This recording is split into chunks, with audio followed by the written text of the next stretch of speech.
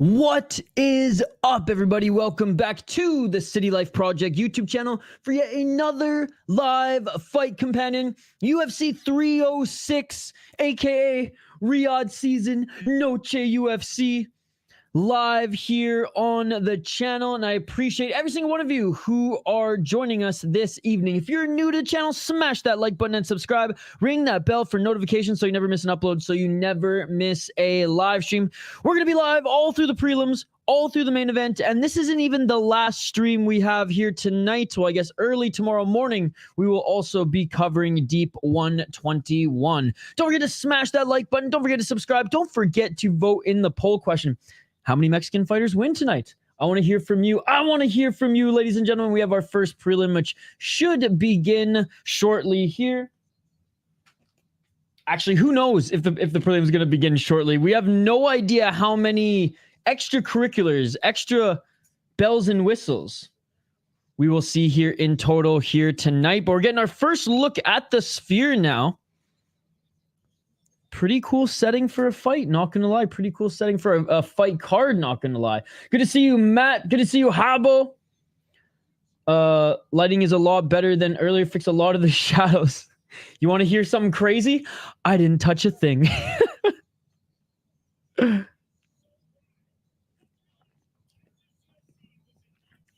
I didn't have time. I literally I did a workout after the stream. Managed to cook some dinner, shower, and then quickly got my ass in this seat. Over 1.5 rounds, but I'm glad it looks better. Let's go. Over 1.5 rounds for this one. Sounds good. Yeah, let me hear your predictions for this next fight, by the way. And again, big shout out to everybody joining. Appreciate you guys. Should be a fun night of fights. It's going to be a good one. I know there's not a lot of big names on this card, but like I said in my picks and predictions video, upon going through the part, upon doing a deep dive, there's some really good matchups, and there's some good prospects in this one as well. All right, let's get to the first fight here. I know there's going to be a little bit of buffer time on the broadcast, but we can still go over the first fight. And if anybody wants to hear my predictions and picks, I will give them throughout the stream before every fight. And again, big shout out to everyone who joined us for the picks and predictions video and those who watched the picks and predictions video earlier today. This is going to be the only pay-per-view I buy this year. Yo, what's up, Activate A? Look at that, Austin Alley. Because you were saying you were maybe going to go if you found good enough tickets. Guessing that wasn't the case. I should have asked in the poll question too. I guess sub-poll question here. Do you think this is the one and only Sphere event that the UFC ever put on? Good to see you guys. And by the way, big shout out to everyone who joined us for KSW earlier today as well. Yeah, you didn't. So 20 million gets you some red lights. Well, I mean, technically the show hasn't started yet. I mean, it's the intros.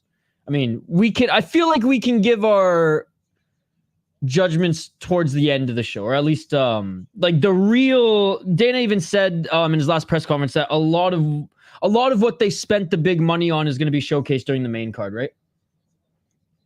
It's on ESPN Plus. They bottomed out at $650, $800 for a good ticket. Good to see you, by the way, spinning bird flip. That's actually not too bad. I mean, it's still expensive, but it's not too bad. Joe Grin looks like he ate a whole bag of shrooms. He probably did. Aren't they legal in Vegas? What's up, Huevos MMA? Good to see you. Shout out to everybody in the live chat here today. All right, first fight on the card. Raul Rosas Jr. What's up, Robert? Against Alur Chilean. I always fuck up his name. Aur Chilang. That's how you pronounce his name. Aur Chilang. He's got one name. The Mongolian murderer, Ori Chilang, 25-11 as a pro for the Chinese MMA veteran here. He is the big underdog at plus 650, going up against Raul Rosas Jr., who's 9-1 as a pro, 4-1 in his last 5 fights. I understand why he's the favorite, and surprise, surprise, I'm picking him to win. But oh man, I hate seeing boxing odds in mixed martial arts. It is what it is. I do think he's going to win against Ori Chilang. Ori Chilang is a good striker, though, and well-rounded fighter, just doesn't have the grappling. His grappling just not on the same level as Raul Rosas Jr., in my opinion. 8 KO, 2 KOs, 1 submission, 16 decisions. Tough, though. 3-3 in the 3-3-1 in the UFC, 13-4 in Wulin Feng, and 2-3 in Chinwu Men Professional League, and also fighting Chinese Kung Fu champions. Yo, Shane, good to see you. First 30 minutes on Fight Pass, and I switched to cable. Nice, nice. You might switch to cable before there's even a fight, Shane. Had no contest against Daniel Marcos, beat Johnny Munoz. Got knocked out by Zahabi. And again, whenever he just took whenever he took a step up in competition, he never seemingly got it done. Now, Raul Rosas Jr., still super young, and I know he hasn't fought a ton of great fighters yet in his UFC run, and I know Ricky Tercios was actually giving him some trouble in his last fight, which ain't the greatest, but he's still super young. 2 KO, TKO, 6 submissions, 1 decision. His only loss has been via decision. 3-1 in the UFC, 1-0 off Contender Series. Ended up submitting Ricky Tercios. Beat Terrence Mitchell. Lost to Christian Rodríguez, which isn't the worst. Christian Rodríguez, as much as I can't stand the guy, is a pretty good opponent. Let's be honest. And on the regional scene at UWC, was taking out guys left, right, and center. Again, not necessarily the best guys, but hey, he showed on Contender Series. He took out Mando Gutierrez, who was 7-1, and he took him out with relative ease. So I am going with Raul Rosas Jr. on this one. Again, I don't like minus 1,000 odds in MMA, especially with a 19-year-old. But he is the better grappler. He's young. He's got a good chin. I know the Mongolian Murderer hits hard, but let's be honest. I think Raul Rosas Jr. can take at least a couple punches from him, and he's going to out-grapple him. He just is. He's an explosive grappler, and I'm excited to see how his striking eventually develops, because it's going to, as his UFC career, as his MMA career develops. Neither of them, like I said, have the most impressive wins in the UFC, but Rosas is 19 and only has 10 fights in his pro career. The Mongolian Murderer is an okay fighter, but Rosas' pressure and submission ability should get him the win, which is why I'm going with him. All right. We got through breaking that down. Shane, it looks like for those in Canada watching on this, looks like you might only see one fight on UFC Fight Pass. Well, it's because it's only a 10-fight card, so I guess that makes sense, Shane. I guess that makes sense. All right, fighters are about to make their walkout now. But yeah, let me know your predictions as well. What's up? I'm looking forward to the Sphere card on the show. Absolutely excited for this card. What's up, Mystic MMA? Because there was a couple fights that fell through, and they're apparently doing a lot of like video stuff for the live audience on the main card, which are going to take a lot of time. But a lot of guys will be fighting injured tonight. It'll be cheaper for the UFC next time since they won't have to do as many rehearsal runs. That is true. The Mongolian Murderer making his walk to the cage now. I just think the Sphere is a cool building. Yeah, I watched the NHL draft that was held in the Sphere. It was pretty cool. I heard the rehearsal runs for the Sphere cost tens of thousands of dollars. Wow. Raf saying Raul's going to lose. You got money on the Mongolian Murder? Russell wins 100%. What's up, Deddy? Arichilang Ken Rassel, his ground game ain't that good. Yeah, like I said, he's well-rounded, but just not, I don't think his grappling is as good as Raul Rosas. And Raul Rosas Jr., like, again, for 19, like, he's pretty big. He's pretty big for the division. I will not be surprised if he moves up in his career. What's up, Billcat? This card, one of them ones where I don't like any pre-fight picks, seems close, 90% of them. Raul, round 2, rear naked. I do think he gets the back eventually as well. Forgot about having Fight Pass, went straight to... Nice. Rosa was saying he wants to retire 25, which is not happening. Yeah, I don't think that's happening. Shane's picking Rosa as well. Only time we've seen him strike was against the Alaskan guy. Yeah, there's a lot of in-between stuff on the main card. They won't do a Sphere card again. Do you know if they will show the movies on TV? Dana White said they will. I mean, if you're paying pay-per-view for this amazingly stacked card, then you better be showing that shit. Dana said one of the biggest challenges too was lighting for this one, right? Anyways, first fighter in the cage. What's up, Joey?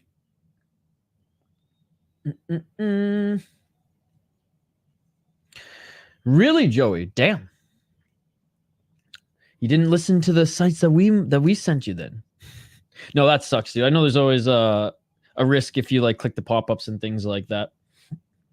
But I've never had issues personally. Raul Rosas Jr. making his way to the cage. And also, this is on ESPN Plus, like a good chunk of the card, right? Until the pay-per-view. Fight Pass and ESPN Plus depends where you are in the world. Raul Rosas Jr. making his way to the cage now. Will they still say the Mongolian murderer? They better. Weird feel to the entrances. It's got a boxing feel, does it not? It's got a Riyadh season boxing feel. By the way, big shout out to everybody in the live chat here. I see that we got a pretty big crowd, and I appreciate you all. I know everybody and their dog are streaming UFC, are hosting a fight companion for UFC, and the fact that you've chosen the City Life Project to hang out with us here tonight means a lot. Appreciate you guys. I think the beer bet will be decided by the last two fights on the prelim. It very well could, Shane. It very well could. Hey, what's up, John? Good to see you. The place looks like a massive version of a 3 arena in Dublin. It's got like a theater vibe to it, which I guess it kind of is. Away from home. What's up, Away from home? Hi, guys. I remembered I watched your stream while watching a previous UFC. Coming back as promised. Thanks for streaming. No problem. Good to see you, away from home. Good to see you. It's very high up the crowd. Yeah, that's the thing. That's the thing. If you're paying a pretty price for a ticket, you're really relying on looking at the big screens, right? All right, Raul Rosas Jr. has entered the cage as well. What's up, Hockey from Home? Again, don't forget to smash that like button. Don't forget to vote in the poll question. If you're new to the channel, subscribe. And also, drop a comment in the live chat. We're totally interactive. Hey, what's up, Mr. Grant Gregory? Good to see you. These odds are fucking weird. I might take it up. Yeah, these are some boxing odds. Yeah, it's the same one. It's the same one we gave you last time. But it's on ESPN Plus and UFC Fight Pass to start here. Staying here, of course. Love the vibe. Love the vibe. Appreciate you, man. All right, first fight is about to begin. Sounds good, Hockey from Home. Well, it's cool seeing like the graphics on the sphere outside. Hockey from away. Peace. I am out. Happy to be alive to see the sphere event, but I'm already underwhelmed. Thought there'd be awesome backgrounds during the walkouts. I guess for the main, I mean, Dana did say during the main card is where they're really going above and beyond. But we'll see. We'll see. Good to see you, GCM. Peace. Good to see you, Mikey P. There you go. Away from home.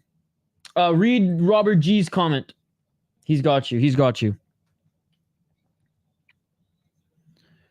All right. Fighters are being announced in the cage right now, and then we'll get right to the fight, ladies and gentlemen. Like I said, live play-by-play commentary, of course, reaction, and interaction throughout the fights with all you amazing folks in the live chat. Yeah, I know. Away from home. Bookmark that. Bookmark that. It should work every time. Nice, Hockey from Home.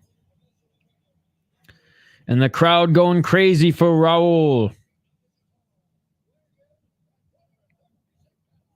Bruce Buffer announcing the fighters right now.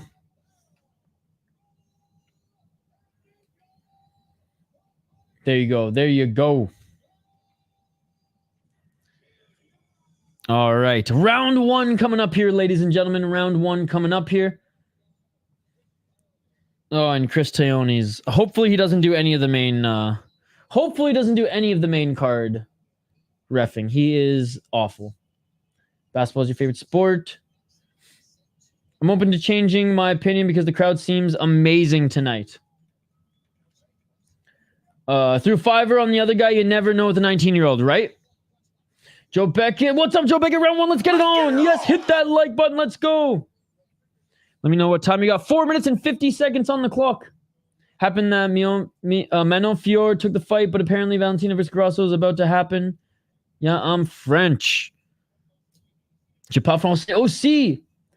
No, I was a terrible basketball player in high school. Yeah, well, I wasn't that great of a fighter either, and combat sports is my favorite sport, Shane.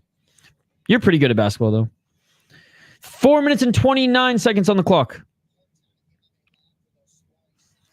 High kick by Raul. The Mongolian murderer with a nice counter left. Je me souviens, oui. Raul Rosa swinging a miss with that right hand.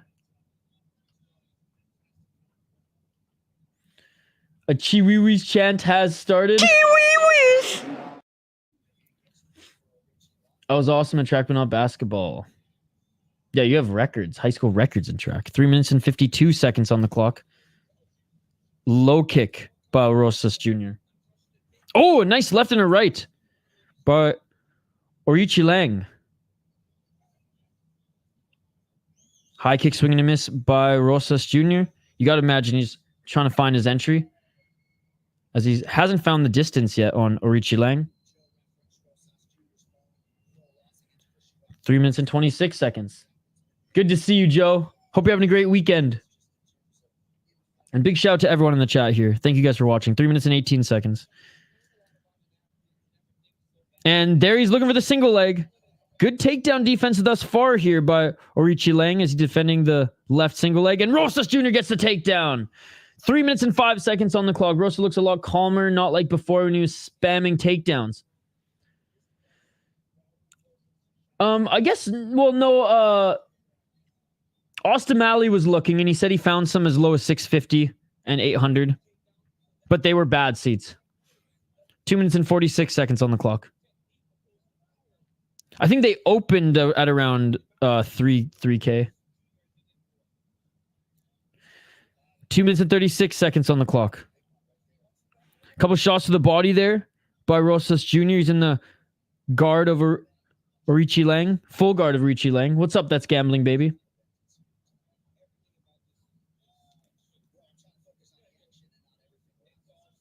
$800 could get you third row in the second level. Nice job passing the half guard here by Rosas Jr. Yo, what's up, Curtis Clark? Need to win in the second round. 2 minutes on the clock. Yeah, they opened super high, though. 1 minute and 55 seconds. GCN loving this crowd. Damn. Let's go. Lighting is on point. Thank you. Oh, and Raul Rosas Jr. get in the back. Get in the back of Orichi Lang. He's got both hooks in here. 1 minute and 33 seconds on the clock. Doesn't have a lot of room to fall backwards, though, because the cage is behind him. Does have the body triangle secured, and ankles are facing up. Fight pass, I think, Harrison. But I'm in the United States, so I do not know. Get those toes out of the cage, Orichi Lang. Someone cut off his toes. 1 minute and 10 seconds on the clock.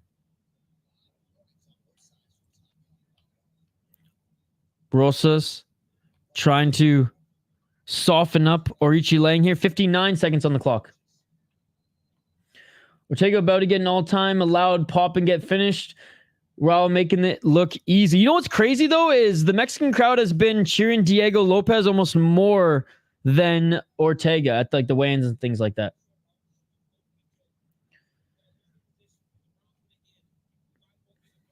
Rosas Jr. by decision. Well, if he gets the back take again in the second or third round, he's going to get a finish likely. 30 seconds on the clock. Ilkat likes to watch fighters get hurt and likes to watch people with dementia in the cage. That's disgusting, Ilkat. Honestly, had a lot of respect for you. Lost it all there. 14 seconds on the clock. Good defense. I pay for use in the UK, but it doesn't show it, unfortunately. Should be on Fight Pass. But again, I'm in the States, so it's... Oh, full mount here. Final seconds of the round. First round going to Rosas Jr. Yeah, having Rosas on the back seems to be a pain in the ass. He lived round 2. Lopes is an honorary Mexican. Well, he lives and trains there, right?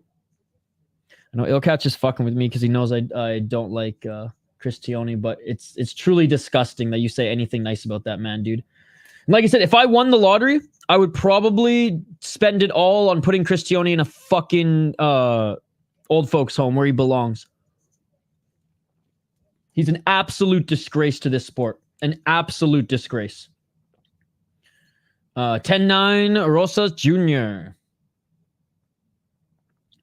All right, round 2 coming up, guys. Round 2 coming up. And not taking a seat on the bench is Orichi Lang. Yeah, didn't take a lot of damage in that one. It kind of fluctuates. I don't really have a favorite ref. I think Mark Smith is one of the better ones right now, but he's had his down. The refs are up and down except for Cristioni. He's like always bad. No, he's just been bad the last 2 years because he belongs in a friggin' nursing home. Round 2. Mark Smith right now has been really good. He's had a good year. 7 warnings issued in round 1. That's crazy. I think he's absolutely atrocious and a disgrace to the sport. And I would love nothing more than for him to be removed. 4 minutes. Well, then you clearly don't watch the sport. And I know you do. I know you're smarter than that, and I know you're just here to troll me when it comes to that comment. 4 minutes and 27 seconds on the clock. Left bar Orichi Lang. Low kick by Rosas Jr.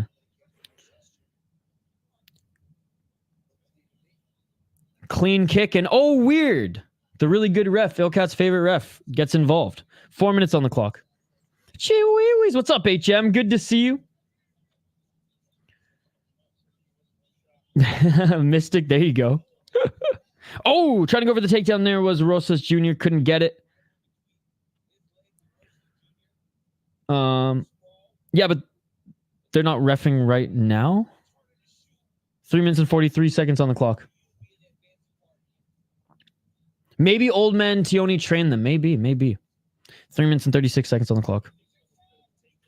Another 2 warnings low. Wei Lee and Moreno got prime seating spot.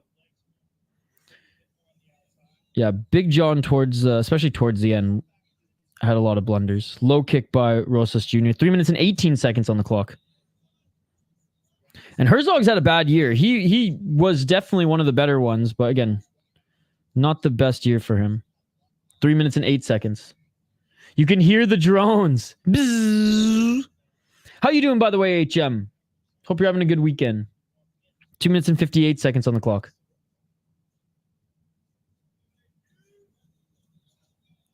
We really about to have double-digit warnings with no point deduction. Yet Tioni's a good ref. Insane, dude. Can see them sitting behind the cage at eye level. Oh, right hand by Rosas Jr. It comes in cycles. That is true. Herb Dean is being good this year. Well, better than last year. Yes. Good to stretch, but way better than last year. I think Roa wants to test his striking. He's got to be careful, though. 2 minutes and 23 seconds. Swing and miss with that left hand by Raul Rosas Jr. I'm good. Super pumped to see Sugar knock Merab out. 2 minutes and 9 seconds. That's gambling, baby. Oh, nice right hand by Orichi Lang with a nice right on Rosa Jr. 1 minute 57 seconds on the clock. 1 minute 52 seconds. Swing and a miss on the counter there by Rosas Jr. I want to see some of the Muay Thai refs they have in one come over and learn MMA reffing. They are peak. Herb Dean and Kumijo have been the unsung heroes of the sport this year. And I hate to admit that. But Herb's actually been pretty good this year. And Mark Smith, too. Mark Smith was never one of my favorites. I never thought he was bad. But Mark Smith has been really, really good this year, too. Crazy how empty the fuller seats are right now. Yeah, you'd think if you're paying that much money, you'd want to get there early. It's Herb Dean's fault. It's Herb Dean's fault. Like those were 20 to 50K per ticket. Oh my goodness. Oh, Rosas Jr. with a nice shot. Swinging the pocket are each of them there. Nice left hand by Richie Lang. And Rosas Jr. is letting some of his striking go, but he's being tagged with that left hand by Richie Lang. 1 minute on the clock. Richie Lang with a straight. Rosas Jr. trying to get a late takedown here. Good takedown there by good takedown defense there by Richie Lang. Yeah, I've been really happy with him this year. That's where all the real wealthy people are. They probably don't care. Can't wait to see Zellhuber. Dude is a killer. Still still wild still. 35 seconds on the clock. This is where I'm sus of Raul, not necessarily the highest IQ fight style.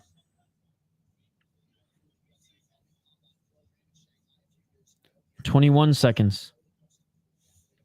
Richie Lang, nice. Going to the body there. I mean, striking's even in this second round.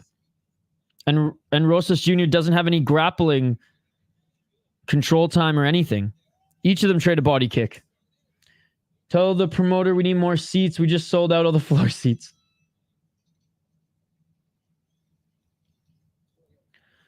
Your channel ads keep telling me I am late and I need to buy a watch. I take punctuality seriously. Google, you get that? Mr. Grant takes his punctuality seriously. He doesn't need any watches, YouTube. I got it 2018. Chiwi-wees. Chiwi-wees. I do think that round was close. It's most likely 1-1, depending on the judges. They could be swayed by the crowd. Yo, Irish Goat. Boom. Good to see you, buddy. And beautiful profile picture. Should be 19-19, 19-18 Raw, but probs 2-0. Yeah, Richie Lang landed some good shots in that round. If Raw would have gotten a takedown and even had a little bit of control time and even landed some strikes on the ground, then he likely could have taken that round, but decided to employ some sparring practice in one of the biggest fights of his career. It's something he said like with it's like an inside joke with him and his friends. And now he's a good display of respect here between them, round 3. And now he's profiting off of it. So even striking, but takedowns were stuff. So give it to the other guy. In ONE FC, Raul is winning also. Well, don't take down in one. I know it's different than in Rise, but in ONE FC or one championship, you score points for takedown defense. Good to see you. Good to see you, man. Ryzen, no, but the judges value defending takedowns in one. 4 minutes and 28 seconds. And Rosas Jr. going for that single leg. And there it is. He was able to get the single leg in the first round, and he went right to it here in the second. Butt scooting back to the cage here is Richie Lang. I don't think so. 4 minutes on the clock. Praying to God. What's up, Hank? Aldana stuffs those takedowns by Dumont tonight. Yep, and you score for takedowns and for defending them. And there we go, Raul Rosas Jr. 3 minutes and 49 seconds on the clock. Gets a Richie Lang away from the cage, flattened here, inside control. Oh, yeah. Totally a chance he loses. That one was a tough one for me to pick.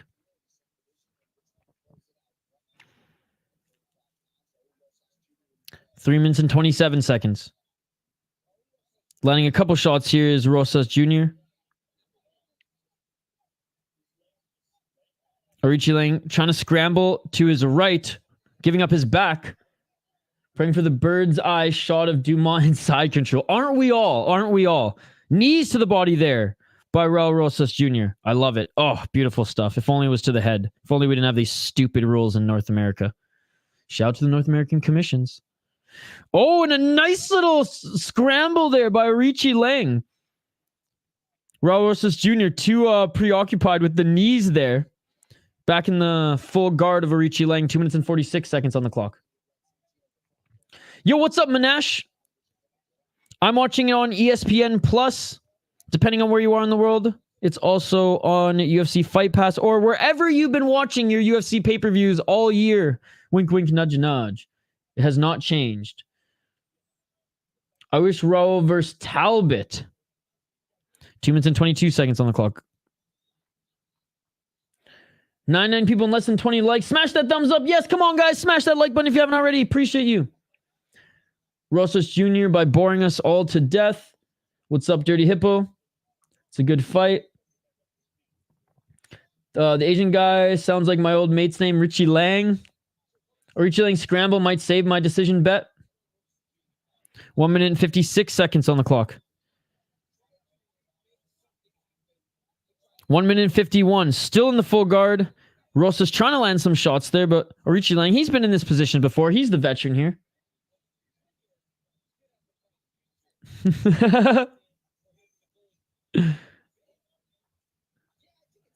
One minute and 34 seconds.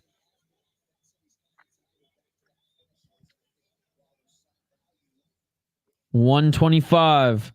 Trying to land some right hands in the guard here. And I mean, he's moving. Trying to move Richie Lang around here so he can get that opening to pass. But Richie Lang trying to push against his right leg. Unable to do so. But Richie Lang, again, moving on his back here. Trying to find his opportunity to escape. What's up, Idaho Skatesman? Good to see you. 1 minute and 2 seconds on the clock. I ain't impressed, Dana. What were one fight in? 50 seconds on the clock.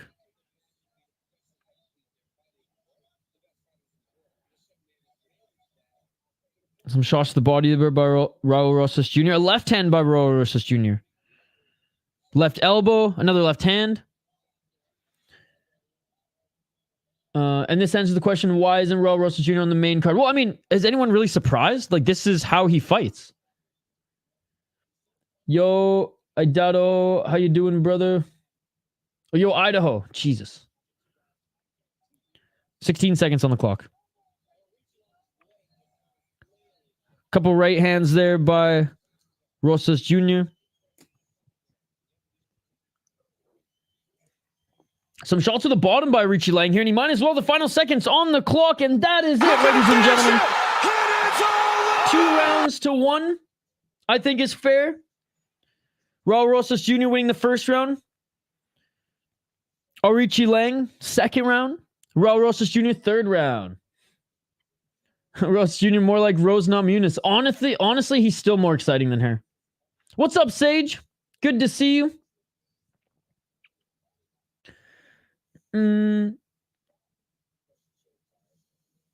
Nice Deciding Papers. Still watching. Are you streaming Deciding Papers? Fight to end in decision. Plus 200. Cha-ching wee-wee. Good to see you, buddy. This is good work for him, showing a bit more than just being a quick finisher. Striking still needs work. Is it just me? Does the video quality look exactly the same as usual, or is it only the pay-per-view that's 1080? That's a good question. It might be just the pay-per-view that's 1080. We're awaiting the decision. We're awaiting the decision. I mean, you guys have to really set your expectations accordingly. Like, if you thought that this was going to be a barn burner from Raul Rosas Jr., when you all know he has a grappling heavy style. 29-27 in my opinion. Oh, we're disappointed because the grappler was grappling. 29-28 Rosas. Having said that, if there's not at least 6 finishes on the deep card, I'm gonna smash my computer and never stream again. This is why he was on the prelims. Yeah. Yeah, his striking. I mean, he still has a lot to develop. What's up? I'll be there when you least expect. Main card is when all the extra stuff happens. And Raul Rosas Jr. wins this one. Unanimous decision.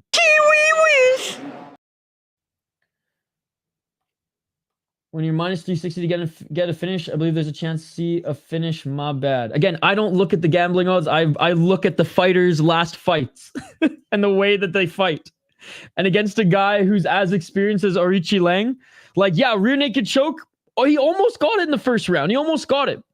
Based on that second round went, just decided to strike. Third round, as soon as Richie Lang got back into full guard, I don't know. I didn't think he was going to get his back again.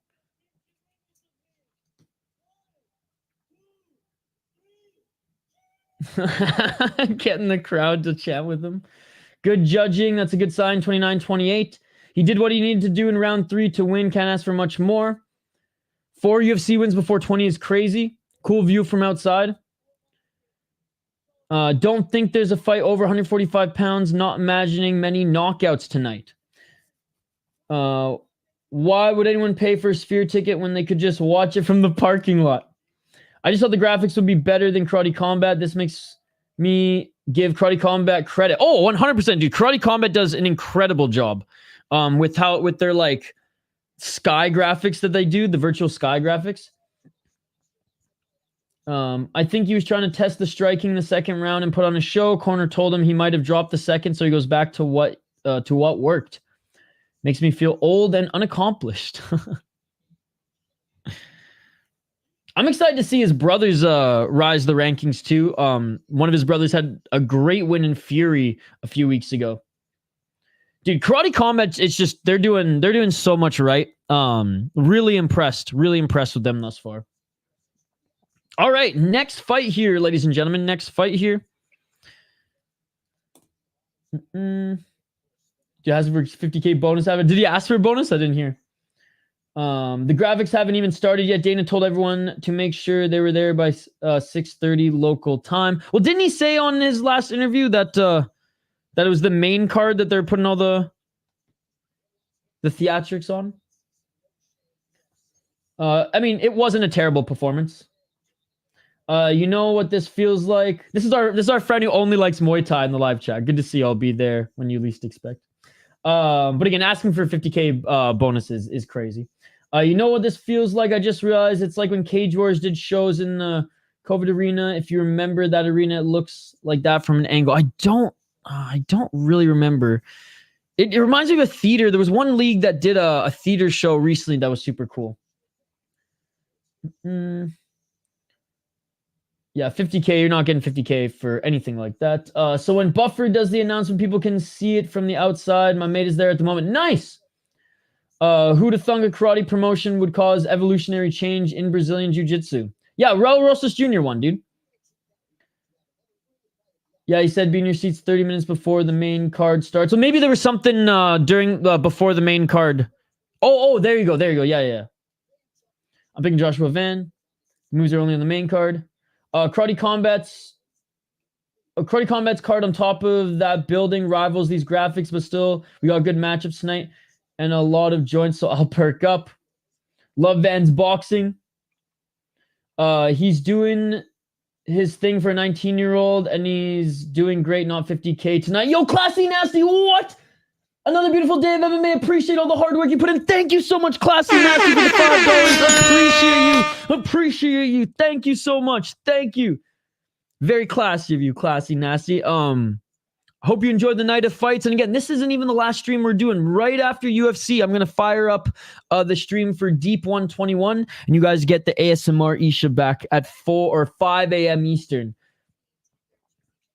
They had one fight for prelims. Usually we get like 3. Oh, for the early prelims, right? Classy from Classy. Thank you so much for the $5, dude. You're an absolute beauty.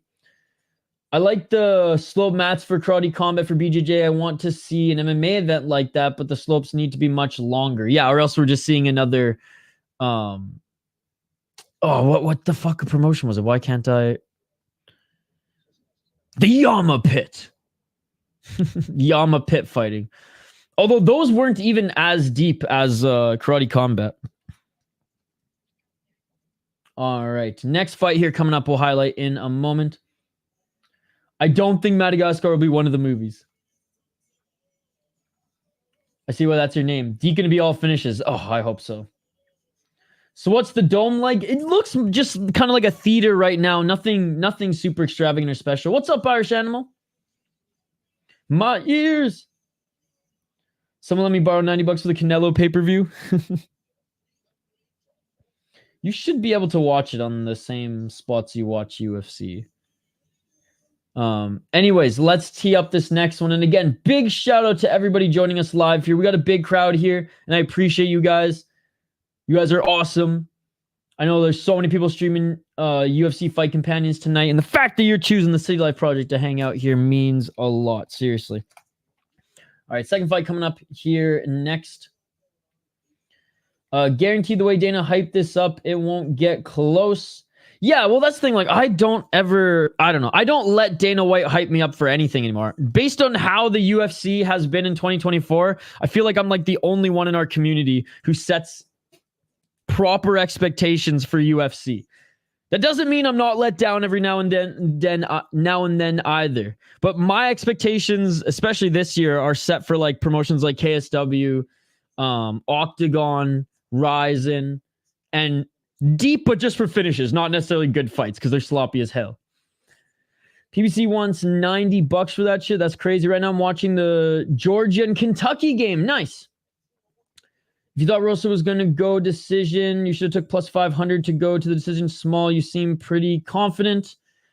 Well, Asta did. I don't gamble. That's gambling, baby. I know I just wanted to make fun of the price.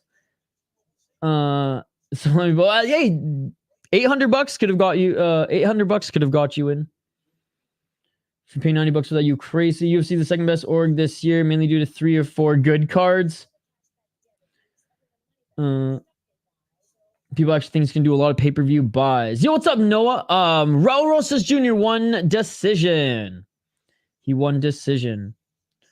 Carson Beck fucks up the snap.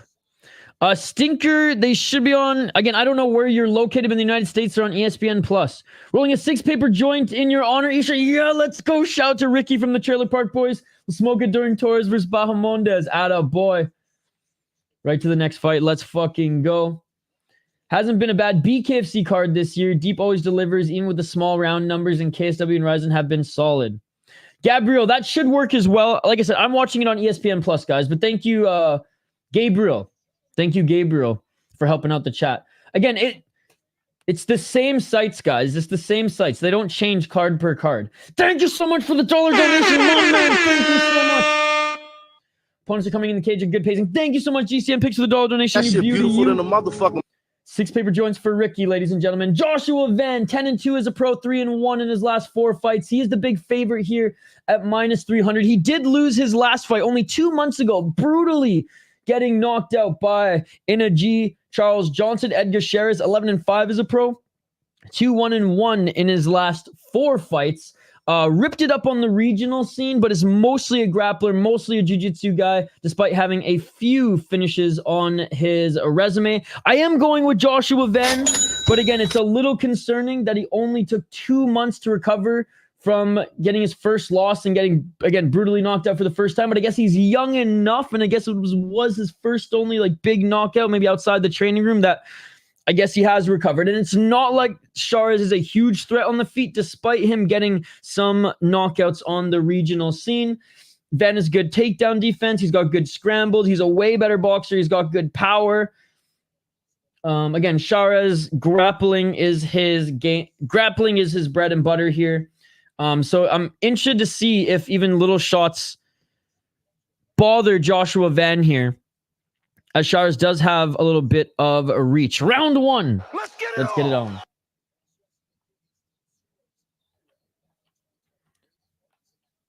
Josh Chin is the key. And it's not like Sheares is like a horrible striker. It's just like Joshua Van is vastly more talented in boxing. I picked Sheares. What's up, Savage Mr. Fox? Why did the UFC lie to people and not even use the Sphere as a screen? I think Dana hinted that they're going to do that for the main card. 4 minutes and 20 seconds on the clock. And probably to get people to buy tickets. GSM picks to be a legend. Just saw the ring girls. Yeah, they're in Mexican traditional attire. Sheares needs to win or my parlay flops, says Joey. I love Van as a prospect, but he is very green. Should win tonight as long as he doesn't get clipped. 4 minutes on the clock. Low kick by Van. High kick by Van. Sheares with the and 1 UFC shorts tonight. There's a heap of scaffolding up in front of the screen. They ain't going to use the interior screen at all, I bet. There you go. 3 minutes and 39 seconds. Right hand by Shahrez.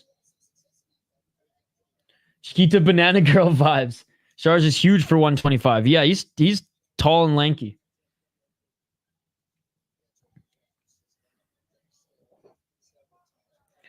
Jacob Baker, because this is YouTube. You can watch it on ESPN. ESPN Plus. 3 minutes and 16 seconds on the clock. Low kick by Shahrez. Shahrez with the straight left. Van with the counter right, missing with the left.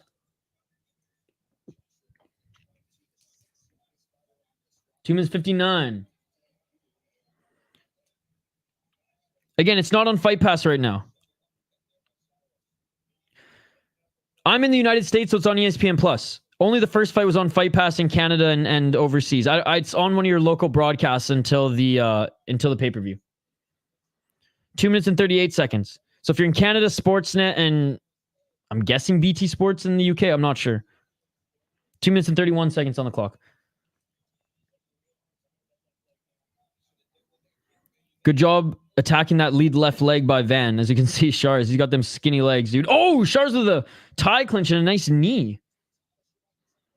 Low kick by Van. And Shahrez throwing the leg kicks as well here, returning the favor. Straight left jab by Shahrez. 2 minutes and 5 seconds. Again, it depends where you are, Irish Animal. Van's leg hurt. Yeah, Van's lead leg's getting chewed up a little bit here as well. Swing and miss with the right hand by Van. Not everyone's in Ireland, Irish Animal. It's different everywhere, right? Outside low kick by Van. Another low kick by Van. Van getting out of the way of Shahrez's low kick. Yeah, again, it's different for everyone, Irish Animal. Like in Canada, they only had one fight on the app. Charizard looking good. 1 minute and 26 seconds. For me, it's easy in the States. ESPN Plus until the pay-per-view. 1 minute 18, another straight left by Shahrez. Inside low kick, right next to the knee there by Shahrez. Dude, Shahrez looking good on the feet. Body kick and a counter left by Van. Van blocks that left by Shahrez with the right hand. Ooh, spinning heel kick attempt there by Josh Van. Front kick and a left uppercut by Van. Van blocked that left again by Shahrez. And Shahrez goes with the low kick. Oh! And Shahrez dropped Van with a straight right. Van back up to his feet. 44 seconds on the clock. Inside low kick. Shahrez looking for a spinning heel kick now. That's straight right. Now straight left by Shahrez. Straight left again by Shahrez, piercing the high guard of Joshua Van. Joshua Van's thinking, I got to imagine he's thinking about where all these strikes coming from now. The low kicks, the straight punches. Yeah, he got dropped there.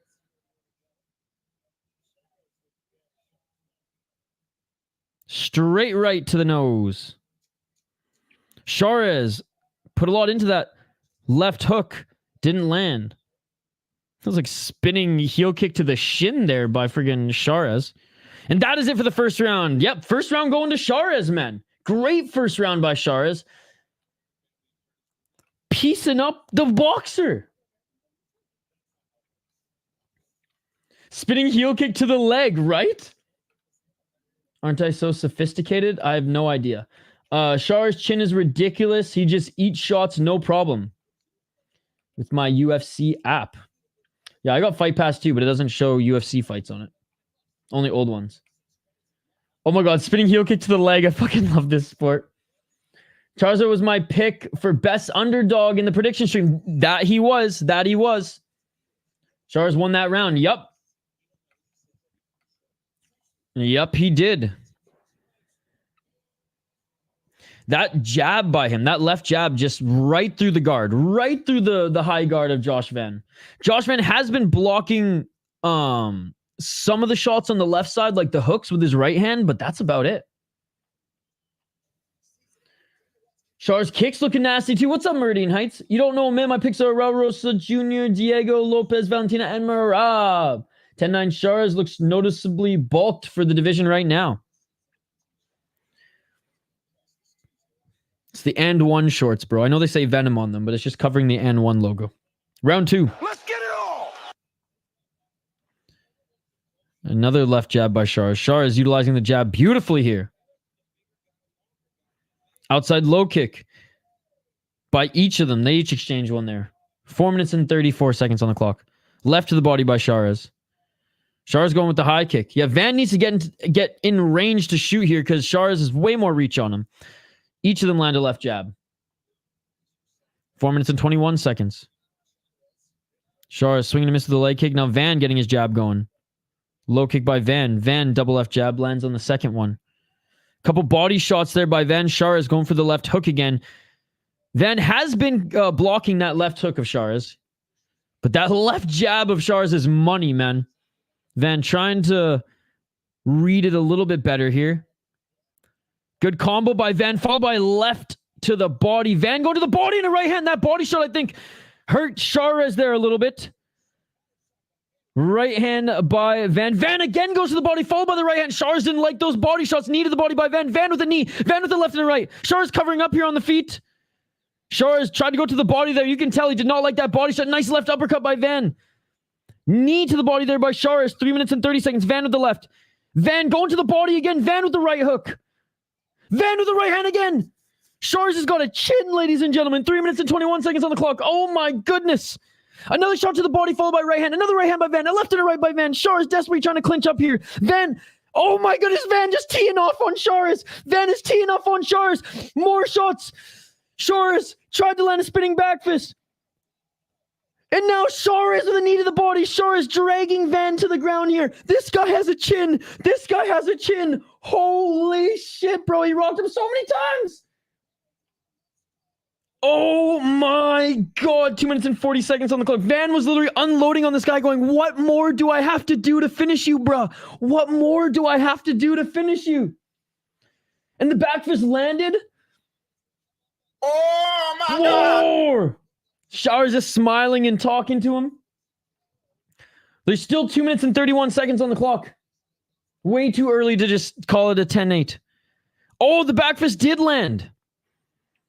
Let's see what Van can do in the guard here. What's up, Talib? Them little arms are a problem for Van. He can't get close to use them. But when he is close, like that's why he's a good pocket boxer. But yes, they made it sound like this whole entire thing was a screen inside, or they purposely making it have that cage look, and it's just going to change and shock everyone later. Maybe. Back up to their feet here. I'm way more concerned on the fight, though, to be perfectly honest, man, than how the fucking arena looks. I'm not in there. 1 minute and 54 seconds on the clock. Double left jab by Van. Left by Van. Looking for that right uppercut. Right uppercut by Sharaz. 1 minute and 46 seconds on the clock. What's up, Lizzie? Let's go, Van. Sharaz has heart and a chin. Van keeping on the ground shows that he's still rocked from that. Van trying for the spinning heel kick, and Sharaz is looking for the body lock to try to take this back to the ground. Straight left by Sharaz. Yeah, Van, man. Oh, right hand by Sharaz. Another right hand by Sharaz. Oh, Sharaz with a big right hand. Van's hurt. Van's hurt. Now Van's looking for the takedown on Sharaz. Sharaz pulling for the guillotine. Pulling guillotine. It's not tight. It's not tight. Doesn't have it. 1 minute and 4 seconds on the clock. Oh my goodness, what a fight. Sorry, I'm missing a little bit of chat here, but like this is way too entertaining to read chat right now. So you're a wrestler now. 45 seconds on the clock. Bro, Sharaz, heart and a chin. Like Van would have finished most people in his division. And you know what's funny? I don't know if Ilkat's still lurking, but he was saying that this fight was going to suck. He was saying that this fight was a bathroom break. Bro. 25 seconds on the clock. 1-1, says Austin Alley. Poor Vanny must feel like he's fighting granite. Crazy fight. 15 seconds on the clock. Told his chin's unreal. Yup. Good to see you, by the way, Big Red. Classic Van bodywork. I love his bodywork. Oh, nice right elbow from the bottom there by Shars. And that is it for the second round. Yeah, we got 1-1 going into the third, ladies and gentlemen. Now, don't get me wrong. Shars landed some big shots on Van and even rocked him in that round as well. But Van almost finished him, man. Shars at one point was like on the cage and then was like, okay, time to spinning back fist. I don't think it's a 10-8 round because Shars did rock Van as well. Crazy exchange. Let's go, Van. The back fist saved his life. Spinning back fist cracked him. Van kept him on the ground. Shows he still rocked. The last round will be great. Shars with incredible chin. 1919. Crazy fight.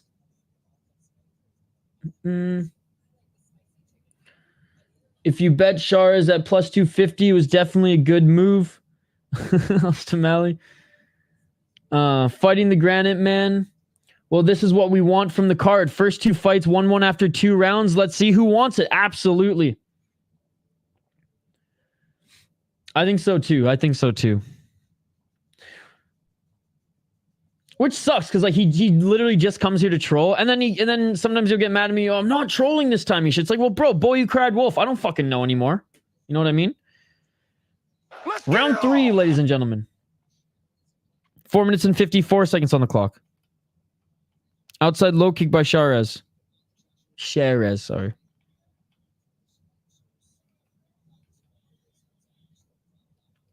Left by Shars.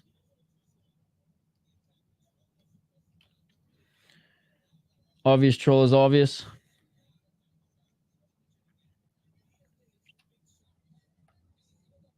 Front kick by Van. And here I was thinking that he just liked to be here instead of just troll. The boy who cried, RIP Joe Rogan. I just assume he's always trolling now. Fair, I probably should too. Interested to see how the Sphere looks in UFC 5. Oh, they're putting it in the game? That's cool. Safe to say his last knockout hasn't diminished his chin. Especially only 2 months ago. Right hand by Shars. Dude, Shars' weight cut must be atrocious. Like, that must be hard. I know all weight cuts are hard, but man, like, look how big this guy is. And lanky as well. No, he's got skinny legs, though. I'll say that. Oh, there's another left to the body by Van. And that's where Van has done his best work, was those body shots. Left to the body by Van. Van with the right hand, followed by step back left. Right after the event ends, the Sphere will be playable in the game. That's cool. That's cool. You hear a lot more. It's weird. It sounds like the Apex Arena there. True. It's got that theater vibe, which I kind of like. 3 minutes and 17 seconds on the clock. Van with a step back 1-2. Left by Shars. Another left jab by Shars.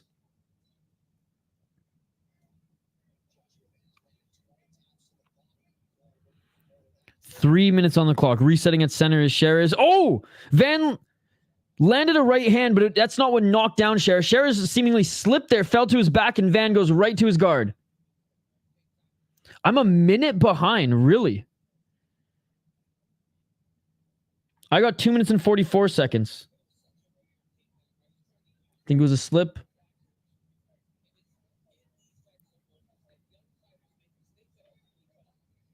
Back up to his feet is Shars. 2 minutes and 31 seconds. Yeah, just refreshed. It's still here. 2 minutes 27.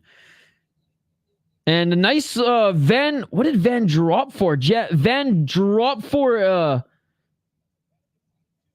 trying to go for a heel hook or something, but this isn't the game you want to play with Shars, man. 2 minutes and 13 seconds on the clock. I'm like 25 seconds behind. Van looking for a heel hook? Are you kidding me? 2 minutes and 5 seconds on the clock. Okay, I'll refresh one more time. I'm just going to close the app and come back to it.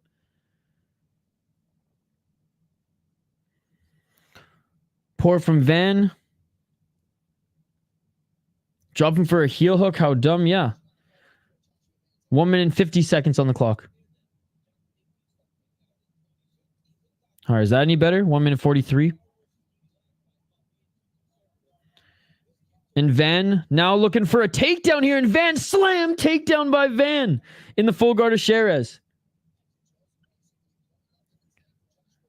Van with all-time bad fight IQ. I kind of like the amphitheater look and feel too, but I want to see what the screen is actually going to look like. As Dana said, we're going to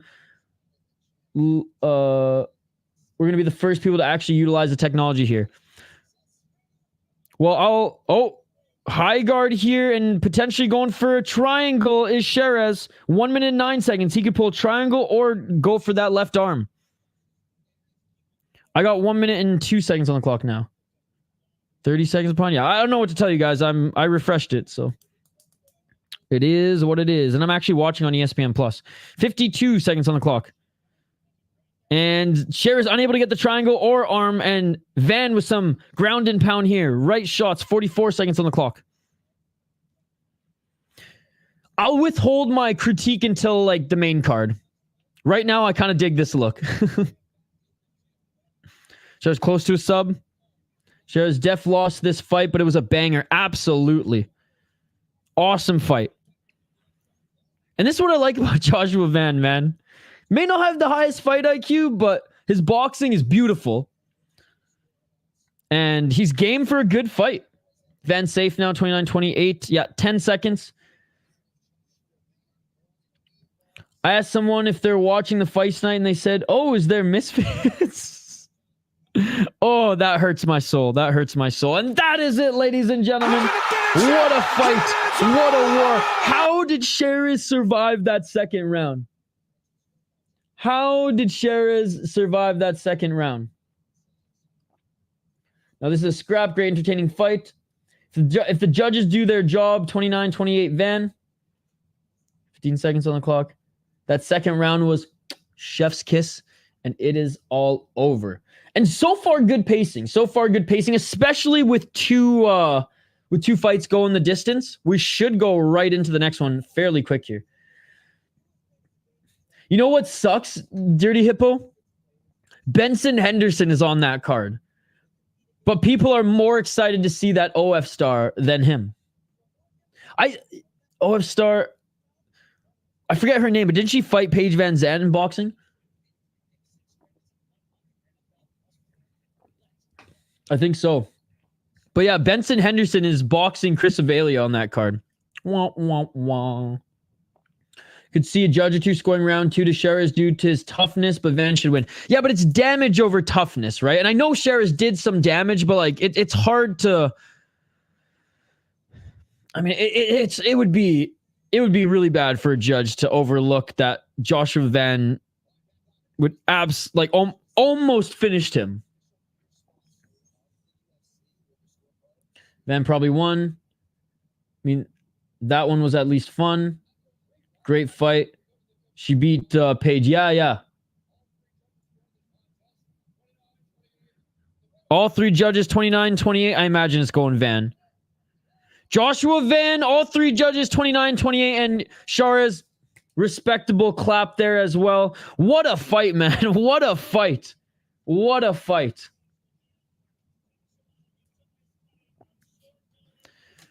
Took the fight on relatively short notice as well. 2 months removed from getting brutally knocked out.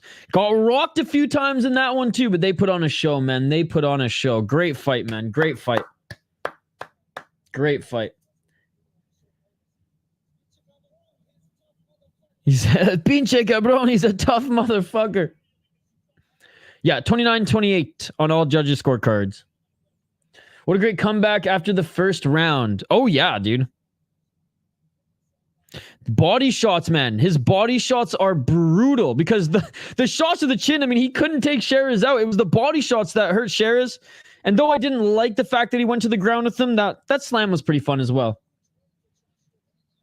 His body shots are so good, man. So good. Because he's got pinpoint accuracy. He knows where, like, right in the gut and right to the liver. BKFC signing a deal to put all their biggest premier events on DAZN was an absolutely idiotic decision. They probably got a lot of money. They probably got a lot of money for it. After BKFC's customer service told me that even though I've been a subscriber of theirs for over 3 years, that I was not allowed to be grandfathered in to their cheap subscription, they're fucking dead to me, bro. I'll still watch some of their events. I'll still support the BKFC versus Rise and stuff, but I was very disappointed with their with their customer service, basically being like, oh yeah, we've grandfathered in some people, but fuck you. So, not happy. Not happy with BKFC, I'm not gonna lie. All right, next fight coming up here, ladies and gentlemen. Let's get this one teed up. And again, big shout out to everybody joining us in the live. You know, she's good, man. Her first fight in the UFC, I remember that one was a barn burner. I remember both those ladies just went and toe-to-toe for 3 rounds. And even Dana was like, I remember he gave both of them a high five and like, you know, great fight at the end of that one. Oh, look, they've removed. There you go. There's your answer, guys. There's your answer. They're utilizing the graphics now.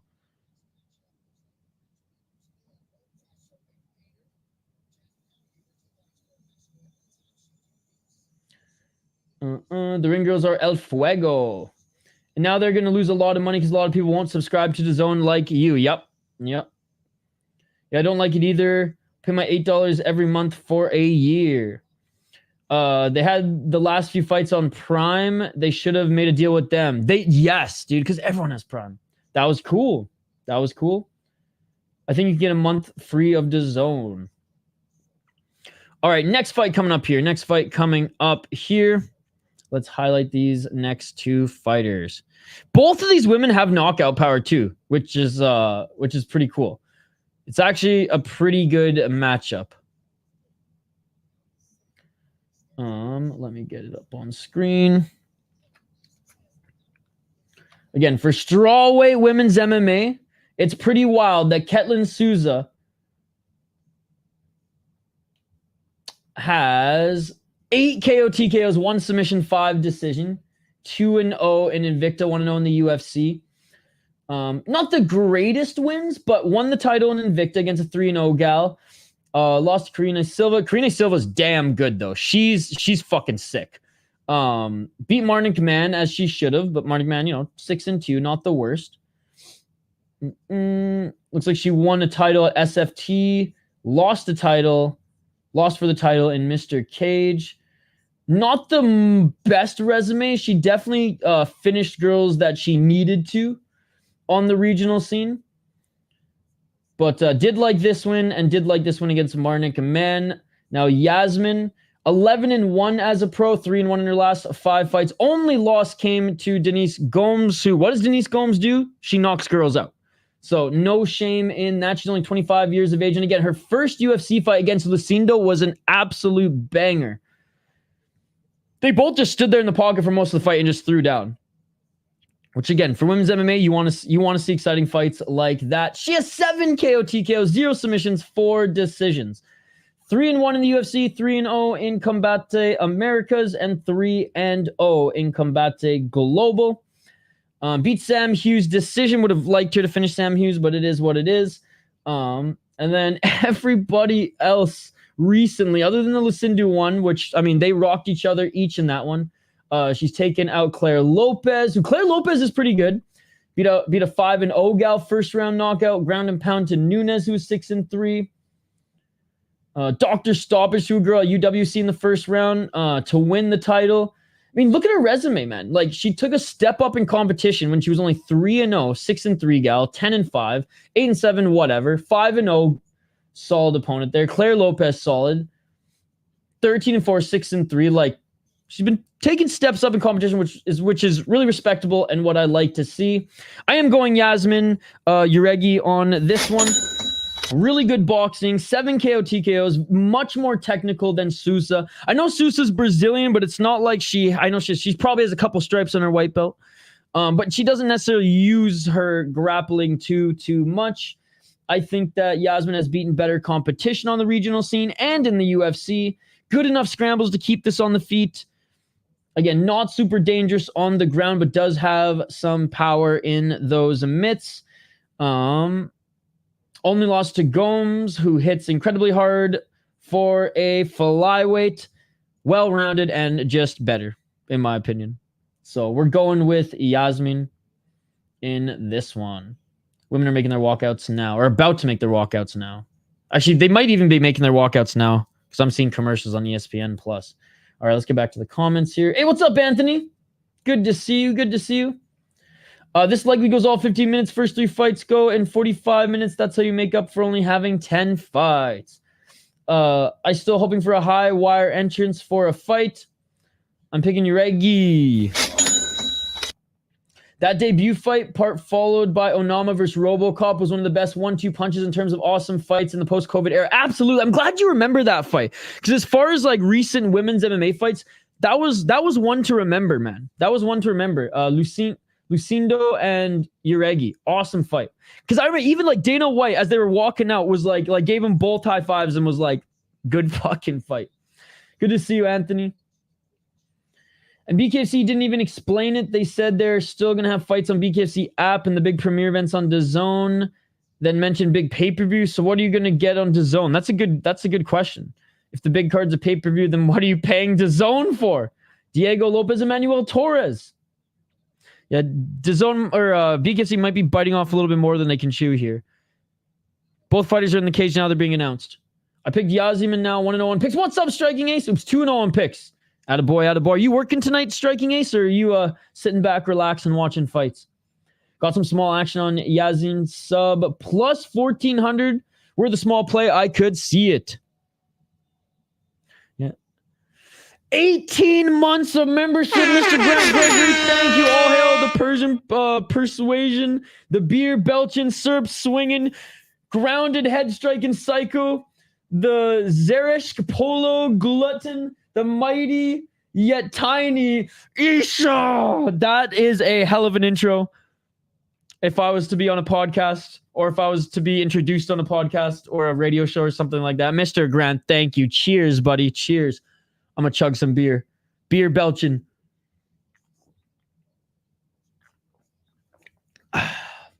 Cheers, man. Thank you so much. 18 months, Mr. Grant Gregory. Long-time member, subscriber, and supporter of the channel. Fucking love you, brother. That is awesome, by the way. I had to use all 150 characters. I appreciate that. All right, round one, ladies and gentlemen. Dude, Mr. Grant's a fucking legend, dude. I had your podcast episodes that you premiered on pretty much the whole day when I was working, by the way. Oh, counter right by Jauregui. Nice, you're on break, Striking Ace. Happy Van didn't get KO'd. Yeah, me too. Oh, there's the beer belching. 4 minutes and 26 seconds on the clock. Of course. I was in and out on a couple of them because of some meetings, but I was like, oh, fuck, he's going to stream all day, or he's going to play them all day, so I just had it on my phone in the background. Nice 1-2 by Jauregui, and a nice step back left by Jauregui as well. God, she's got fast hands. 4 minutes on the clock. Jauregui with a shot to the body, tried to fall through with a low kick. 3 minutes and 58 seconds on the clock. Yeah, guys, go show some love to Mr. Grant Gregory AI's YouTube channel. 3 minutes and 50 seconds. And a low kick by Jauregui.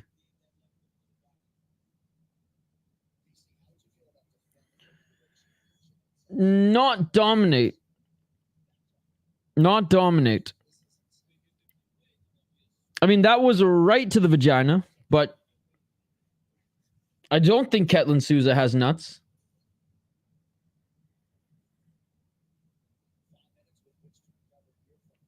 It was 29-28. Cup check.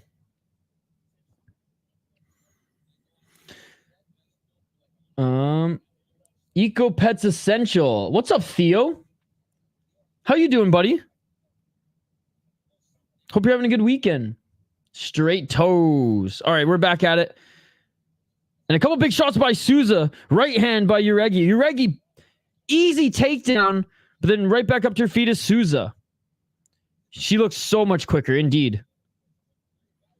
Counter left by Souza. Yazmin looking for the takedown here. Tie clinch, knee, separate. 3 minutes and 23 seconds on the clock. That really hurt her. She came out angry with a vengeance after that. Low kick by Yazmin. Another low kick by Yazmin. 3 minutes. Straight left by Yazmin. These fight kits are fucking cool, by the way. Oh, nice counter right by Jauregui. Oh, counter right hand by Jauregui, man. Low kick again.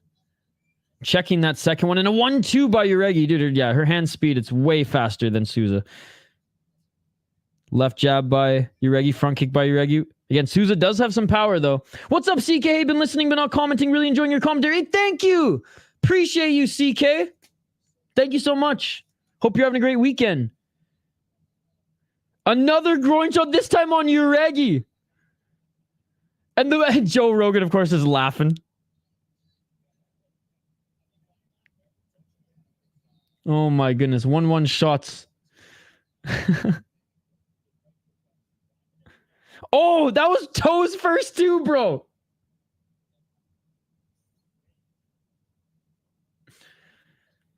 Oh, you were saying you had the title fight soon. Dude, that's awesome. Sorry, I recognize Theo, but obviously different username.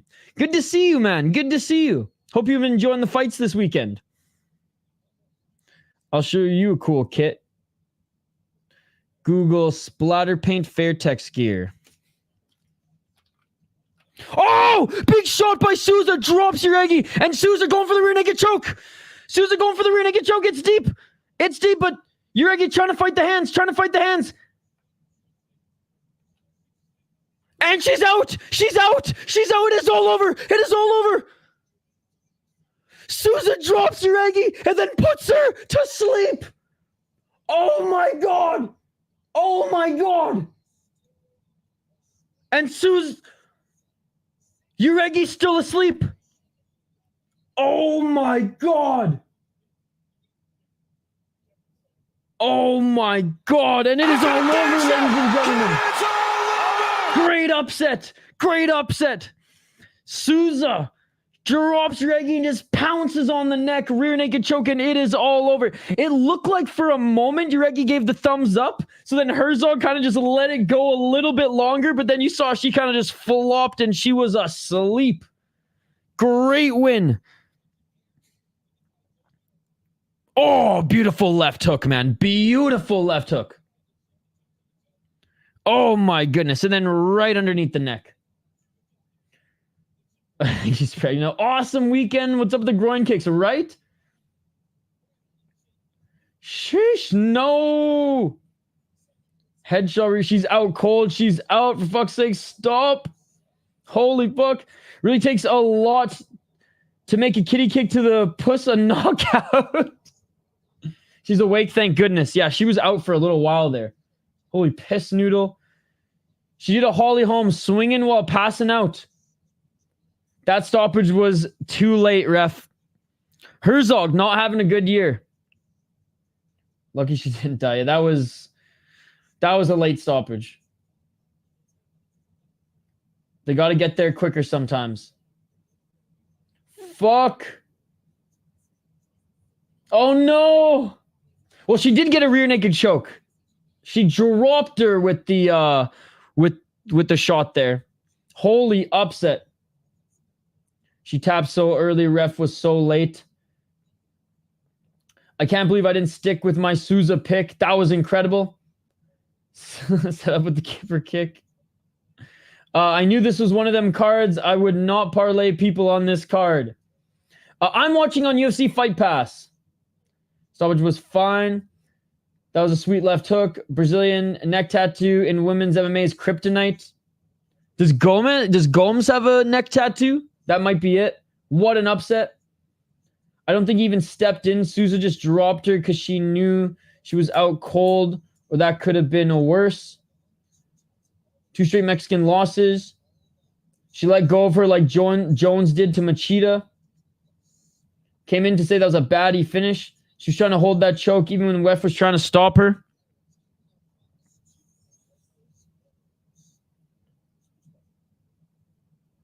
How long commercials after each fight? Enough for their walkouts. Damn, look at them ring girls at the back. They got the whole fit on. Yeah, we were talking about that earlier. See you later, Striking Ace. Hey, at least you got to finish those so the card isn't cursed. Hey, great win by Ketlen Souza. You guys are going to be singing that Cologne song after the fight. Girls coming in showing how to finish.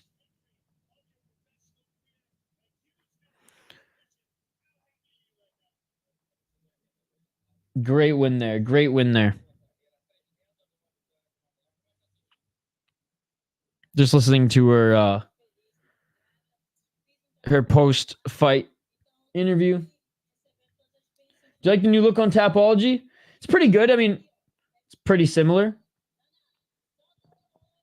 I like the small improvements they made, though. Yep. Let's hope Bahamondes wins next fight, so it can be 4-0. Currently 3-0 on my with my first dog winning. Yeah, I thought Yazmin was gonna get the better of her for 3 rounds. I'm not gonna lie. You a dirty birdie. Hard to go against the manly-looking girls. Subjectively, pretty girls majority of the time loses. I mean, I disagree. But again, they both have a similar amount of finishes, right? 7 KO TKOs for Yazmin, Ketlen, Souza, 8 now, but had 7 KO or sorry, 8 KO TKOs, and the faster striker was Yazmin as well, but she got caught. When in doubt, go for the Brazilian name. Works every time. That is actually, that's Gravedigger Jones, our friend Reaper Jones. That's his rule. Good to see you, by the way, Scooby-Doo. So far, the fight's been action-packed. I like that math, Scooby Butch Girls on top. I just mean when it comes to higher competition type of fights. My mistake, ref did step in. It was just after she already half dead. That bitch went out and woke up in the sphere. That had to be crazy. Couldn't imagine. Yeah, she did hold it a little long too, like the chat said. Damn. I thought it, like, when it was happening in real time, I thought that she, like, gave the thumbs up and then just went out. So Herzog was like, okay, thumbs up. Oh, shit, she went out. Raul might be the only Mexican to win. Well, we got a few more to go. Brian Ortega doesn't count, by the way. I'm counting him as American. But vote in the poll question. All right, let's get to this next one, guys.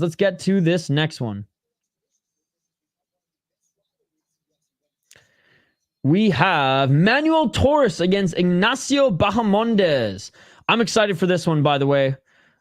Very much like Manuel Torres and Ignacio Bahamondes. Always an exciting fight. Even when he loses, he's still trying to throw those spinning heel kicks and those fun strikes and unorthodox strikes from the feet. Okay, peace. I'm out. Ortega is American. His father is American. Best female finish I've seen in a long time. Ketlen, Souza, let's go. Dude, that one was awesome. And yeah, and I am 2-1 in my picks officially. Which again, big shout out to everybody who joined the picks and predictions video earlier today. That was a lot of fun. She tapped literally as soon as she fell, the ref was way out of position. Okay. See, I thought she was fighting the hands after she fell. So I missed that too. That's gambling, baby. But you got better eyesight than me, sir. All right. Clearly. I can barely see even with these friggin' glasses. Manuel Torres, El Loco, up against Ignacio Bahamondes. Now, the one thing I've... and again, we got to see it to believe it. What's up, Scousman? The Ladybug. Torres fights like when you give a kid a controller. So Bahamondes trains out of the same gym in Chicago as Bilal Muhammad. And Bilal Muhammad was saying that especially recently, like there've been no cutting corners for guys to skip wrestling practice or to get reps in grappling. So Ignacio Bahamondes, he said, has been really working on his grappling. And he said that not like previewing this card by any means. It just came up in conversation on the Joe Rogan Experience. So interested to see if his grappling has leveled up a lot since his last couple fights as well. I still think that they did Grasso dirty not having her maining the card. You know, the actual Mexican versus Shevchenko speaks every language on the planet, so it should have been. Last 2 fights finished by sub or KO. Last 2 fights on the card or the last 2 fights like that you missed? Because Joshua Van was unanimous decision. Ketlen Souza won via submission. Manuel Torres, 15-2 as a pro. 4-0 in his last 4 fights. He's the favorite at -130, going up against Bahamondes, who is 15-5 as a pro, 3-1 in his last 5 fights. Did win his last fight, but lost to Ludovic Klein. Unanimous decision. Looked good in the first round, but then started to fade in the second, and third just was not there. He is talented, though. He is the slight underdog here, and he's a good underdog. Very tall. Unorthodox striking, 10 KO TKOs, 1 submission, 4 decisions. By the way, his 15-year-old brother is about to fight for a championship on the regional scene. Not North America, though. 4 KO TKOs against a 33-year-old, I think. 1-0 in LFA, 1-0 on Contender Series. The last opponent that he beat wasn't that great, so it was good to see him get back in the win column with a nice highlight. But again, was not impressed with his performance against Ludovic Klein. Now, Ludovic Klein's not a bad fighter by any means, but was hoping to see better from Bahamondes in that one. Trey Algin's a good win. I'll give him that. Rong Zhu, pretty good win. Roosevelt Roberts ain't that great. Now, the time he was 10-2 coming into that one, but we've seen he hasn't been too good, but beautiful spinning heel kick finish. And lost a split decision to John McDessie, which John McDessie on his way out of the UFC was kind of like up and down. He'd have good fights, bad fights, good fights, bad fights. But again, you expect better from him in that one. His kicks are tremendous, though. And Manuel Torres, man. Tough guy, 15-2 as a pro. Also pretty big, but not as tall and lanky as Bahamondes. 7 KO TKOs, 7 submissions, 1 decision. His only 2 losses come via submission. I don't think Bahamondes is going to sub him. 3-0 in the UFC, 1-0 off Contender Series. Good win against Chris Duncan. Mota's not really a good win anymore. At one point it was. I wouldn't say it's a good win anymore. Frank Camacho, meh. Contender Series beat a pretty good guy in the first round. And on the regional scene, some good wins, some meh wins, but again, 6-2. This was honestly a good fight to watch because it showed that he actually continues to push pace even when he's a little bit tired. Actually won a title against a 14-5 guy. Both of them are dangerous. This should be a very fun fight. I'm going with Manuel Torres. Close fight, really could go either way. Looks solid in his last few fights, hits hard and has a good chin. Well-rounded enough to not get subbed by Bahamondes for sure. As good of a striker, but not as unorthodox and not as rangy. Nasty reach and kicks by Bahamondes, though. Torres, from what I've seen, and again, very small sample size because most of his fights end early. From the fights that I've seen go long, his cardio is good, and even when he's tired, he's still pushing a pace. But like I said, however, that was back in 2018 against Enrique Gonzalez. Bahamondes, a good underdog at +110, but I am going with Manuel Torres.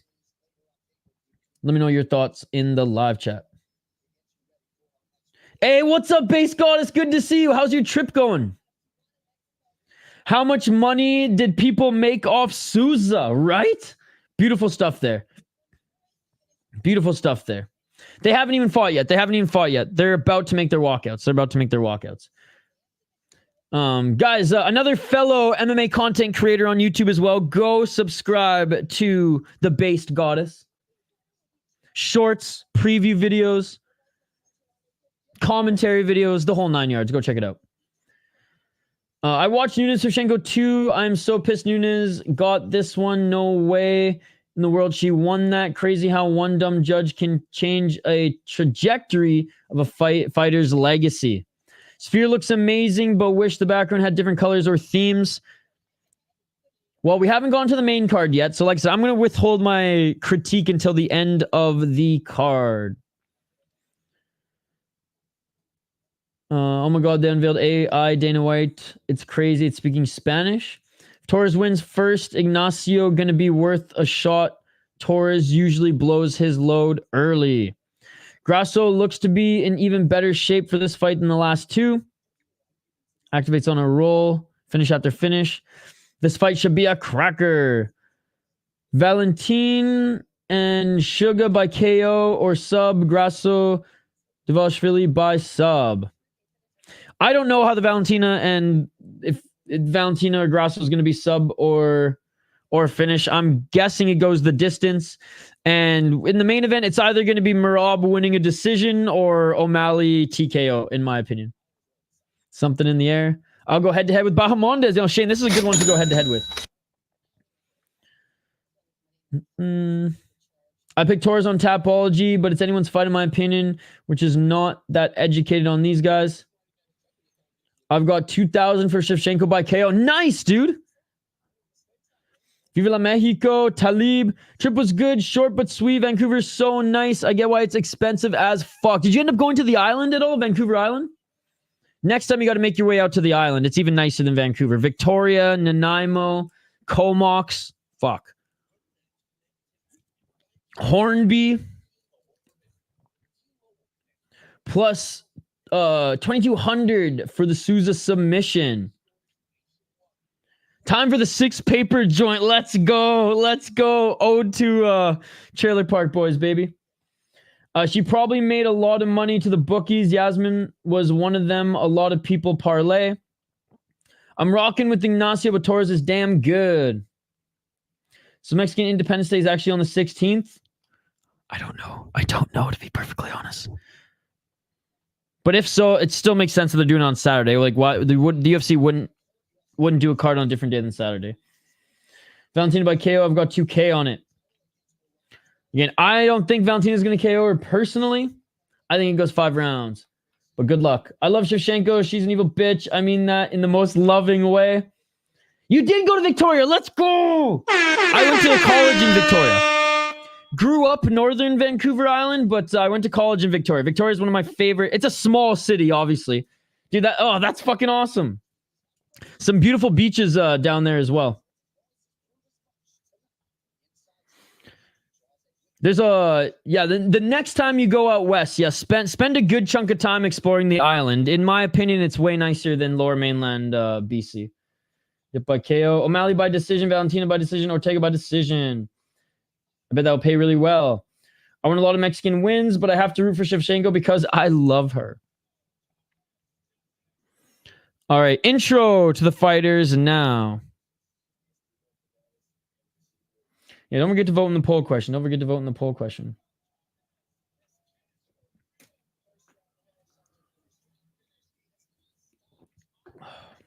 All right. By the way, guys, thank you so much for hanging out with us here tonight. Really appreciate it. Yo, Harris, what's up, Harris? What's up, bro? Just heads up.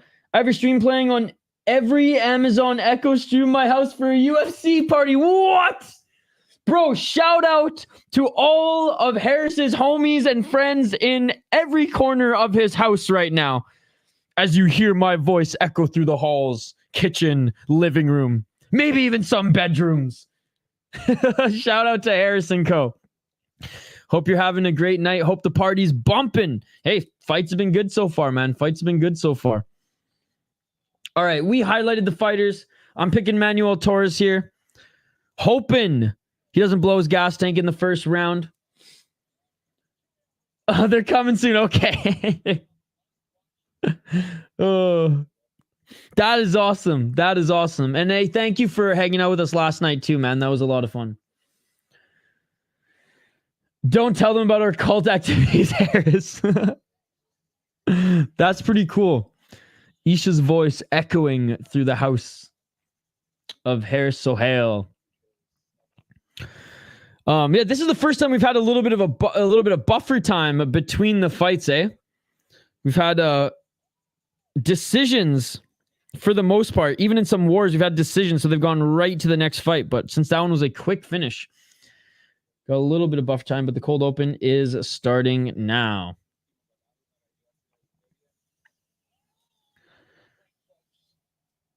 Isha, quick shout, help! All right, fighters are about to make their walkout, which means ESPN, of course, going back to help, hope, hope, hope, hope, as it echoes through the house. Which means ESPN Plus is going back to commercial, which means I should probably get another wobbly pop.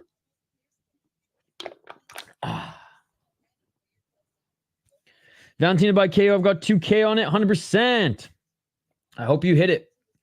My official pick is Grasso, but I want you to win some money, sir. Harris going to get a knock on his door. Yeah, be screaming help. His neighbors are gonna call the cops. Vamos a Mexico, lindo. I didn't get any Mexican beer. I should have gotten some Mexican beer and or some tequila for this. I'm pretty sure our boy Jay, and I think his cousin's also on stream. I'm pretty sure they got some tequila.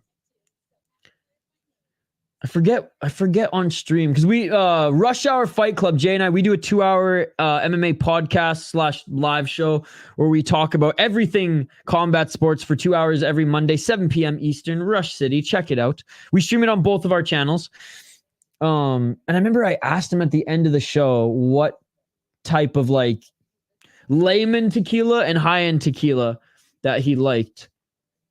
He said Patron for high-end tequila, which, like, I mean, Patron's good, but I think it's a little bit overrated. Like, I like Don Julio a little bit more, to be perfectly honest. We're getting GTA 6 before Isha drinks bucked up on BKFC stream.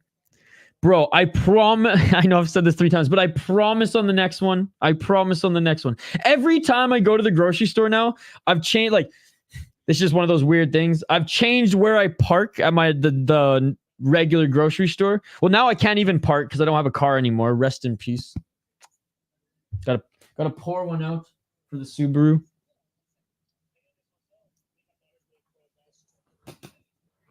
Hopefully, I mean, fingers crossed, knock on wood, we can get her going again, but I think she's fucked. But anyways, where was I going with that? Oh yeah, I've gone through a different entrance recently because I've been parking at a different spot at my local grocery store, and I walk by the bucked up energy drinks every single time. Like I start my little grocery route. Oh man, hey, what's up, Brian? What's up, motherfuckers? Happy fight night, Valentina by second round murder. My man looks like O'Malley. Me? Where's JL been at Bilal's on screen? Surprise, he ain't here. He's hyped. I know I've been waiting for Jay to like join one of the member streams or join one of the streams so I can perform the ritual with him. And I've told him that. I'm like, JL, I'm not ducking that. Like, a bet's a bet. A wager's a wager. But like, I'd rather you be in the stream or be part of the whole thing. For those who don't know, I made a bet with one of our subscribers, JL, that if Bilal beats Leon, I have to change the profile picture of the City Life on YouTube to Bilal Muhammad's face for at least a few weeks. I'm going to say at least 2 weeks. I'm probably not going to do more than 3. I don't want everyone to unsubscribe. I'm just kidding. Just kidding, Bilal fans. Don Julio is better than Patron is fire. Also got to be silver. Bro, everyone's Subaru takes a shit. My buddy's completely died on him, and he just abandoned it because he didn't want to deal with it anymore. To be fair, Dirty Hippo, mine has been awesome for the longest time. I drove it to Minnesota. I bought it for $2,000. It was 2006 Forester. It got me to Minnesota, and it's been running fine the last 2 years. Something in the motor is fucked. I thought it was the head gasket at first, but the head gasket was fine. I was working on it a little bit yesterday. I've worked on enough used cars to know that, like, tinkered with it. The head gasket's fine. Something in the motor's a little janked, but my tire blew up. My freaking tire blew up, dude, on the highway. I literally thought I was getting shot. It was that much of a bang. Luckily, I was close-ish to home, so I probably fucked the rim.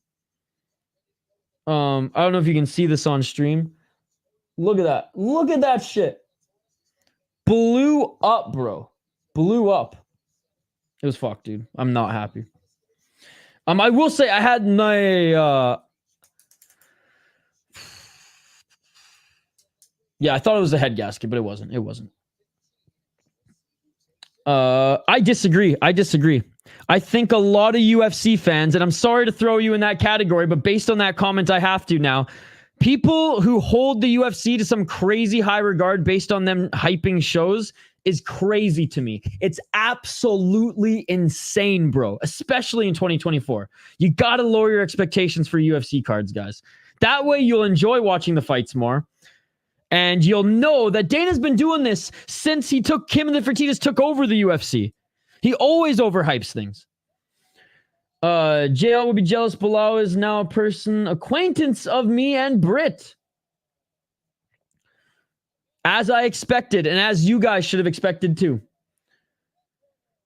That's pretty cool. I remember you met Bilal. I didn't. We did LFA last night. But I gotta do a BKFC card soon. It's It's been a few weeks. Supposedly, the head gasket blowing on the Subaru is extremely common. Yes, if you don't keep up with your fluid changes, like your oil changes and other things. But yes, but not in the ones before 2010. Usually. But that's why I thought the head gasket went. Isha, is Deep Nagoya going to be free? No, it's not free. I've already told you this earlier. You have to be a member of the Deep channel. I've enjoyed this card so far. Watching on TV or computer wouldn't give me the same effect as being there. When does this fear start rolling like a hamster ball? I want my money's worth. Gosh damn it. Yeah, I disagree. Sucks you're not enjoying it. All right, round 1, ladies and gentlemen. Let's get it on.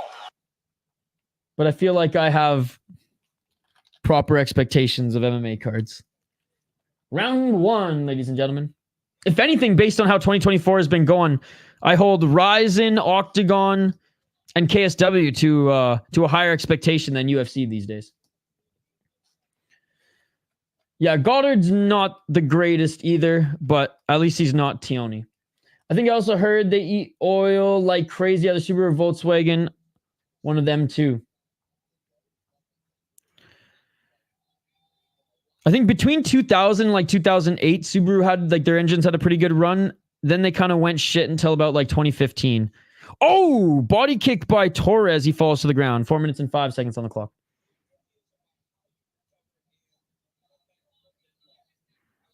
Three minutes and 58 seconds. Front kick attempt by Bahamondes.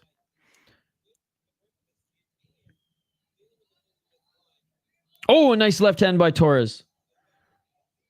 Then don't watch, man. I mean, stay in our live chat, but don't watch the card if it's shit, you know?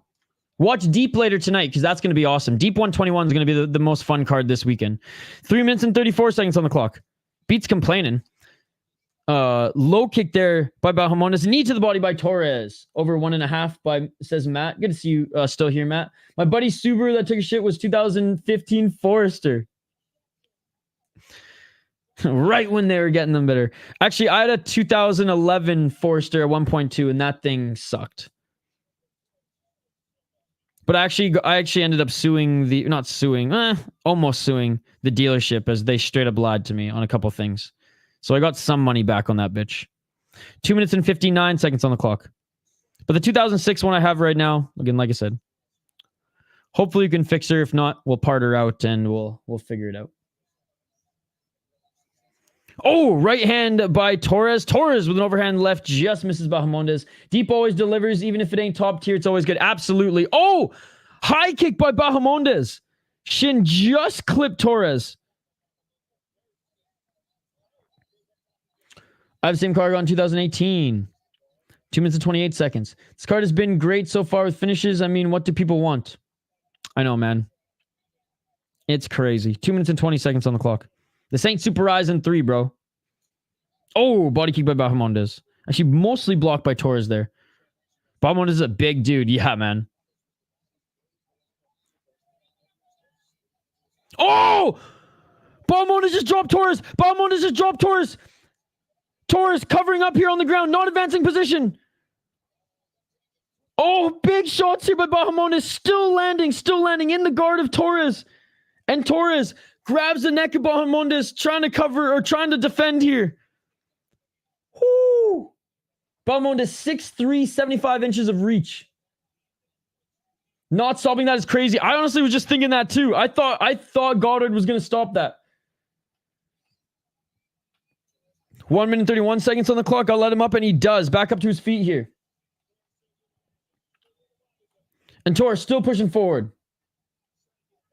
Can't believe Goddard, out of all refs, let that go. 1 minute and 14 seconds on the clock. Bahamondes should win. He is a beast. 1 minute and 8 seconds on the clock. Oh! Counter shot by Bahamondes, and he dropped Torres again. It's all over. It is all over. Bahamondes, ladies and gentlemen. Bahamondes gets it done. Wow. Torres back up to his feet now, but man, what a great performance by Bahamondes. Timed that perfectly, man. Timed that perfectly.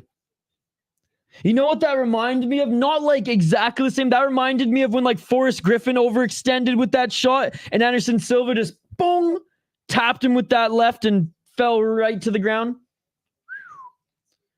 Was it a left hand or? Oh, it was a right that he got him with. Never mind. But still, whoo. That's another Mexican loss. Nice step back shot. Oh, beautiful. It's start. It's over. Damn. What a beast. That was a nice step back shot.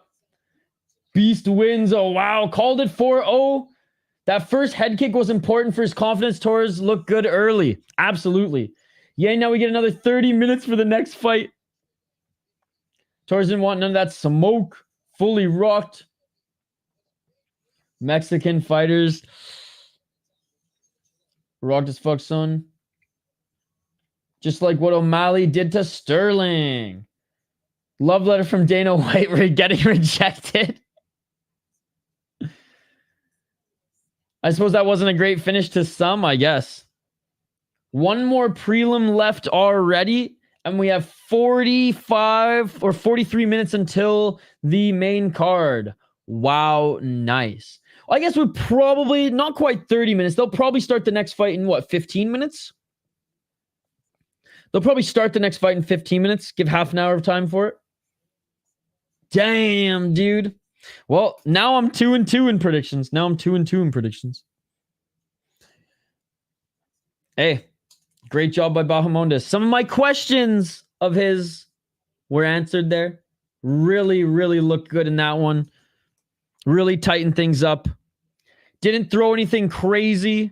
Wasn't like overconfident. And like HM said, got his confidence early in that one, landing that head kick. I read Aldana's the next Mexican fighter. Correct? Yes. 7:18 my time right now. They walk out at 7:45. We got a while. Why would they walk out at 7:45 if the pay-per-view starts at the top of the hour? I don't know if is that correct? Like, wouldn't they start the fight latest 15 minutes because there's 15 minutes of... Yeah, I don't know if that's true or not. Because that doesn't seem like enough time because they start the pay-per-view at the top of the hour, right? It's 2:20 in the morning. The Fox. They did tell people to be in their seats 30 minutes before the main card, so maybe they plan on finishing prelims early and start the movie. That's what it says. Yeah, I don't believe it. Only 10 fights for this is terrible. One early prelim. Again, they had some canceled fights, and there's going to be a lot of like short films and extracurriculars for the main card. Man, so much negativity in the live chat. No, I mean, I believe it says that. That just seems crazy to me. So I don't believe they're going to be walking out at that time, even if they say that, because that makes no sense if they start the pay-per-views at the top of the hour. Now, maybe I'm wrong. Are they starting the pay-per-view later? If that's the case, then that's fine. But there's no way that they're walking out 15 minutes before the pay-per-view starts. I'm picking Aldana. Awesome was rooting for Ignacio. Ignacio's one to watch. Especially if it's this fight, which is likely going to go the distance. And if not, then I'll eat crow. 2009. It was around that time. When was that fight? Silva Griffin. That's when Silva, which is crazy now. Like, what a different landscape in regards to the UFC. Because at that point, Silva had cleaned out the division. They still didn't let him get a title shot at 205. They just made him fight Forrest Griffin in a non-title fight. That fight was... When was this? Where are they showing it? Yep. 2009. BJ Penn versus Kenny Florian for the lightweight champion. And a lightweight or a light heavyweight fight. Silva versus Griffin. Probably walk out in like 9 minutes. 5 to 9 minutes. Totally phenomenal time to watch. Bye, Mexico Lindo. My bet lost. Next one, Aldana can finish, but Big Norm allergic to finishes. I legit thought that was a real bird flying around the sphere. 7 minutes in, UFC finishes for, or 7 wins in, 0 finishes for Norma. Hey, what's up, MMA Shaman? Good to see you. This is Exploring the Car. By the way, guys, check out MMA Shaman. He interviews MMA fighters, legends of the game on his channel. Great stuff. Aldana got a few finishes in the UFC. Yep. And Norma Dumont, wasn't she finished, or she was rocked by Megan Anderson too, who has like a similar frame to Aldana. Now, that was a while ago, though. I was glued to every fight back then. Yeah, me too. My dad was very much into the UFC back then, so I'd always watch it with him. That era is what made me a fan of mixed martial arts in the UFC. I'm going to watch boxing in the co-main and main on MMA. Sounds good, buddy. Thank you so much for joining. Bahamondes blew through the opposition. Yeah, dude, I thought that one was going to be way more competitive than it was. Yeah, it was Norma's debut. Okay, yeah. So it was a while ago. But similar frame. And I think Aldana's better than Megan Anderson. But it was a while ago, and obviously Norma Dumont has developed since then. All right. Next fight on the card. Megan Anderson against Norma Dumont. Now, if there's any women's fight to go the distance, I'm down for one that has Norma Dumont. Chef's kiss. But I want to see another finish here, and it'd be awesome to see at least one Mexican fighter. Well, another Mexican fighter, I should say, get one done for the crowd. And Grasso versus Shevchenko is a tough one. Absolutely. I got Merab around 4 KO, TKO, ground and pound. I think Anderson is like 6 feet, a little taller, but similar-ish. I can't believe you haven't even mentioned the Chandler versus Oliveira news. We were talking about it yesterday. Me too. Some of the most epic fighters from back then. And I mean, what's there to say? Chandler's gonna land a big shot on Oliveira. He's gonna overextend and bum rush him. Oliveira's gonna get a submission or rock him in a counter, and it's gonna be good night, Jim Kite. Grasso gonna win. But yeah. Do I even say poor Chandler? If it was like a year of waiting, I'd say poor Chandler, but it was like over a year of waiting. So now it's like, man, you should have seen the writing on the wall. Poor old Torres. Great showing there by Bahamondes. Does Shevchenko retire with a loss? She's 36 with a loss. She's out of the title picture. Seems like it could be a bit of DC situation. You know, that can't. I was thinking about that. I was thinking about that earlier today as well. It's like she's gotten. Oh, what is up, Megan O'Leary? Damn. Benavides, you dog, you. I was thinking like she's got nothing else to prove in the world of mixed martial arts and or fighting, right? I wouldn't be surprised if Chandler gets him this time. Think it will be a good ground out though to the decision, but still not sure who wins. Excellent work from the long reach and technique of Bahamondes. Absolutely. He's got such powerful kicks. Ortega by sub plus 600. How crazy is it that Diego's that good in jiu-jitsu that an Ortega sub is plus 600? God, I mean, she looks good every night, but like she's just a specimen, man. Every Mexican gonna lose when a hero comes along, plays, and here comes Merab Fernandez to save the day. Adopted Mexican. Well, let's be honest. Diego Lopes is also an adopted Mexican. All right, let's highlight this next one here.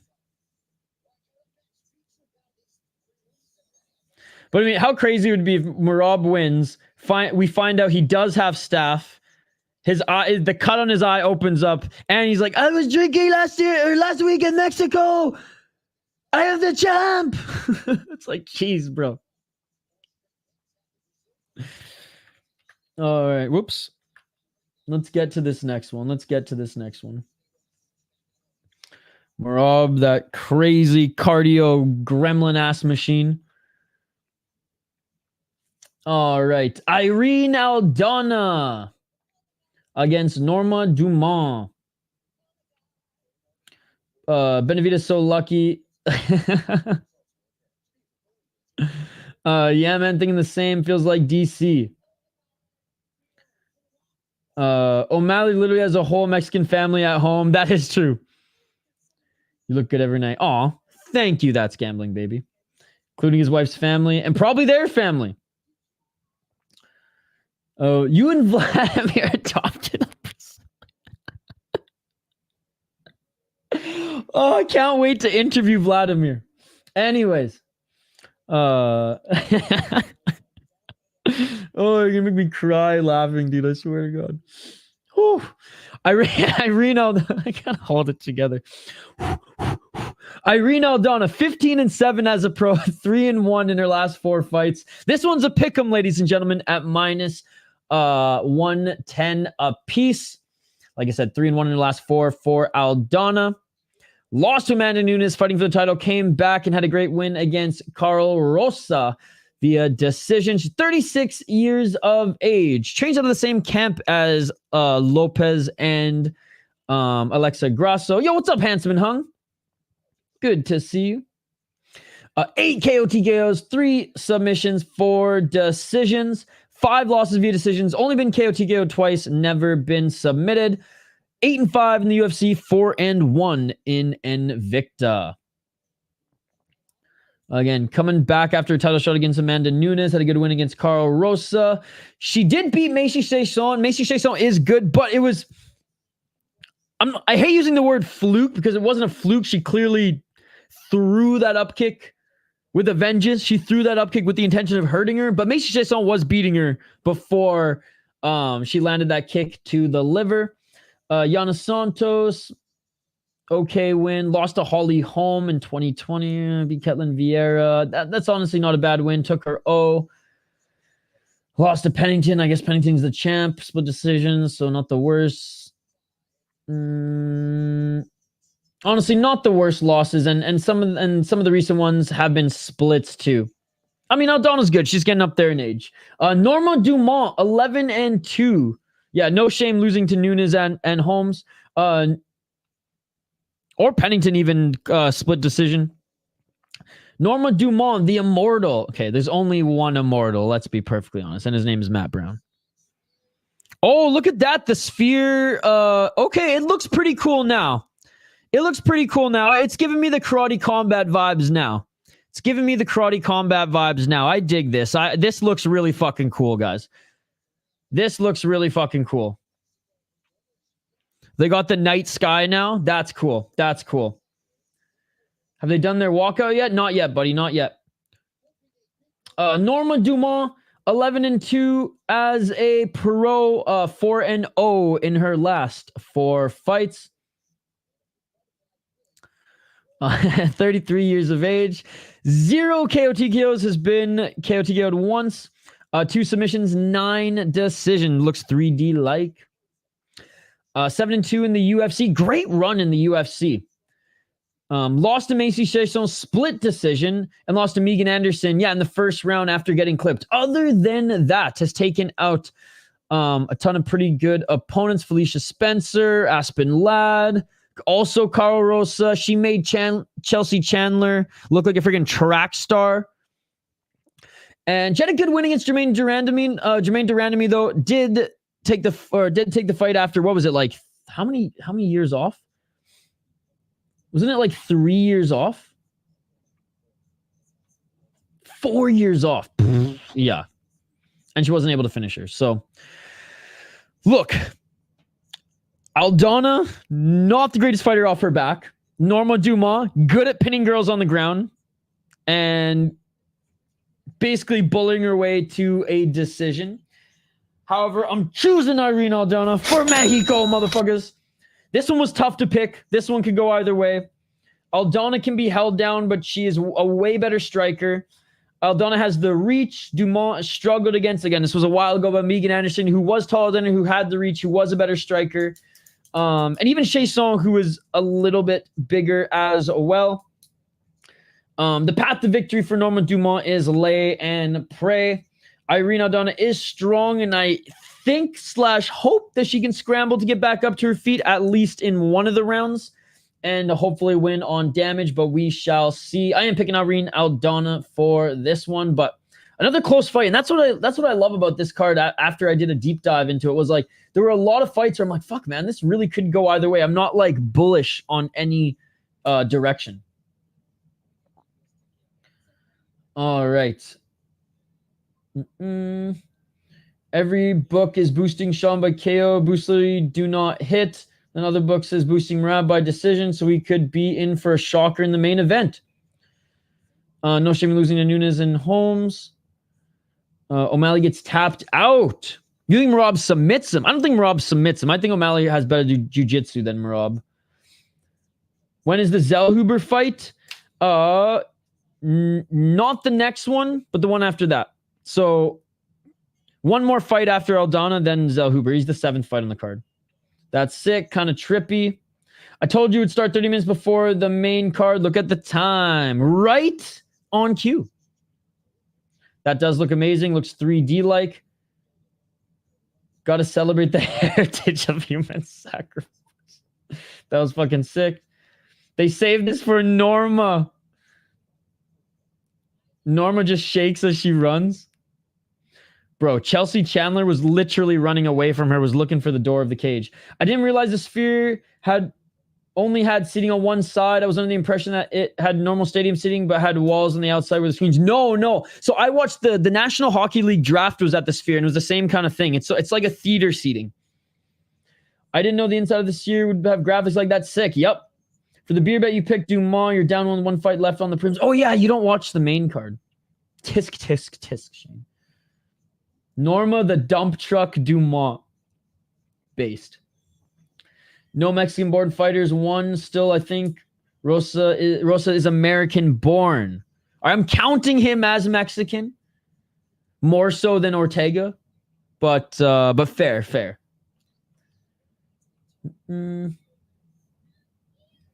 People forgot O'Malley's a legit BJJ practitioner. Irene, a Mexican-born fighter. Will this be 4 in a row? He submitted a great BJJ legend at a grappling event. Yes, he did. Was that one of the first Fight Pass invitationals, or was that at an EBI? Let me double check. Because he was Gomi. Oh, was that Quintet Ultra? Yeah, Takanori Gomi. I believe he's a purple belt. Or is he is he a brown belt now? FPI, yeah. I have Irene. At least the visual's looking better since ever in the UFC. Irene's performance against Nunes was atrocious. That is true. But she did look good. She did look good in her last fight. And Norma Dumont ain't Amanda Nunes. Not even close. But I agree. It was a terrible performance against Amanda Nunes. Amanda Nunes destroyed her. But Amanda Nunes is one of the greatest female fighters of all time. So I'm not going to rip on Irene Aldana that much. I feel like Amanda Nunes would have done that to Norma Dumont as well. And Irene Aldana tried to strike with Nunes, and it's like, bitch, please. She did forget her, did she? That's fair. Yeah, Nunes was awesome to watch, man. She had that one stinker, and even, stinker against Pena, but came back and showed, like, I'm the real bitch. What's taking them? What are you talking about, what's taking them? They're in the cage right now, Joy. Man, people are complaining in the live chat, left, right, and center. Guys, this is a UFC event. Temper your expectations.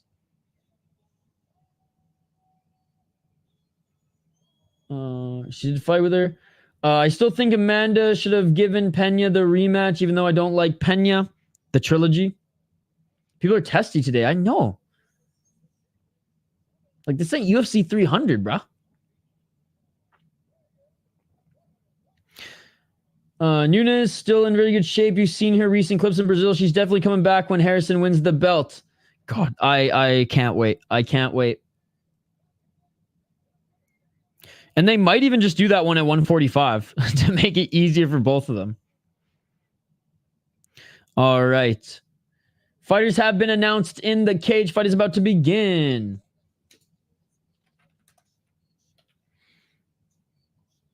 Like, I know this isn't PFL pacing, but it's still UFC. It's still not the best pacing, guys. These guys want everything now. God forbid they have to wait a few minutes. I know, like, let's just be thankful this ain't PFL pacing. All right, round one. Let's get it on. Dumont in the red, Aldana in the black. Outside low kick by Dumont.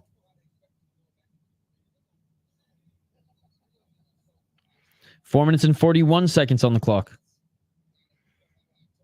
Low kick by Dumont again. Dumont actually looks pretty light on her feet.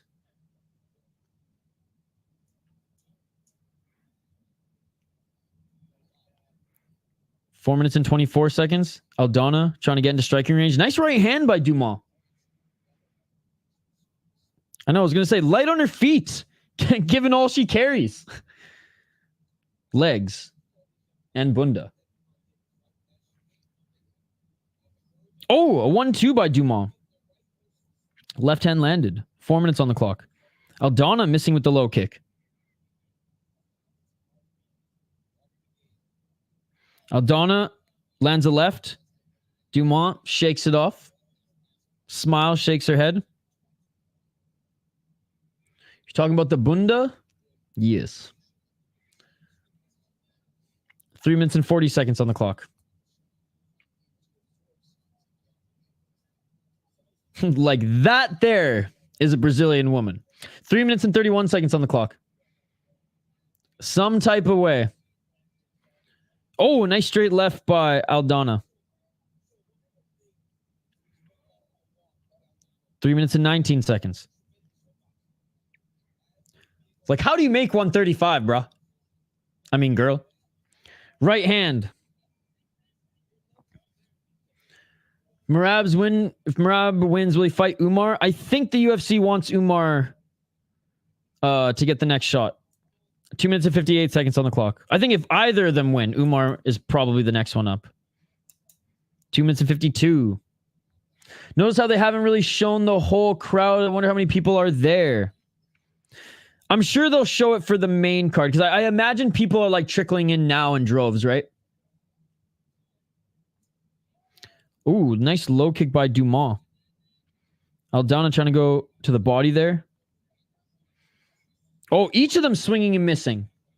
Left jab by Dumont. Right hand by Dumont. That's what I was thinking too. It seemingly happens on every big UFC card, right? 2 minutes and 17. Low kick by Dumont. Right hand by Aldana. 2 minutes and 4 seconds. It's crazy how you can hear the corners. Like Activate A. Was Activate A who said that?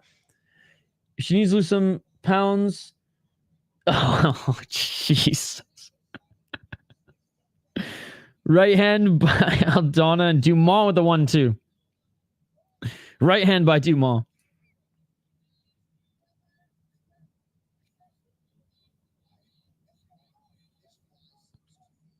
Aldana moving forward here. Trying to take away. Oh, nice left hand. Dumont striking actually looks pretty good, man. Front kick by Dumont. Dumont going to cruise away with the round of if Aldana doesn't do anything, right? Aldana's being a little too conservative here. She needs to start pulling the trigger. Oh, Aldana with the 1-2. Left by Aldana. Dumont with the 1-2. Dumont just seems a little bit meaner in this first round, eh? 1 minute on the clock. Aldana looks slow and hesitant. Nunes ruined her. But again, she didn't look that way in the last fight. Because Nunes wasn't her last fight. Remember that. 51 seconds on the clock. I'm not just saying that because like I picked her to win. Like Dumont's looking damn good in this first round. Dumont's feisty. But definitely the speed of Dumont is there. Oh! Step back left, or step back right by Aldana, but Dumont was moving forward there. Another push kick to the body there by Dumont. Low kick by Aldana. Aldana's like pressuring Dumont outside that center line, but Dumont's fine off the back foot seemingly. 10 seconds on the clock. Oh, Dumont swinging with the right hand. Blocked the left hand there was Aldana, but Aldana can't find her range or timing there as Aldana swung twice there and Dumont didn't land. Dumont with the right hand, and that is it for the first round. Great first round by Dumont, man. Great first, yeah, Norma piecing her up. Great first round by Dumont. Round 2 coming up. 31 totals, or holy fuck, dude. 31 strikes to 8.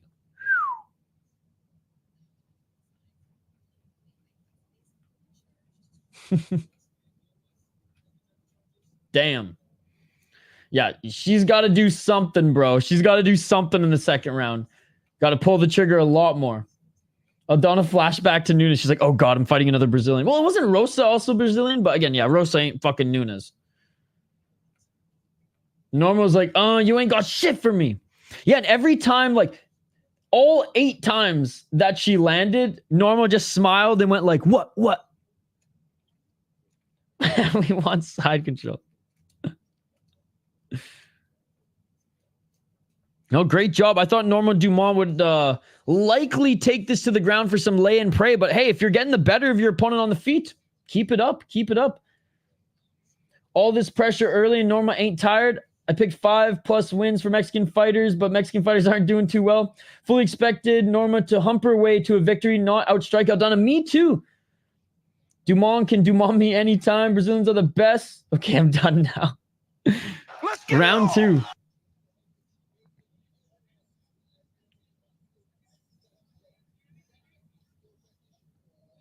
Left hand missing there by Dumont. She connected with the right. Good job by Dumont checking the leg kick of Aldana. Aldana just can't get those leg kicks going either. Right to the body there by Aldana. But chat, you were right. Like, too hesitant is Aldana right now. She really has to pull the trigger a bit more.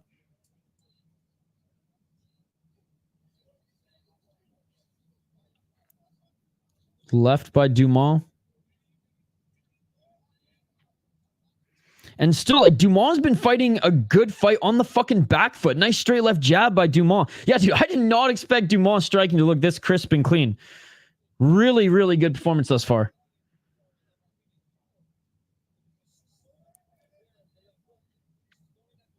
Three minutes and 44 seconds on the clock. Aldana still not letting the hands go.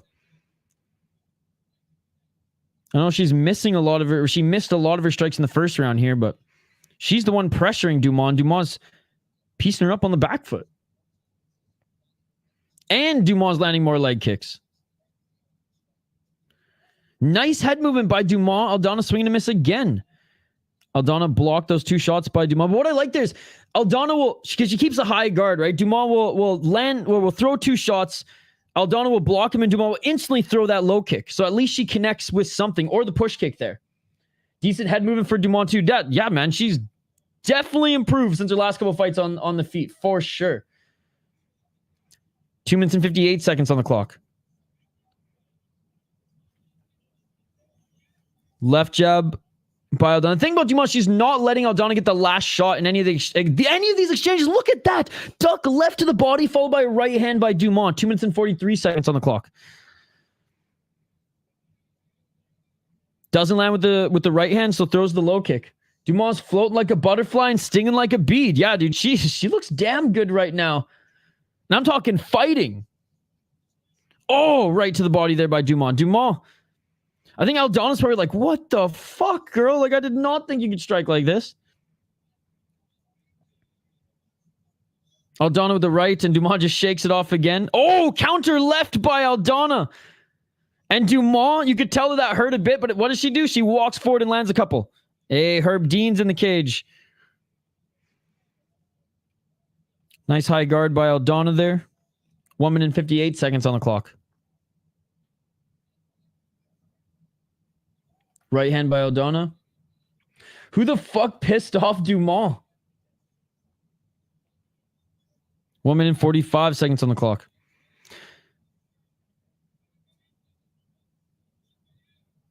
I like this version of Norma. Me too, man. Each of them land left. We need more like savage strikers in the bantamweight division for the females. Each of them exchange some low kicks there. Right hand by Aldana, but then Dumont throws a three-punch combo. One right hand to the body as well. Aldana with the right. I don't even think that clipped her. Nice right uppercut by Dumont. Man, she's adjusting mid-fight too. Went to clinch there was Dumont. She honestly doesn't even need to here. 1 minute on the clock. Aldana just cannot find her range, man. Dumont's just constantly moving. Right hand by Aldana. Right hand by Dumont. Another right hand by Dumont. 48 seconds on the clock. And again, she's constantly moving, even on the back foot. Misses with the right hand, but then ducks and tries to land that hook. And Dumont, man, with another three-punch combo. Doing her best Joshua Van impression with those body shots. Each of them land a left jab. Dumont with the left of the body, missing with the right. Teep by Dumont. 46 strikes to 20 by Dumont in the second round. Right hand by Aldana there. Oh, big left hook by Dumont. Right hand by Aldana. Aldana's bleeding.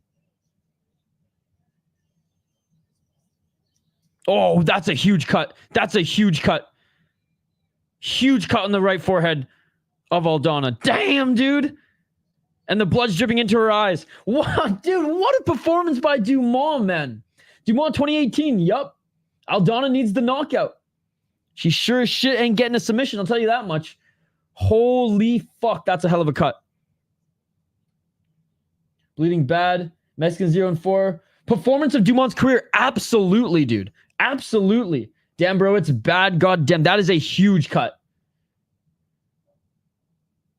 Oh my God, her forehead split wide open. My second dog might actually win.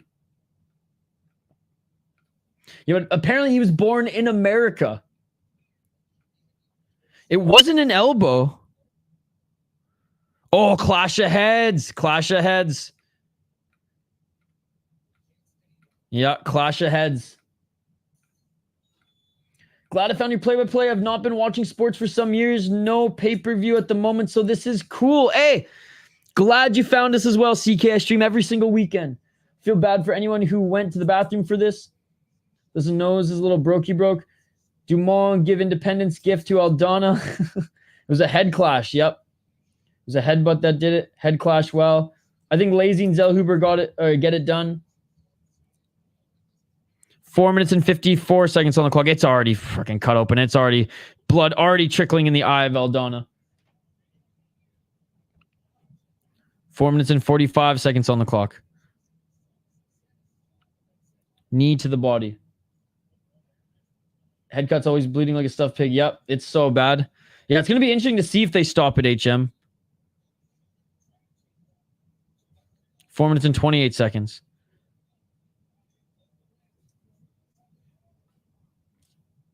Four minutes and 22 seconds.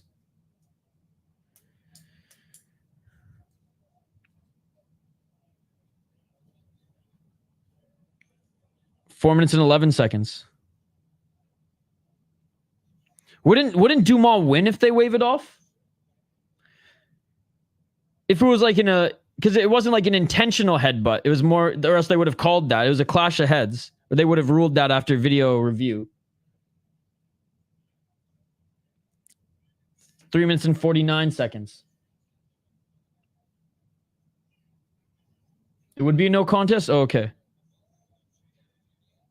3 minutes and 40 seconds. Oh, man. 3 minutes and 33 seconds. Yeah, I meant for the head clash. You're past the halfway point, so they judge it from there. Got you, got you.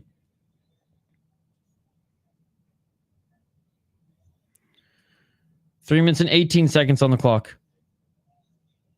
Counter right there by Dumont. 3 minutes and 13. If the fight goes after 2 minutes and 30 of round 3, then they go to the judges. Got you, got you. That's fair. That's fair. I still think that Dumont should win. Exactly that. And Dumont looking for the takedown here. Defending the takedown with the underhooks was Dumont. 2 minutes and 45, or was Aldana. 2 minutes and 43 seconds on the clock. What's the definition of a draw in a fight? If the scorecards equal the same.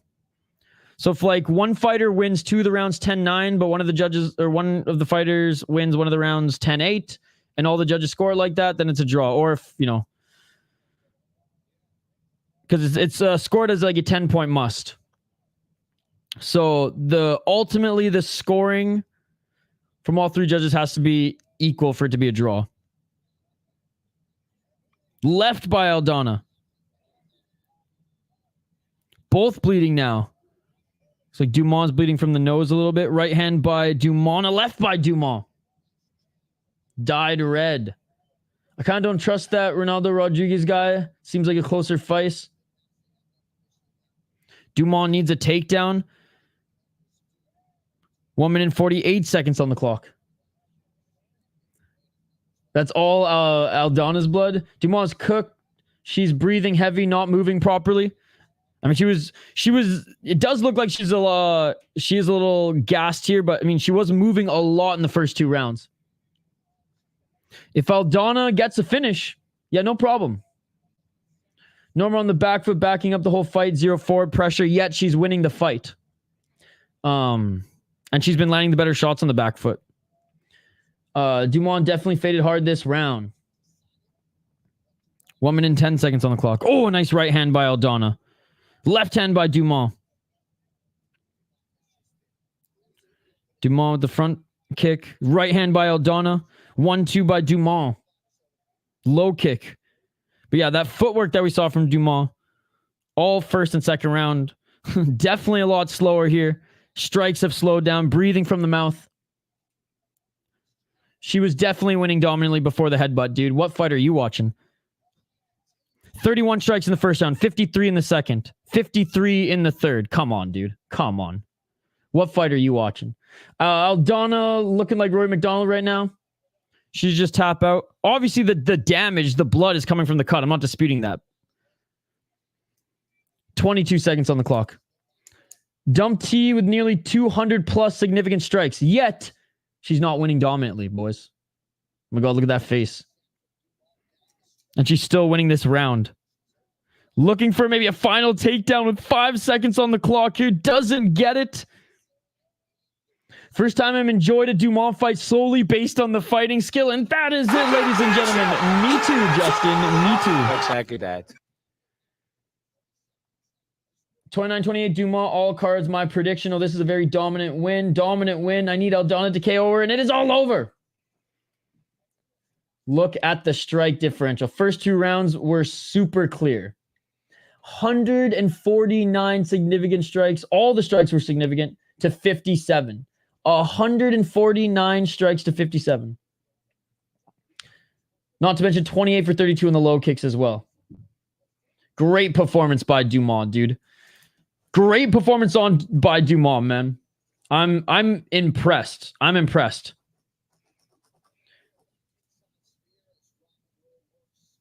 Holy shit, that thing is split. That might be the worst cut I've ever seen. Outstruck her by 23 in the first and 29 in the second. Her forehead, I mean. Oh! Oh! Oh my God, that's worse than the RoboCop cut. That is worse. Look at Wei Li. Wei Li's like, oh my God. That's gonna. How many stitches do you think that's gonna be, guys? That is the worst cut I've seen in the UFC ever. That is worse than the RoboCop cut. Face is split in half. What a warrior. That's a huge gash. There's 3 cuts. I can't believe that. I was just thinking that too. She looks like she got hit with an axe. I have no idea, bro. I can't wait to watch these and compare all my bets. I would have won if I had the balls to put money up. CK, Aldana has one of the worst cuts I've ever seen in the UFC. Zhang got some hair extensions. 35 stitches, maybe staples. It's the worst I've ever seen. And Dumont wins, ladies and gentlemen. Great win by Norma Dumont, man. Oh my god. Robbed of a TKO. She looks like the girl from Nightmare Before Christmas. More stitches than face. Oh my god, bro. Good display of respect between the fight. Right to the hospital she goes, man. Right to the hospital she goes. That's crazy. Forehead. Above the, what was it, right eye? Oh my god. If you have Twitter or Instagram, CK, you're probably going to see it soon here. Incoming Dana, going to do his usual before and after Insta story of the cut. That will require stitches and maybe cosmetic surgery after that. It's so open. Yo, chat, that was worse than the RoboCop fight against Chitty. When in doubt, go with the Brazilian. Yo, I've been breaking Mr. Grant and Reaper Jones rule lately. Damn. If they show the cut on the outside of the spear, it will literally be the biggest cut ever. Holy shit, wow. Worst cut of the year should be 100K bonus. She's ready for Halloween. Her whole face is cut.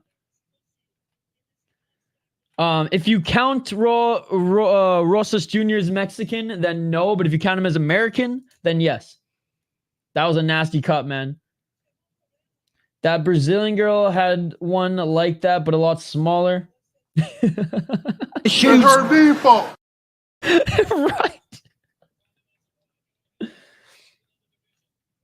Aldana on 25, not worth. What's her name? She lost to Macy. Oh, hold on. I forget her name too, but I know who you're talking about. Give me one sec.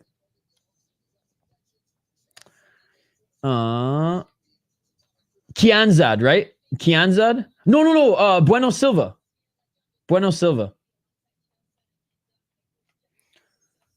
How was that rigged? Brian, what fight were you watching, bro? How was that rigged? Yeah, it should have been stopped earlier. Norma Dumont destroyed her, bro. Look at the stats. Like, you can eye test and stats, brother. Brian clearly didn't watch the fight, man. Dumont would be a problem in Lethway. Chewie. That one was gonna look like Scarface after that bout. If Dumont can keep performing like that, she's a problem. Yep. Troll. You rock because I'm rocked. Justin, that woman got butchered. Cut got worse throughout the fight. Should have been stopped. That stoppage worthy cut. Can't believe the ref let that go. Well, it's Herb Dean. What do you expect? That was doctor stoppage. Also, even though it was a lot better than this. I had the fight not go the distance. Plus 380, but who cares? It was a close fight. Then it started. That was Dumont's best fight of her career. Who are people tripping, right? I don't know, man.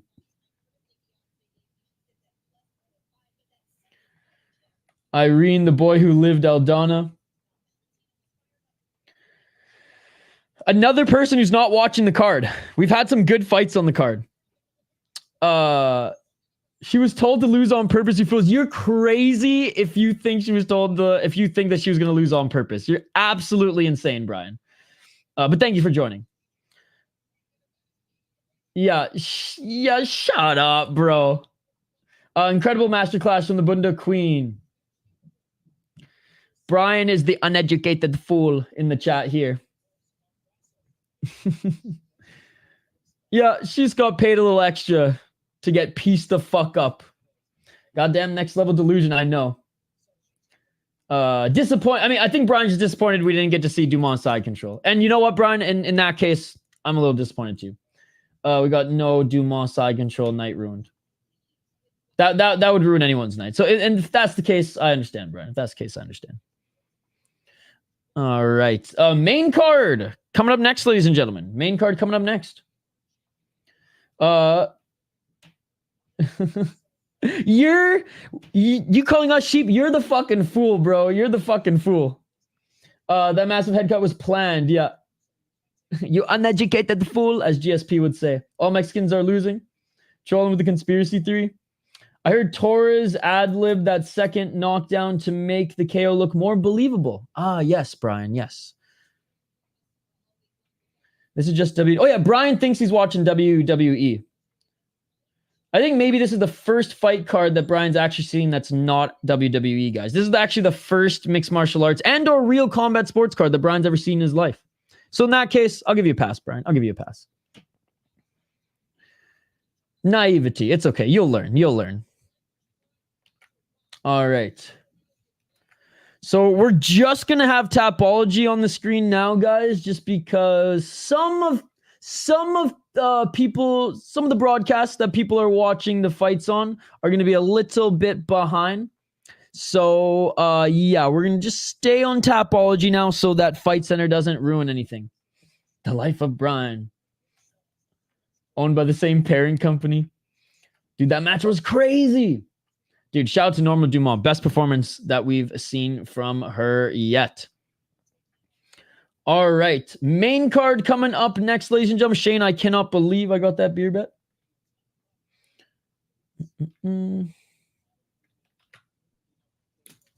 All right. So, yeah, we're just going to keep it on Tapology now moving forward, guys. But I might I'll refer to Fight Center for any stats between rounds. But like I said, because Fight Center updates in real time, and I don't want it to ruin it for anybody who totally bought the pay-per-view, but might be a little bit behind because, you know, their internet's slow or some shit like that, you know? All right. Coincidence? I think not. I have never seen a cut that bad. The only one I can think that was pretty bad recently was what Austin Malley pointed out, the Maya Breno Silva. Oh, no, sorry, not Austin, that Activate A pointed out. And then Robocop was pretty bad as well. Perfect in prelims, which means I'm going to go 0-5 now. Yeah, I went 2-3 in the prelims. Some good underdog wins tonight. Which, honestly, I like that. Thank God I don't gamble and bet on favorites. Or parlay favorites. Dude, I won't be able to stop laughing. This Sphere movie is actually just Jones with the Mexican music as the meme goes. Oh my God. I mean, I don't think he would. Dude, did Megan Oliva? Oh my God, she just changed her getup again. Bruh. An absolute specimen of a human. All right. Guys, we're going to take a quick break as we switch over to the prelims here. I need another wobbly pop as well, as there's no cans that were crushed here tonight. Just my beer cans. So quick break, literally quick break. I'm just going to fire up the pay-per-view. On the other side, we'll highlight the next two fighters. And we will get right back to the commentary here as, oh, the scenery's changing again here in the Sphere. Very cool stuff. Very cool stuff. That cut was wild, right, dude? Number 1, Georgia might lose to unranked Kentucky. Upsets both on the gridiron and in the Sphere, ladies and gentlemen. All right, quick break. We'll be back in literally 2 minutes on the other side for more Noche UFC. Do not go anywhere. Refill your drink. Grab another brewski. Refill your snack bowl. Do a quick stretch. Fucking shadow box the air to let out some of that adrenaline. I don't give a fuck. Back in 2 minutes. UFC 306, a main card is coming up next. Let's go.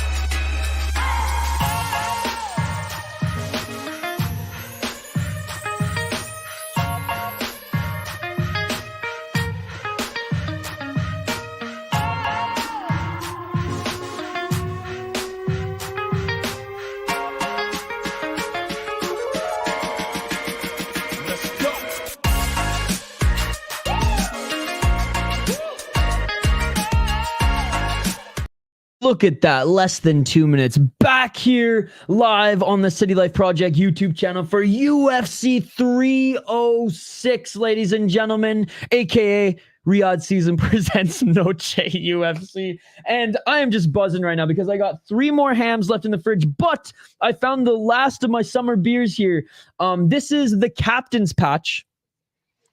It's I got new lighting, so you can't really see it well. It's a little bit better. So this beer is actually brewed in collaboration with Elm Creek Brewing, and it's my friends actually at 10K Takes, a media company here in Minnesota, based out of the Twin Cities. They brewed a custom beer for the summer, a summer shandy with Elm Creek Brewing, which is a really good brewery here in Minnesota. They hooked me up with more than a flat of these bad boys. This is the last one. Shout out to 10K Takes. They're covering this event as well. Cheers, everybody.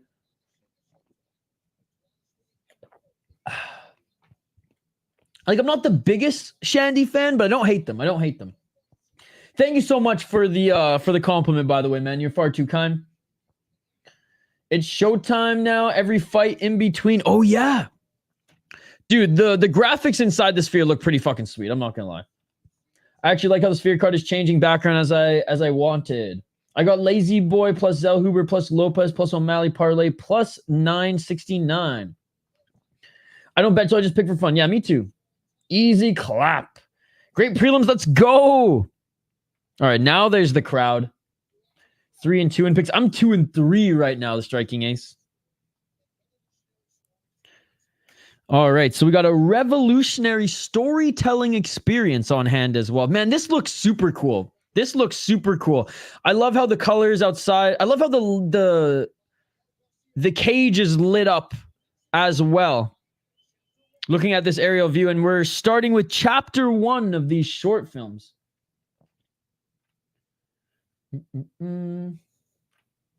Here's a link to who wins next and how. Lazyboy.com. When Dumbax mode and picked Ode KO TKO round 2. I'm scared to click that link. UFC 300 prelims or Sphere prelims, which is better? Ooh, probably still 300 prelims.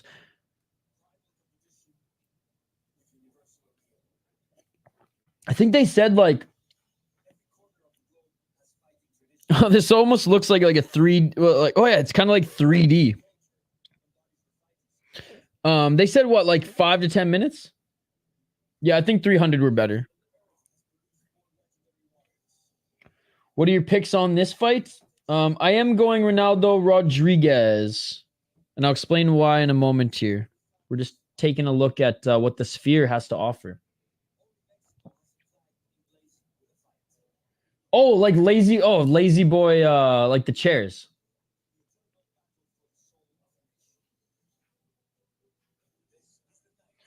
Imagine showing this to a caveman. They would have a heart attack.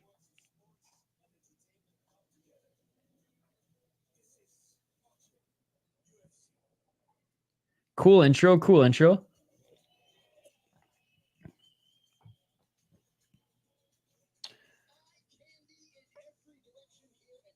All right, Ronaldo Rodríguez. I wonder how much beers cost at the Sphere. I bet they upcharge him even more than at an arena. An arena, you're paying anywhere from what, 15 to 25 bucks a beer. I wonder what they're priced at the Sphere.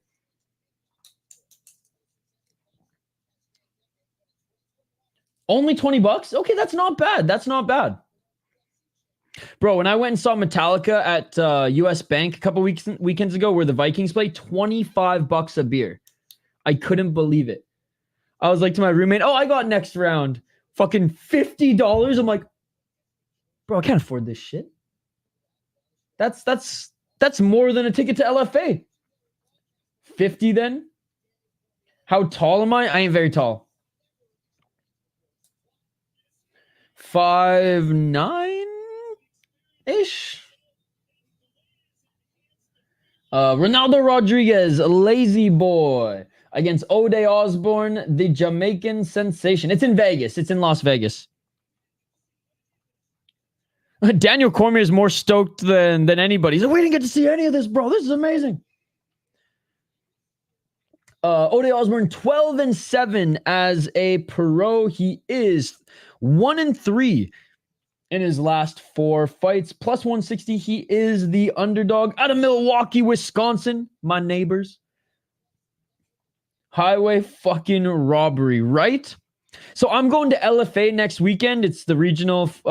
It's a regional fight show. One of the best regional shows in North America. Tickets are $40. You get great seats for $40, and the beers are $7. And it's in a casino. So if you find the Asian lady with the hot dog cart, $1 hot dogs, bruh, easy. Hobbit feet Merab. Right now, no, dude. There'd be no girl out there who'd be patient enough with me streaming 35 plus hours of mixed martial arts every weekend. So I ain't tied down. So if I stop streaming, assume I've started dating, or like being a girl have started dating, or I'm dead. I've got under 2.5 minus 120. I mean, I'll go on dates and shit and like casually date, but then I explain how busy I am, and they're like, "Oh yeah, fuck that shit." And I'm like, "Fair enough." And you probably make more money than me, so actually, I guarantee most of the girls that I've been going on dates with recently and who have casually been seeing make more money than me. Gotta find that special sugar mama that actually likes mixed martial arts as well. Then that's but that's like a lottery ticket. Anyways, Ode Osbourne, again, 12-7 as a pro, 1-3 in his last 4 fights on a 2-fight losing streak.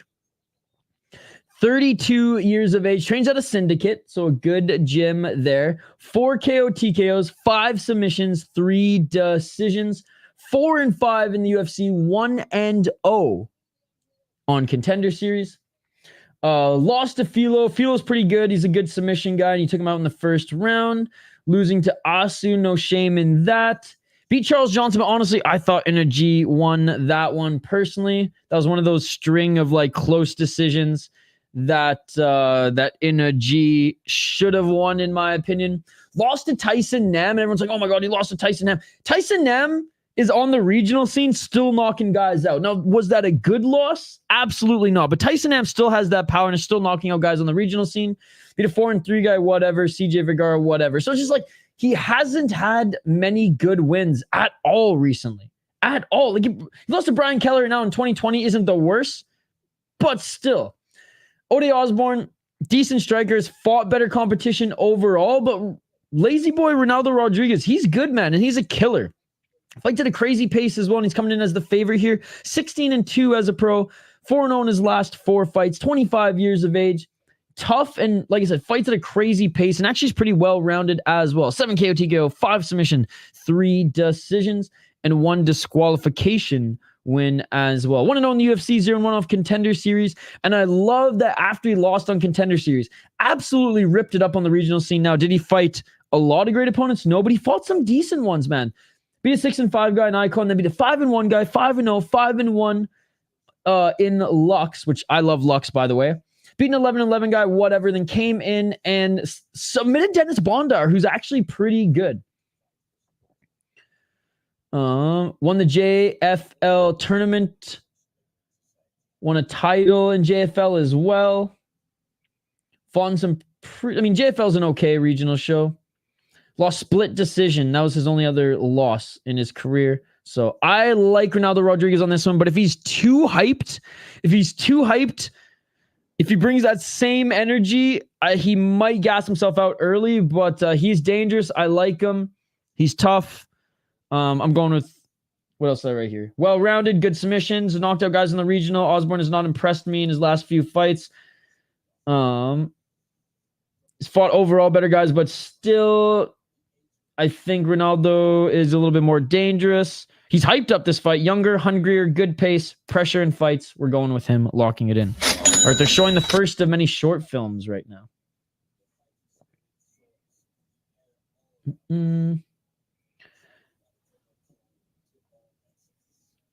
The Sugar Show ends tonight. You really look like O'Malley. I don't know if that's a good thing or a bad thing. I don't even have much facial hair right now. My hair's not that long. Ortega hologram is so fat. Bad night to be a Merab fan. Tyson Nam is new name. New name is the Can Crusher. Tyson Nam is the GOAT. Peace, I'm out. Hockey from away. Shh, the movie's on. Sorry. I bet they won't struggle to sell tickets if they do another card here. Get on that meth, Mason. They should do a roller coaster on the screen. Sound malfunction? Oh, shit. Ooh, I like the background now. This is pretty cool. Remember when everyone in the prelims complaining? What is this shit? Blah, blah, blah. This is fucking sick, man. This is cool. All right. Cold open for the first fight. If they don't play UFC 5 on the screen, they're wasting their time. Shit, this is pretty tight so far. No, again, Joey, there's going to be a lot of time between fights as they're showing a lot of stuff in the sphere, right? This looks incredible. They showed the crowd so many empty seats. Looks so sick. Maybe they're still grabbing beers. They said they sold out, right? Doesn't mean everybody's going to be there.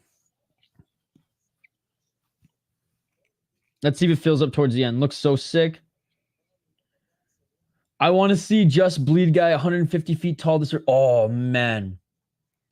He hasn't been to a UFC event in since I think 15 years now or something like that. Maybe even longer. I wish I knew how long this was going to take. I'd go smoke a J. Well, they're showing the cold open for a fight right now. So the short film, quote unquote, is done. So if you do want to go smoke right now, I think they're showing the cold open for the fighters. And then, and what I like is they're keeping the sphere on screen and just showing the screens of the cold open. Basically, our feed are the drones, which is pretty cool. So you probably got time. Oh my God, Ben. You animal. He hates the UFC now. There's a documentary on him on YouTube. Yeah, Napoleon Blown Apart said that, or drew from that documentary in one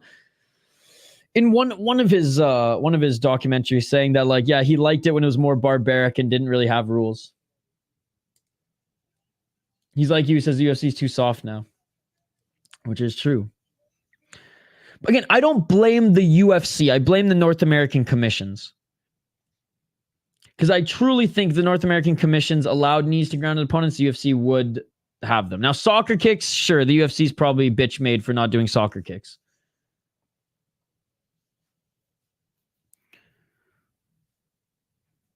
Oh, that's cool. The walkway and everything's lit up as well. I mean, it looks pretty full to me, Mr. Grant Gregory. Maybe a floor, not so much yet. All right, Ode Osbourne making his walk. I would say it's a good time to go smoke up if you wanted to go smoke. This show's so cool. So apparently it's 35 minutes between fight start times, which seems odd for pay-per-view. You can tell this guy was embarrassed when Ode said, "You lost to the guy that I KO'd in 30 seconds." Holy hell, I just looked up the image of her cut the gash out of the head. That katana is so corny. Yeah, it's pretty bad, CK?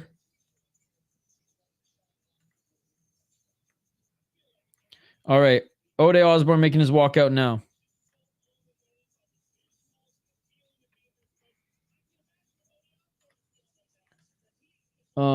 Ronaldo Rodríguez versus Bobby Green Jr.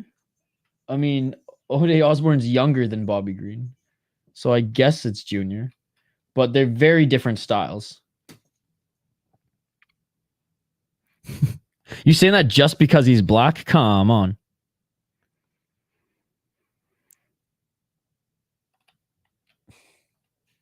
Cool drone shot.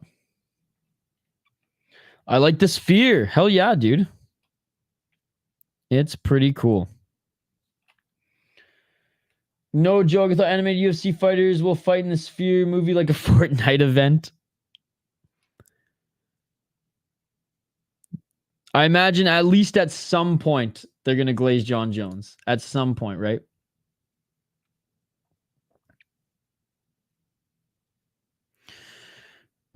Sorry, I just got to refresh my stream here. Again, guys, smash that like button if you haven't already. Really appreciate you guys hanging out with us here tonight.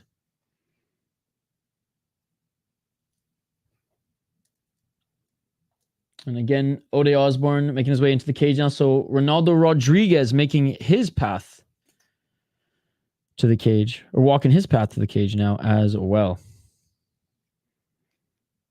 Which again, the visuals have been pretty fucking cool, man.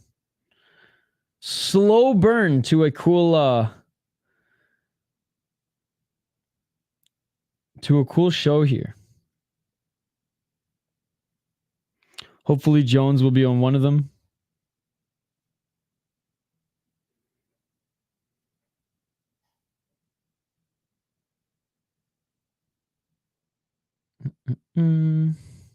So my laptop's giving, or my iPad's giving me some grief here.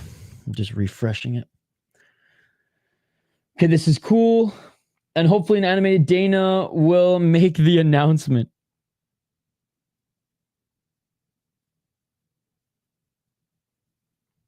The card is somehow just as good as I thought, but Dana hyped it way more to the point I had more expectations.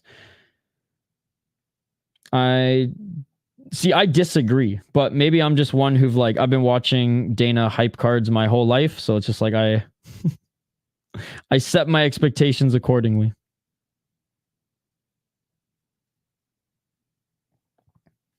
And I said that at the top of the stream as well. This, if anything, has been better than I expected.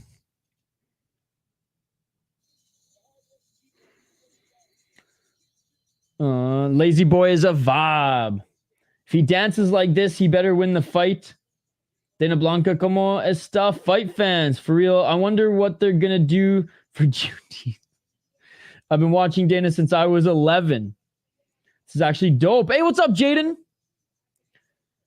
Yo, what's up, Reload? Big up City Light Pro, just checking in how you don't have bigger sub numbers. I will never understand. I mean, we're doing okay. We're doing okay. Slow rise, buddy. Slow rise. We used to never get a lot of numbers for UFC, and we've had like 50 to 80 people in the live chat right now are watching, so I appreciate you all. Reload, by the way, longtime subscriber. Thank you so much for hanging out here. People need to realize that Dana is a fight promoter. Keyword promoter. It's his job to oversell you the fights. KSW was pretty good, man. It was pretty good. Not a lot of big names on the fights, but the fights delivered.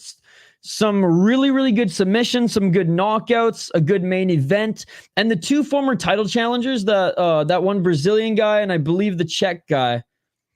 No, the Georgian guy and the Brazilian guy put on a really good fight as well. Totally disagree. His job is to get you to buy it, right? Dana's the hype man for decades, so maybe the young peeps need to recalibrate their expectations. Again, wholeheartedly disagree. How is this not like a good product, right? Now, hyping Jones for pound is a little bit different. Even when we aren't at all interested, he finds a way. Oh, is it Tioni? The first Easter egg is John Jones under the cage. Oh my God, that would be amazing. I mean, again, I don't believe in fixed fights in the UFC. I believe in mismatches. I don't believe in fixed fights. Oh, Joey, this is not a permanent one. This is a one-off.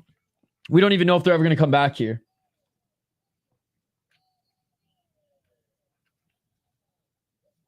All right, here we go, ladies and gentlemen. First fight on the main card. Again, I picked Ronaldo Rodríguez to win this one. And Ronaldo Rodríguez, he did a good job, too, of quote-unquote overselling the fight. Took a shot at some small Ode 1-2 sub crazy odds. People hating for no reason. They've been hating all night, Jaden, since the start of the card. In fairness, yeah, you don't know Matt isn't hating. I mean, I respect his opinion. I just don't agree with it. Lazy boy has a foul mouth. Puta madre, pinche cabrón. All right. Yeah, this is sick, man. The lighting has been on point as well. You know, the Easter eggs were just a way for Dana to get people to pay attention to the movies, right? Bro, I'm now convinced that we're gonna see someone crawl out from under the cage, and that's gonna be the first Easter egg. So not much. So there was a slow build. So the first two there was nothing, and then they like opened up like a cage, and it was almost like medieval looking, and then there was like a night sky for the featured prelim. Oh, even the ring card girl outfits changed here. More Aztec-like now.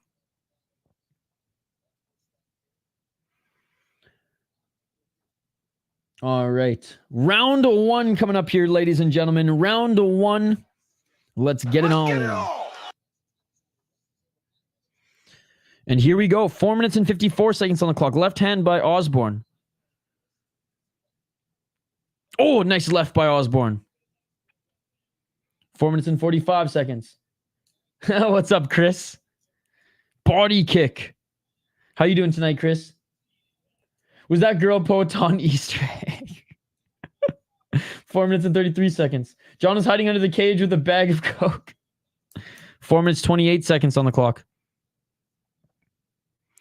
Oh, Logan. Oh, Ode Osbourne just dropped Rodríguez. Ode Osbourne dropped Rodríguez. Ode Osbourne. Big shots here. Rodríguez trying to scramble here.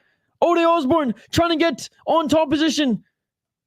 Now Ode Osbourne looking for an armbar. Potentially trying to cinch in a triangle choke. He does have a triangle choke. Let's see if he can cinch it in. 4 minutes and 4 seconds on the clock. Pulling down on the neck here. This is tight, but Rodríguez to his feet here. Now falls backwards. Rodríguez doesn't want to tap here, but Ode Osbourne now elbows from the bottom as well. 3 minutes and 44 seconds to clock. This is tight, bro. This is tight. 3 minutes and 39 seconds on the clock. Rodríguez tough as nails, ladies and gentlemen, eating elbows here in the triangle. No, I can't do that, Joey. Not for the main card, dude. I explained why earlier. 3 minutes and 24 seconds on the clock. Oh, and Rodríguez trying to send up, and Ode Osbourne lets it go. Ode Osbourne lets it go. Dude, I think Rodríguez is a little dazed and hurt. So yeah, Joey, a lot of people totally legally watching this stream, but they might be a little behind, if you catch my drift. And the live stats are live, and I just don't want them to ruin it for anybody.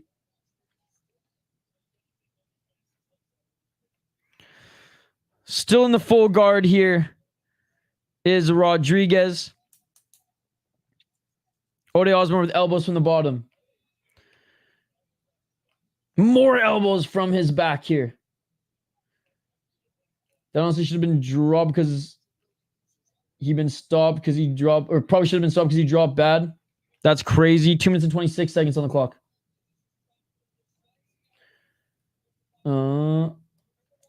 I still don't know much about Rodríguez, but he's loving this shit. He's been really good on the regional scene. But damn, Aztec Wifey. John is hiding under the cage. Yeah. Oh my God. Dana was the only one that keeps everyone working throughout the pandemic. Yep. Imagine the person who got out from under the cage you're talking about is Jones. That would be amazing. 1 minute 54 seconds on the clock. Oh, more elbows from the bottom by Ode Osbourne. That's crazy. How funny would it be if all fights ended in the first round? Dana's movies all get cut short. Ode's only minus 140. Now I'll pick him. Doing good, bro. Just hanging with friends in Powell River, watching the fights. Hope you're doing good, man. I'm doing great, man. Hope you're having a great weekend in Powell River. You going to Texada at all or just hanging out in Powell River? 1 minute, 23 seconds on the clock. Dude, props to Rodríguez for surviving that, but damn, son. Tioni was just so late to get there. Oh, surprise. Chris Tioni, the ref that people were defending in the live chat earlier. 2 times fights haven't been stopped after pretty clear KOs. Oh, sounds good, JC. JC. Yeah, I got 59 seconds on the clock for mine. 59 seconds on the clock for mine. And, of course, it freezes. Dana's locked down. So he says. So he says, Jaden. Final seconds of this first round. Joe needs to go. He's a dummy. He stands across the octagon when people are getting KO. Dude, and it's in Contender Series as well. He does this.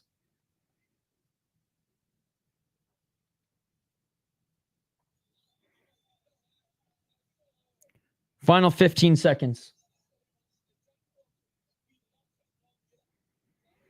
Interested to see Rodríguez's strategy here in the start of the second round.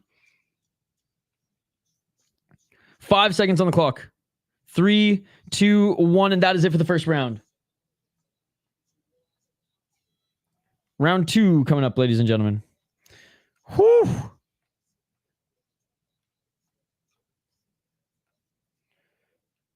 He's just chilling. Powell River this time. Wish I was able to go to Texada and Lunno. Ode 1-0. Every time I see him fuck up, I think you yelling about him before being in a nursing home. Dude, I was going off about him earlier. If I won the lottery before paying off my student loans, I would pay to put Chris Tioni in a nursing home. Get him the help he needs. Can't believe he got out of the triangle. It's been hella rainy here the whole time. Yeah, that's what Shane, he's from the island. He was saying it's been super rainy. He looked out. Oh, dude, right hand right on the chin. Bro. Oh my God, he did look out. 1-0 Ode, but he lost 3 minutes of that round. Rodríguez eye bothering him. Ode looked bad off his back.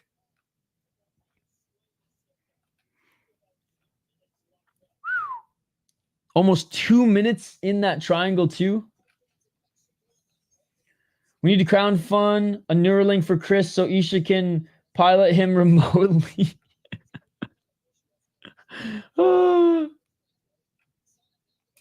All right, round 2, ladies and gentlemen. Ode Osbourne already landed a left hook.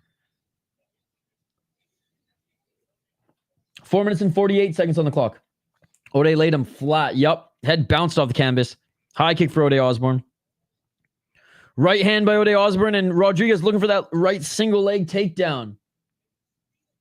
Oh my goodness, and Ode Osbourne now looking for a guillotine. Oh my goodness, guillotine for Ode Osbourne. Guillotine for Ode Osbourne. 4 minutes and 29 seconds on the clock. Reverse guillotine now. Oh my goodness, and Rodríguez got out of it. Rodríguez got out of it. Rodríguez in the top position. Man, the sub prop is pain. I can't complain though. I'm weirdo and love that stormy ass gross weather. Hey, you're an islander, brother. I get it. I get it. Guillotine reversal. And now Rodríguez looking to get the back of Ode Osbourne. It's one of the biggest reasons I'm moving to the UK. But see, I like the rainy weather on the beach. I love storm watching and shit. I'm sure you can find some nice storms to watch though in the UK. Good job getting the back of Ode Osbourne. Here is Rodríguez. 3 minutes and 45 seconds on the clock. Yeah! Yo, what's up, JC Emmanuel Madala? Good to see you. Ground and pound here. Full mount.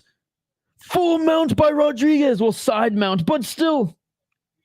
Big elbows by Rodríguez. Huge elbows by Rodríguez. Full mount. Full mount. Oh my goodness. Mounted with the body triangle, man. Raining down elbows. 3 minutes and 14 seconds on the clock. Ode Osbourne trying to reverse here, but that body triangle is cinched. And oh my goodness, can Ode Osbourne reverse? Rodríguez still trying to stay on his back, and he does stay on his back. He does stay on his back, ladies and gentlemen. 3 minutes on the clock. Oh, Ode Osbourne scrambling, trying to get out of this. And Rodríguez staying in full mount. Staying in full mount. 2 minutes and 50 seconds. Only Conor McGregor 2 minutes and 46 seconds on the clock. When one of his boys lost and he tried to fight Mark Goddard. What a comeback. Oh, looking for the rear naked choke now. Bro, Rodríguez is a dog, man. 2 minutes and 32 seconds on the clock.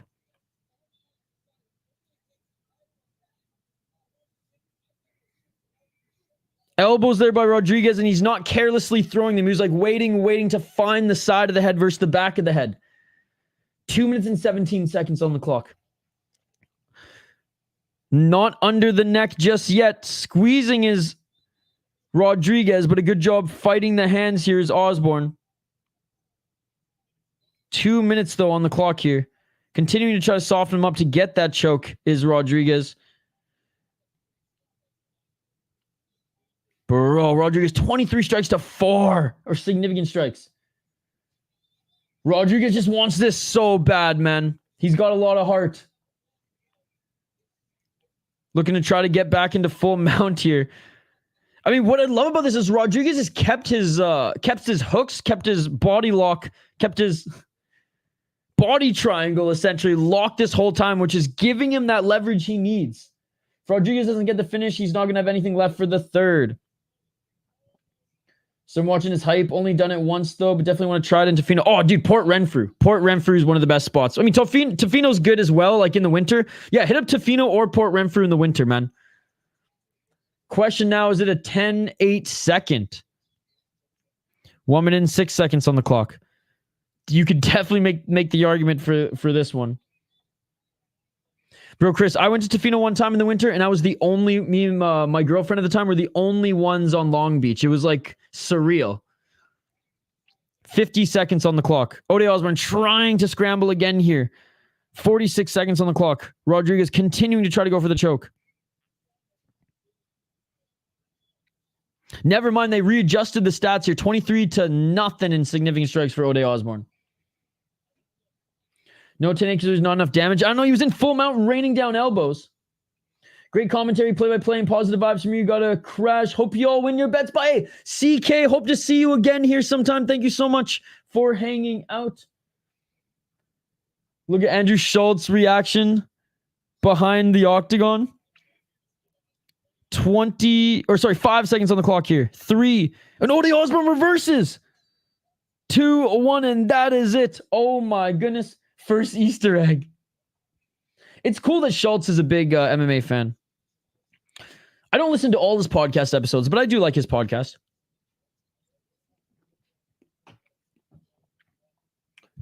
Yeah, but look at Ode. He's fine. He ended the round on top. All right. 1 round apiece going into the third. What a crazy fight. Damn, that sick. I love Tofino. Need to go more, but hell expensive there. You just got to find free places to camp, my man.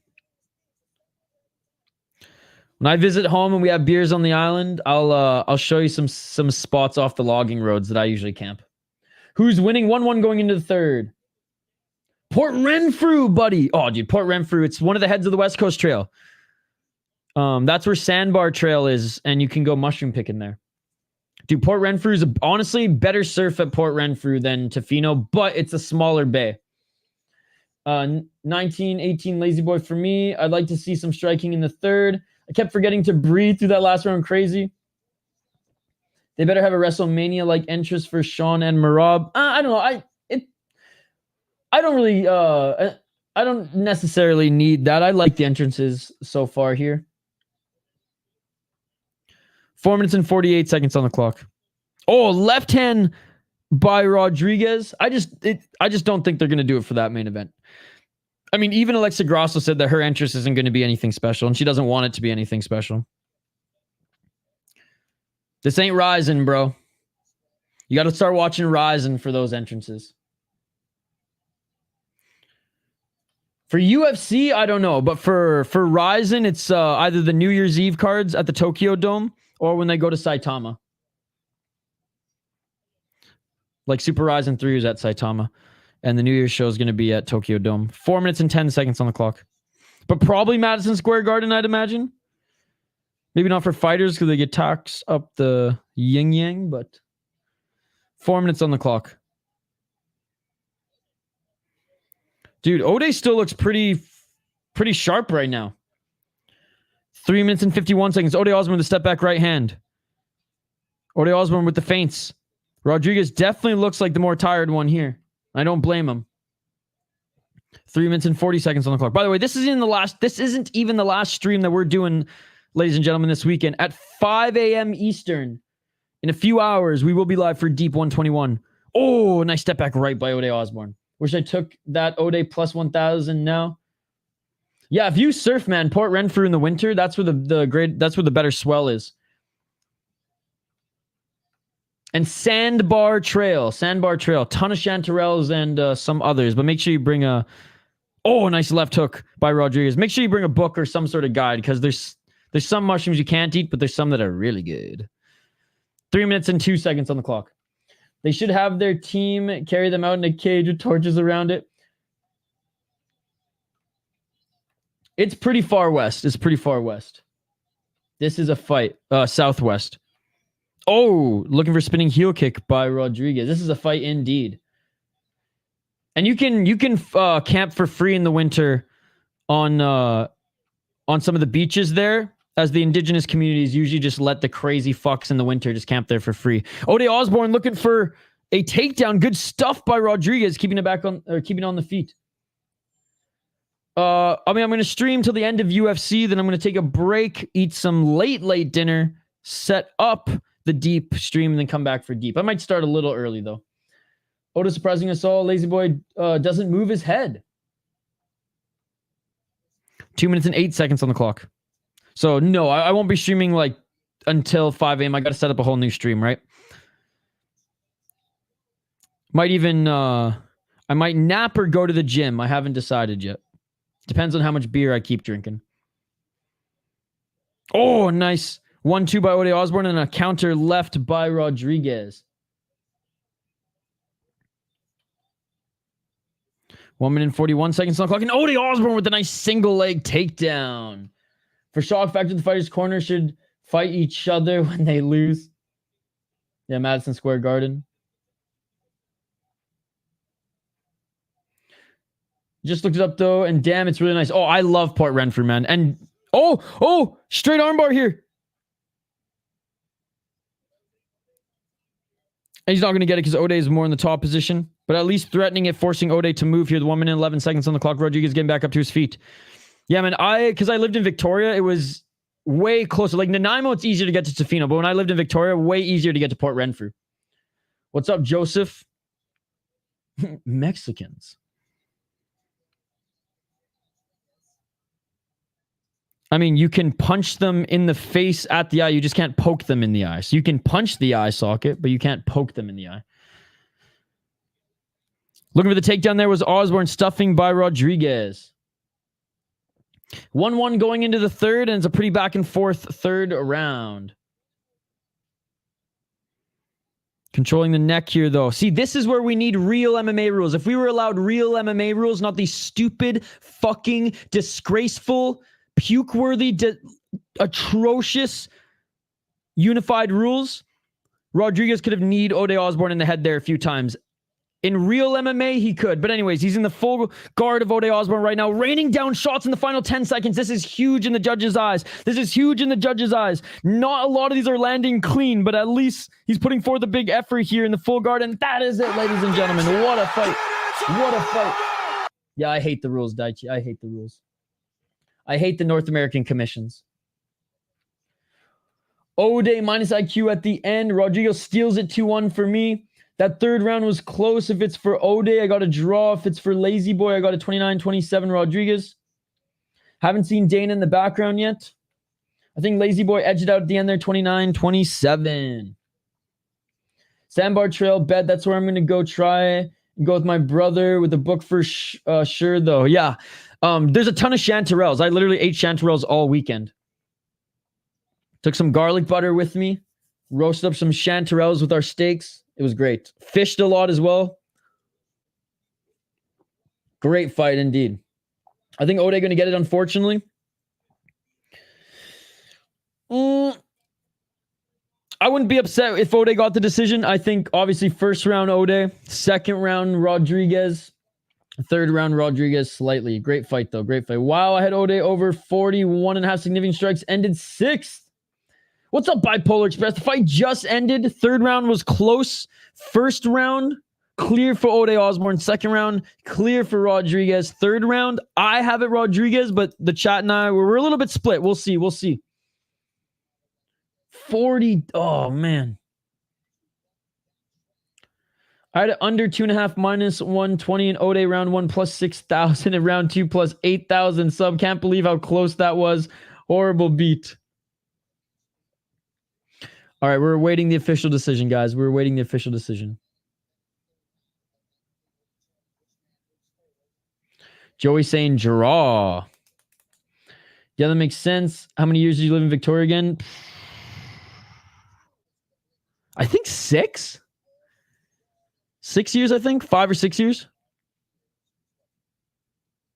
Yeah, shit. Best sport ever. Absolutely.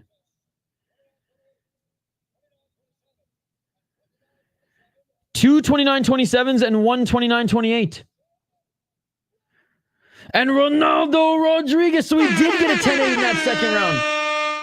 And Ronaldo Rodríguez wins this one in a crazy fight. That's hilarious. Damn. I do, like I said, I think he deserved to win the fight. Not sure. I mean, like I said, and I said this earlier, you can make an argument for the 10-8s. I didn't necessarily agree with that, but I think he should have. I think he deserved to win this one. Honestly, there are no losers in this one. Solid ass fight. Solid ass fight. But yeah, Chris Gray, now that I'm thinking about it, I moved to Calgary in 2011 when I graduated. Lived there until the end of 2013. And then moved in 2019 or 2020. First Mexican born to win. What a fight. What a fight. His coach helping him lift up his arm. He's so tired. Feel bad for Ode. Should have won by KO in the first. Good fight. Absolutely. Absolutely. And we're back tied in picks. 3-3, baby.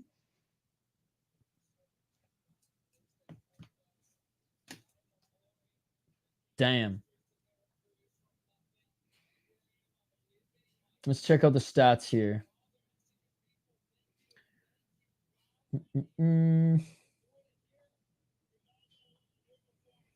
So 1 knockdown, 2 sub attempts. So here's just some of the stats for you guys. But anyways, that one, like, the stats didn't tell the whole story. That one was like a mix of eye test and stats, but my goodness. Unreal stuff. Unreal stuff. Fun fight indeed.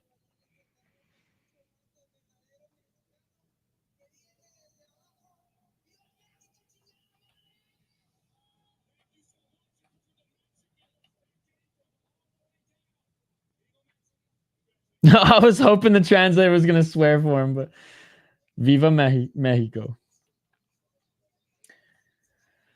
Garlic butter chanterelle mushrooms with steak. Damn, you're making me hungry. The sphere looks beautiful. He got knocked out, and to be honest, when the triangle released, he also looked out.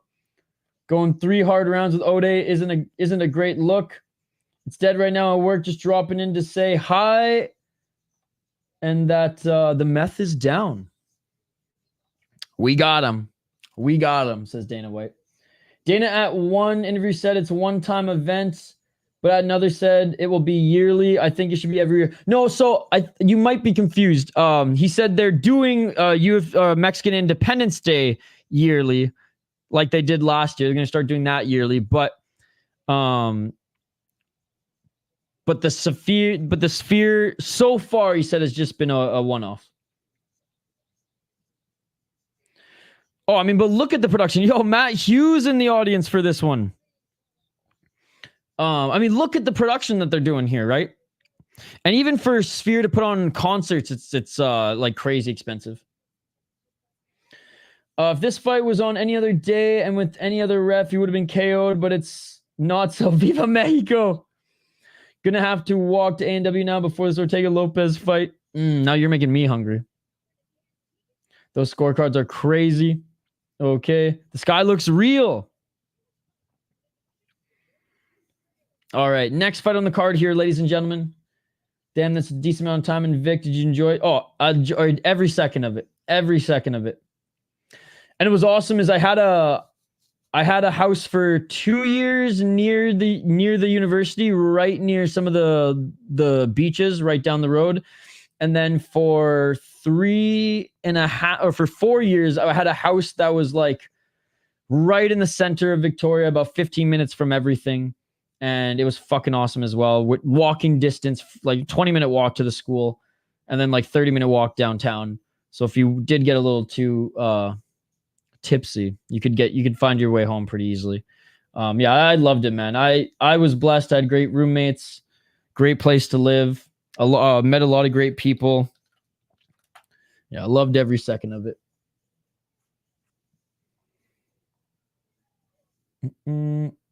Well, they're not Mexican judges. Dana took mess streams down finally. Never been a huge Victoria guy. Well, there's still boxing on there. Never been a huge Victoria guy. Even since a kid, just hated playing footy over there. Anywhere else for some reason. This main card is filled with all bangers. What's up again, Isha and everyone? I don't know what those scorecards were. Again, I thought it was 1-1 going into the third. 10-9 was good enough for me for that second round. But we did have some people in chats make an argument for 10-8 in that second round as well. What are my picks for this one? I'm getting to it, Joey. I'm getting to it. Meridian Heights saying it's back up. There you go. There you go. Yes, Jaden. Yes. Physically, he was able to make like a recovery, but he's got some brain damage because of that accident.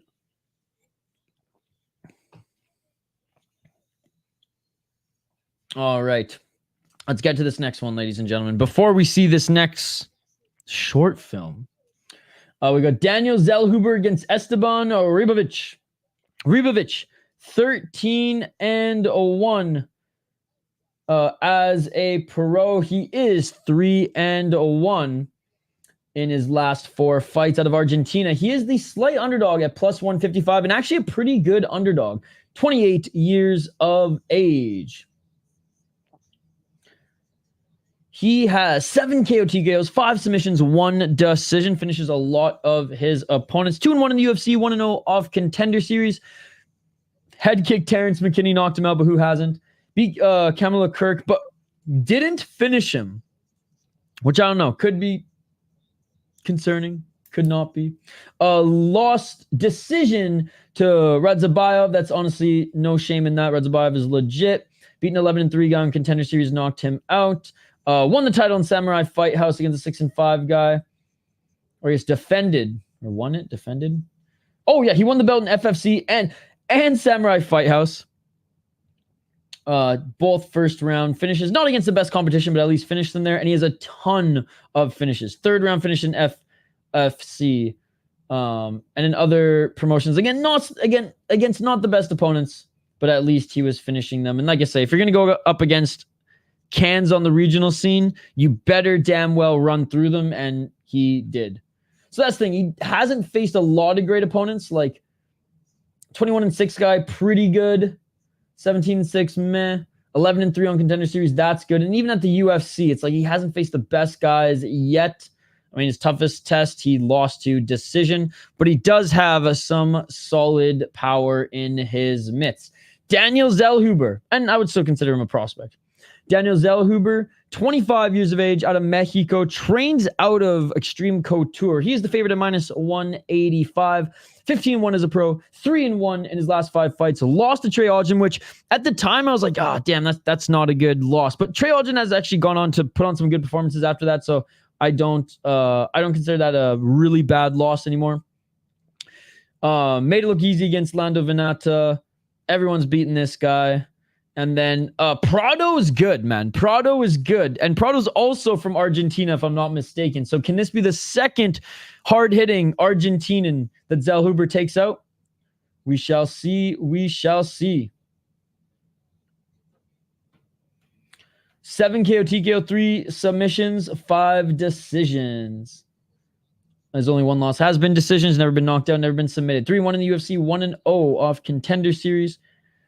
Good win against Lucas Almeida on Contender Series. I mean, this can that he crushed in Lux. Been icon to beat a 12-3 guy, 8-4 guy in Lux. Competed on Combate as well as JFL. Which overall his resume is not bad. Overall his resume is not bad. I'm going with Zellhuber. This one was another one that was tough to pick. Really could go other way, but I think Daniel Zellhuber is a little bit more well-rounded. He's a little bit bigger, taller, has better range, never been finished. Both are good prospects. Again, Ribovics, a lot of good finishes, but against meh opponents, more skilled and well-rounded, like I said. So I'm going with Daniel Zellhuber for this one. You don't know meh. I mean, you're not doing much damage with that move, so you just get your ass beat, I imagine, and you might give up your position. It's for sure hella nice though there. I bet if I grew up in Vic, I would like it a lot more. I mean, I went to college there, so it's very much like a college town or a retirement town. In between, I don't know. If I wasn't going to college and or lived in like an area near work, or I don't know, did this and just was able to go hit up the beaches. Like there's certain pockets where it's like, I'd rather live in more of a smaller town. But it's sweet. It's sweet. What's up, Brandon C? Pretty sure I saw someone use Tickle to escape a sub position. You gotta tell me what fighter that was. I mean, again, they're fighters, so I think they're gonna instinct. They're not gonna do that, but it's not that it's illegal. Yo, Ready? Good to see you, buddy. Good to see you. You know what? Now that I think of it, didn't someone like grab the foot? For some reason, I feel like I've seen that as well. I just don't remember what promotion it was in. Ready? How you doing tonight, buddy? Zellhuber's Mexican, so it's like Zellhuber. I don't know how it's pronounced, but probably you're right. This is so cool. Yeah, look at the background for this one. Great to see you, Ready. Thank you so much for being a member, as always, my friend. Hope you're having a great evening tonight. Hope you're enjoying the fights as well. It's cool that we get to see the cold open visually inside the arena rather than just it being like on screen, right? Very nice, very nice. Who do you guys have in this one? Do you have a Ribovics or do you have Zellhuber? I guess we'll see how Bruce Buffer announces it. Anyways, Ribovics making his walkout now.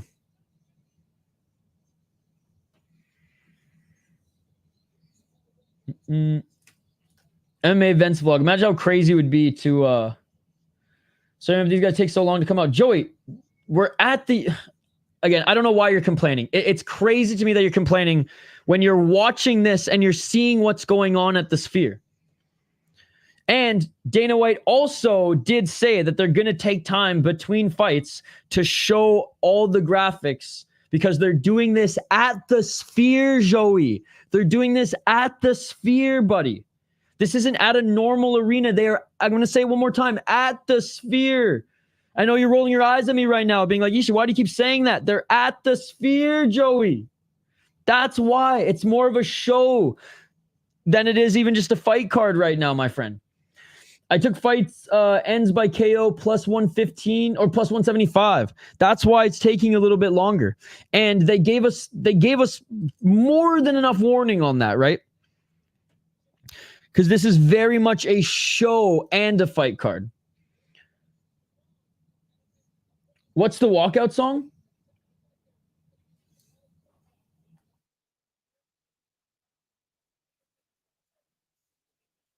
I can't even hear it.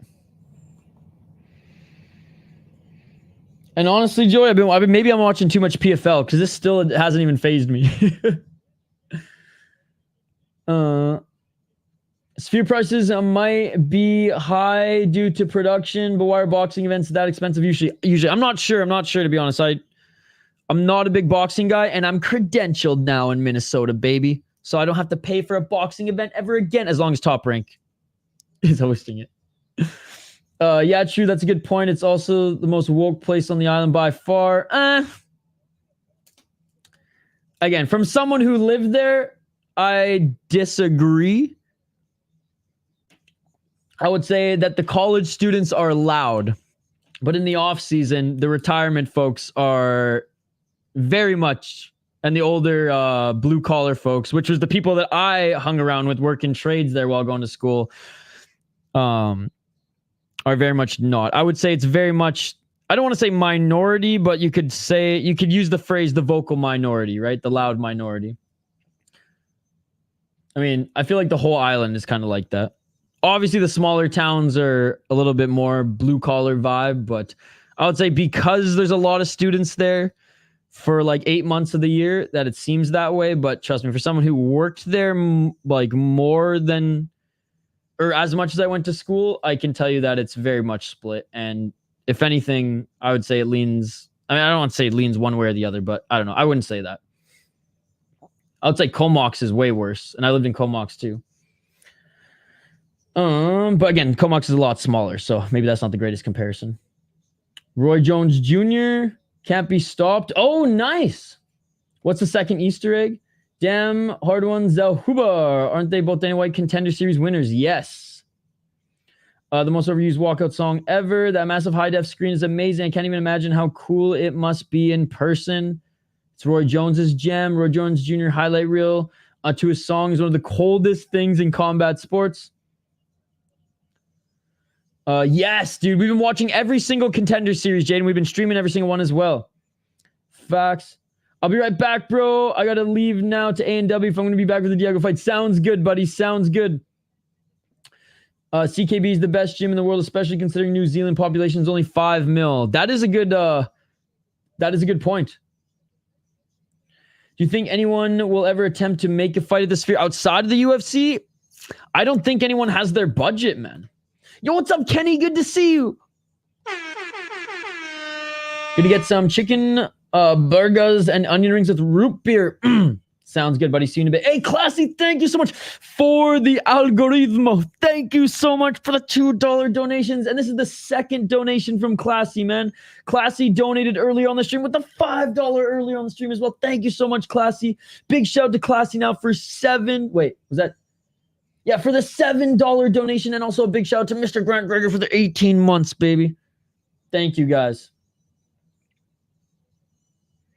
All right, Zellhuber now making his way into the cage. Yeah, I guess you would know more than me, but I just don't think there's a second best one other than Comox Courtney, but a lot smaller. True. I mean, like, population might be a factor as well. I just feel like the island is very much split. Like, it's blue-collar redneck and fishermen and loggers, or fucking, the other side students, right? H Nanaimo's kind of split too, with VIU being pretty big now. I got Zellhuber here. Tough one to call, in my opinion. Yeah, and I said that in my notes too. Tough to pick, but I'm leaning Zellhuber.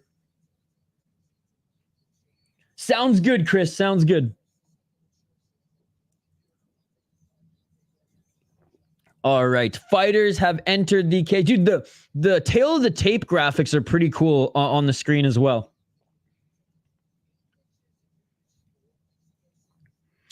Yeah, and I do like the custom fight kits tonight.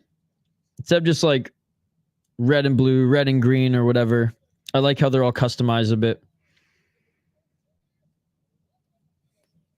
Oh, Canada. Aside from Prado, I wasn't too impressed with Zellhuber. Definitely Prado recently was his best win, but I mean, getting back in the win column again against two guys who are meh. But again, Ribovics losing to Radzhabov is fine. I would have liked him to finish Kirk. And then Terrence McKinney. I mean, everyone finishes Terrence McKinney. Not all of them. Aldana was in black, and I'm pretty sure Osbourne, I think his were black too. And were there any blue ones? I'm trying to think if we saw any blue ones. For the most part, they've been green, red, or black, though, I think. Ain't no way Sean is out here chatting in the live stream before his fight. No, I think just green. I think just green, red, and black. Bro, Day of the Dead makeup as well. That's pretty cool, man. Even the ring card girls are going balls to the wall. That's cool, man. I like that. I like that. All right, here we go. Finally, Joey. We have finally made it. Dude, that's cool. The ring card girls' costumes are changing all the time, too. That's really cool. Round one. Let's get it on. Well, I didn't say she wore gold. I said she was wearing black. Dude, they've been awesome. Dude, I'd say fights and aesthetically, this whole card has been delivering. I'm impressed. 4 minutes and 35 seconds on the clock. Oh, left uppercut attempt there by Ribovics. Ribovics. Nice start here. The 1-2 and the high kick combo. Oh, nice right hand by Ribovics. Oh, right hand by Ribovics. Zellhuber with a left and a right of his own. Zellhuber, high kick. Yeah, he's going to start. He has to start controlling the distance a little bit here, as Ribovics doing a good job of getting into the pocket.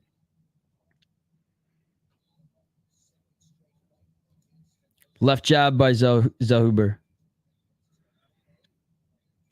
Zellhuber with the step back left doesn't land. Low kick by Ribovics. He threw his 1-2 and kind of like Dumont did earlier. She doesn't land the 1-2. At least he throws a leg kick at the end of the combo there. There he goes again. 1-2. Try to go for the body and right hand. Left to the body and right hand. Didn't land the punches, so goes for the leg kick to end off the combo. I do like that when guys do that. Oh, nice left hand by Ribovics. Zellhuber misses with the left hook. Right hand to the body there by Zellhuber. 3 minutes and 24 seconds on the clock. Left hook by Zellhuber, but not a lot of pop to that one. I wish UFC would make us be able to hear corners like this time in the future. It's nice. I like it too. It's just so loud in arenas. And I guess the way that they maybe like have the mic set up here as well, we can probably hear them a little bit better, right? 3 minutes on the clock. Low kick by Zellhuber. Outside low kick again by Ribovics. It's because obviously also the audience isn't around the cage, right? They're facing one ways, which I bet affects the sound that we're hearing too. 2 minutes and 38 seconds on the clock. Zellhuber with the front kick to the body there. Not a lot on it. Zellhuber with the left jab. Zellhuber's got to watch his fingers there. Oh, a nice 1-2 and a kick to the body combo by Ribovics. Zellhuber with the 1-2.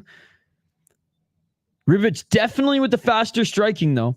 Zellhuber does have to get his range set a little bit more here. 2 minutes and 11 seconds. Body kick by Ribovics. Or sorry, body kick by Zellhuber. Front kick by Ribovics, missing with the left hand. See, Zellhuber ducked under that one, it seems. 1 minute and 57 seconds. Left hook by Zellhuber doesn't look like he landed clean. Ribovics 1-2 missing, but ends with the body kick. Does it again there. Can barely hear the commentary desk. It's nice. Yeah, we can hear the corners more, eh? 1 minute 38 seconds.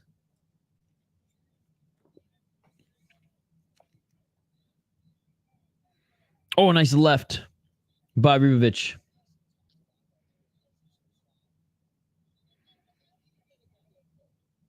Oh, Zellhuber through 4-punch combo. Didn't land many, though.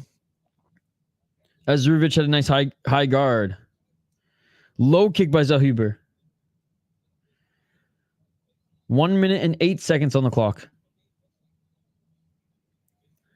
Glad we haven't heard them talking about Riyadh season over and over, right? I don't even think I have the volume very low. Oh, a nice left hand by Ribovics there. Again, Ribovics' hands are faster. Knee there to the body by Zellhuber.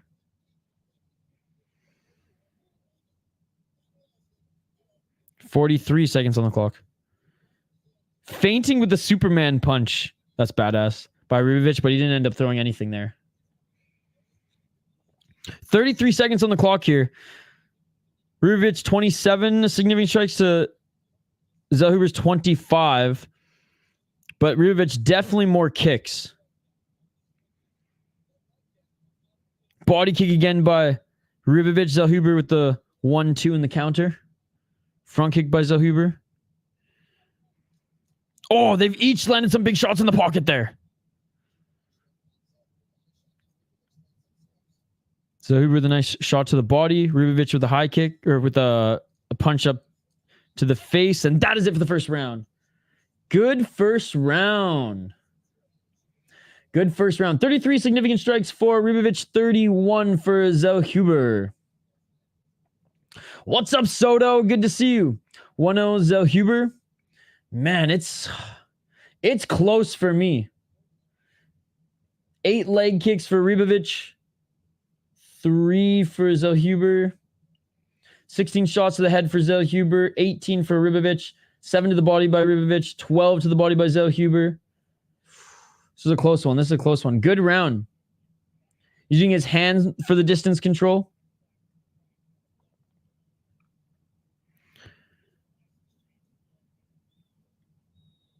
Close round, man. Close round. I think he can go either way. I think that first round could go either way. Can't judge.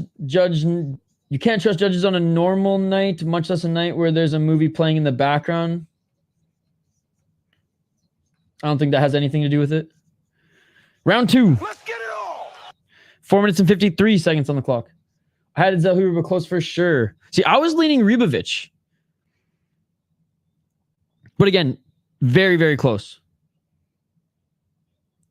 Oh, Jedi, you're a smart guy, Jedi. You know I can't show the fight. This is a UFC pay-per-view. In what world do you think that we can show the fights on YouTube, bro?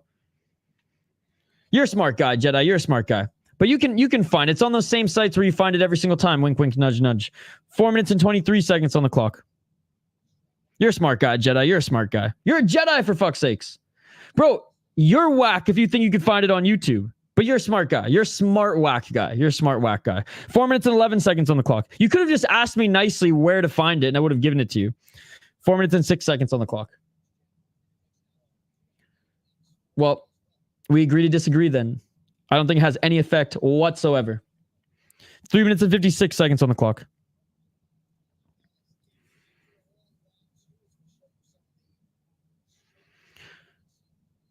I mean, I was just hoping I was stuck at work. Well, fair enough, fair enough, fair enough.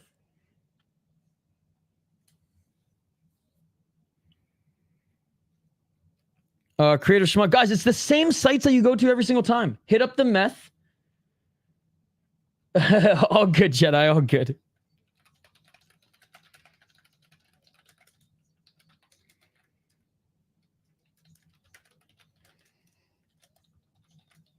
I got you, boys. I got you.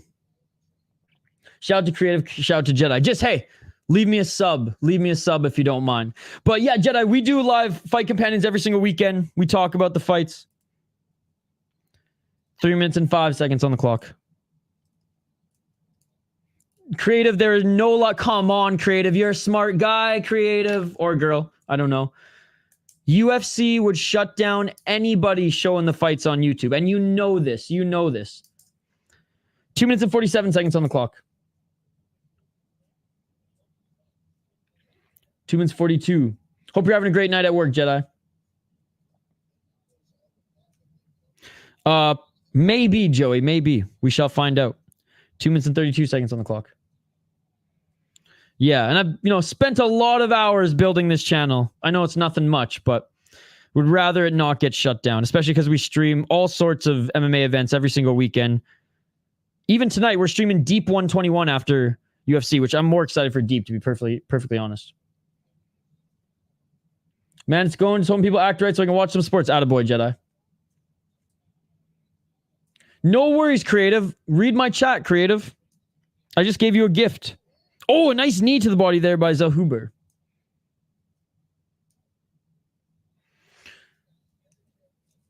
What do you train in, Creative?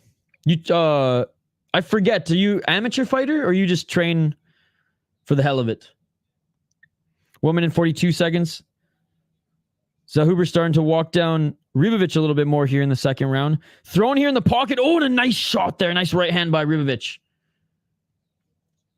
1 minute 30 seconds on the clock.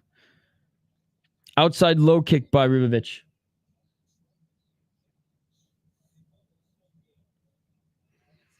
Again, close striking numbers in the second round. 31-33 for Ribovics in the first round. 42-40 thus far with 1 minute 13 seconds left here for Zellhuber. 1 minute on the clock. But again, thank you for tuning in, Jedi and Creative. Shamuck. Didn't mean to come after you guys. They going in right now. I like it.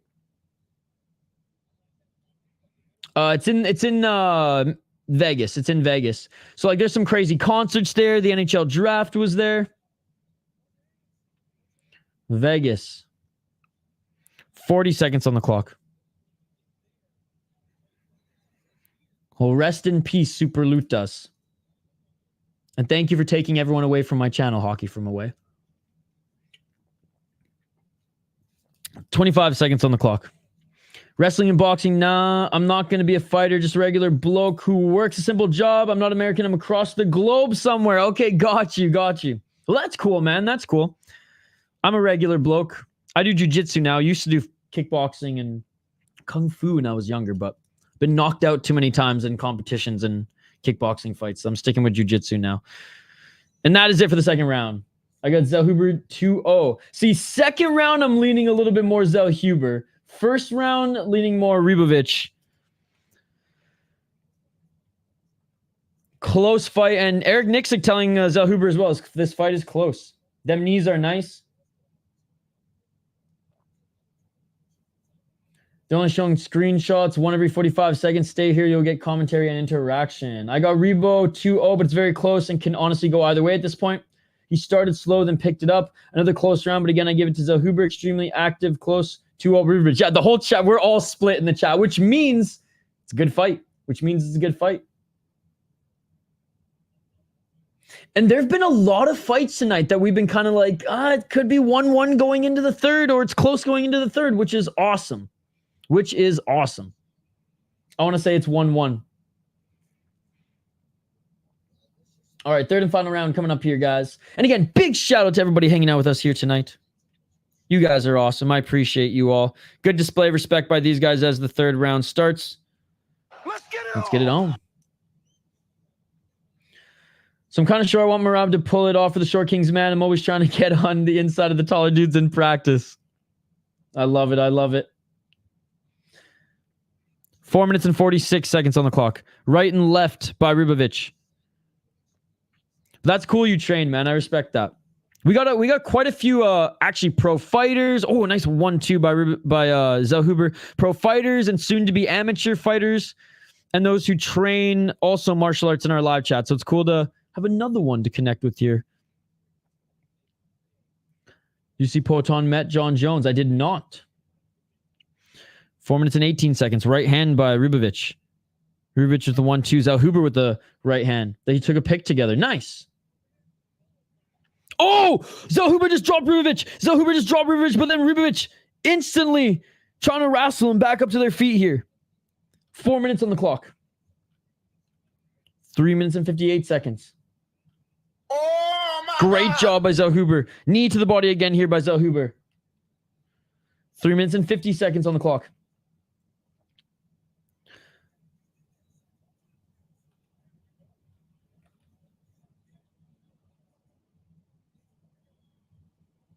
Eye poke there by Zellhuber. Yeah, those fingers, man. Ooh, thumb right to the eye. I said in the first round there too, he was definitely gauging the distance with his hand. Well, actually, Activate A said that and pointed out, but I was seeing that his fingers were getting a little close there. Oof. Thumb right to the eye, but Ribovics said okay.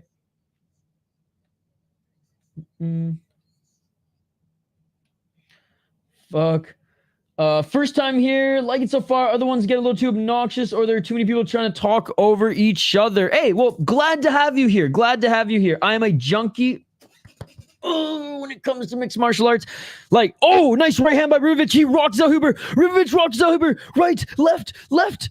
Zellhuber with another right. Oh my goodness. Or sorry, Ribovics with another right. Ribovics to the right. Ribovics to the left. Zellhuber's covering up here. Teeing off is Ribovics. Zellhuber's hurt. Oh, another right hand by Ribovics. 2 minutes and 58 seconds on the clock. Oh my goodness. Ribovics to the left. Ribovics with another left, but head movement, head movement, head movement. So much head movement. Oh my goodness. Zellhuber trying to run away just to recalibrate here. But Ribovics is on him. 2 minutes and 41 seconds on the clock. Shot to the body here by Ribovics. Zellhuber just moving his head, trying not to get hit, trying to somewhat recover. But he's on the back foot. 2 minutes and 25 seconds on the clock. Oh my God. They each rocked each other in this round. Oh, big shots to the body here by Ribovics. Oh, and another big shot by Ribovics. Zellhuber with the left and the right, but Zellhuber's still not okay. Zellhuber with the left hook. Right to the body by Ribovics. Right hand by Zellhuber. 1-2 by Ribovics. Right hand by Zellhuber. 1-2 by Ribovics again. Right hand by Zellhuber. This is crazy. I'll get back to the comments here in a sec, but this is fucking crazy, bro. 1 minute and 52 seconds on the clock. Left by Zellhuber. Again, thank you so much, Shahid. We're glad to have you here. And like I said, I'm more excited for Deep 121 after this. We got another stream here later. But I don't know if it's going to deliver like this. This has been a tremendous card, but it's great to have you, my friend. Zellhuber somewhat recovering here on a knee to the body and a 1-2. Oh, and Ribovics lands a left and a right. This is crazy. What the hell? He's cooked Ribovics. Outdogged him. Insane fight. Oh my God. I don't know if Ribovics outdogged him if Zellhuber's still in this. How can he not be a dog if he's still in this? Oh my goodness. Oh my goodness. Oh, what the heck? No! My freaking shitty iPad just froze here for a sec. We'll get back to it, but what a crazy round. What a crazy round, and especially a close fight as well to have something like that occur. Where Ribovics obviously got rocked in that one, but he hurt and did way more damage to Zellhuber for sure at the end there. What a comeback indeed. What a comeback indeed. 41 seconds on the clock. Craziest fight I've seen in a minute, sure. Oh my God. Oh my God. And another right hand. Counter left by Zellhuber. Oh, left hand by Ribovics. 28 seconds on the clock. 23 seconds. Right hand by Zellhuber. Right by Ribovics.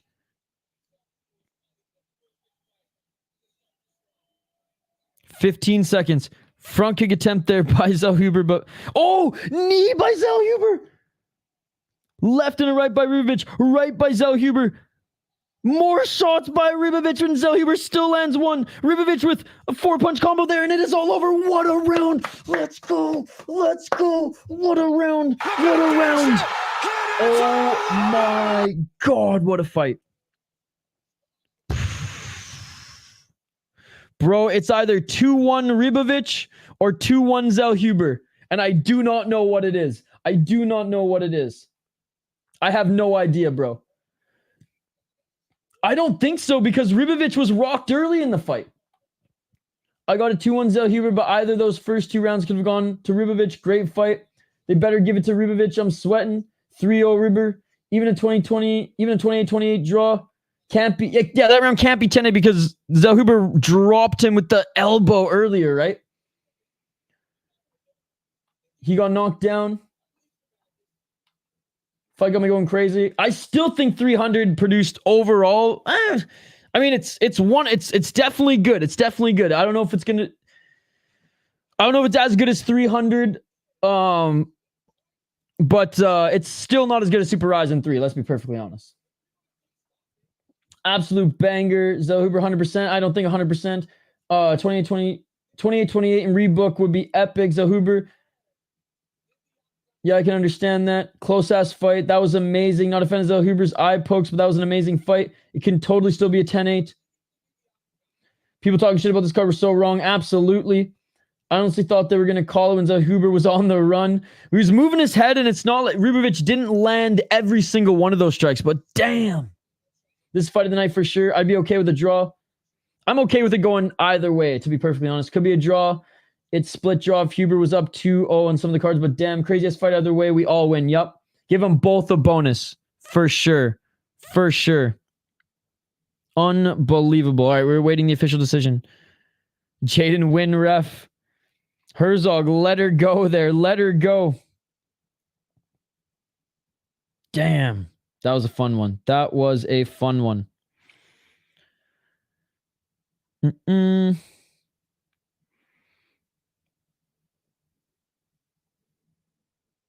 Again, close fight, guys. Close fight. And Esteban Ribovics wins! Great performance. Let's fucking go. Let's fucking go. Right decision. 10-point must system, my man. 10-point must system. Let's fucking go. Split. Esteban won. Herzog's the best route. Yo, Creative, I literally gave you a place to watch it earlier. I can't keep putting in the chat, so it's not my fault you didn't take my gift, my man. I literally gave you 2 options to watch it. I can't put it in the chat again. I'm sorry, buddy. You can ask chat, though. I literally gave you a place to watch it, Creative. 2 places. The crowd isn't even booing because that was amazing. Yeah, respect. Ribovics won. Yep, split decision. Yo, that sphere's insane. How they make that whole thing screens and outside is insane. Such technology. Absolutely. I thought Zellhuber had the cleaner one too, but meh. I knew that would be a banger, but oh my god, that was insane. Yeah, I thought Ribovics won round 1, Zellhuber round 2, and then Ribovics round 3. Oh my god, Reaper. I hate to say this, brother, but you missed a lot. It's been a tremendous card. And that could have been, you just potentially missed fight of the night. But hopefully we have some even, I don't know if we can get even better than that, but hopefully we can get fights on the same level as that moving forward. That third round was one of the best I've ever seen. Imagine being a sheep and saying this was a shit card before it happened. Same. Yeah, Reaper Jones, this has been an amazing card, my man. But hope football was good. Hope football was good.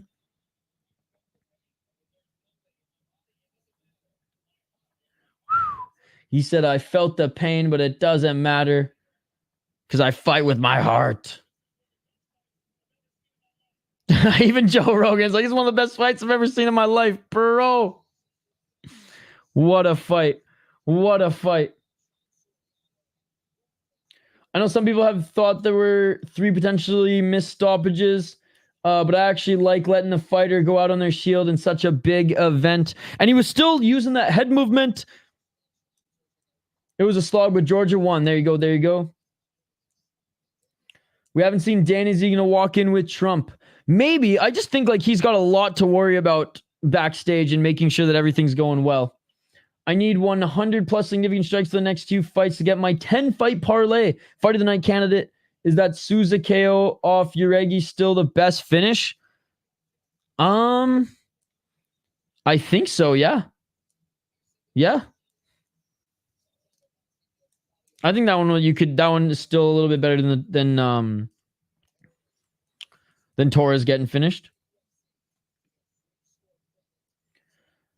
I'll be 100. We get a title change. This card clears 300 for card of the year. There you go. There you go. Bro, crazy stopping in. Good to see you exploring the car.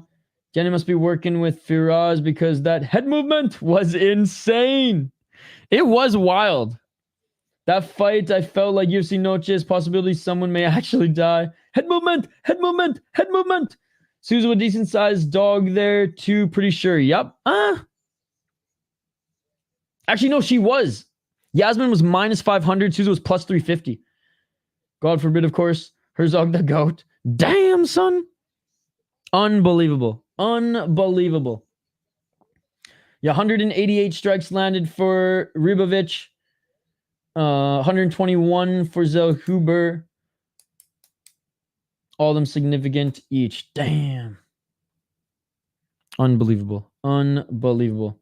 This card has been a banger, period. Absolutely. Absolutely. Is it too late for Danny to step in? Well, who would he be replacing? Head of my bets so far tonight, finally.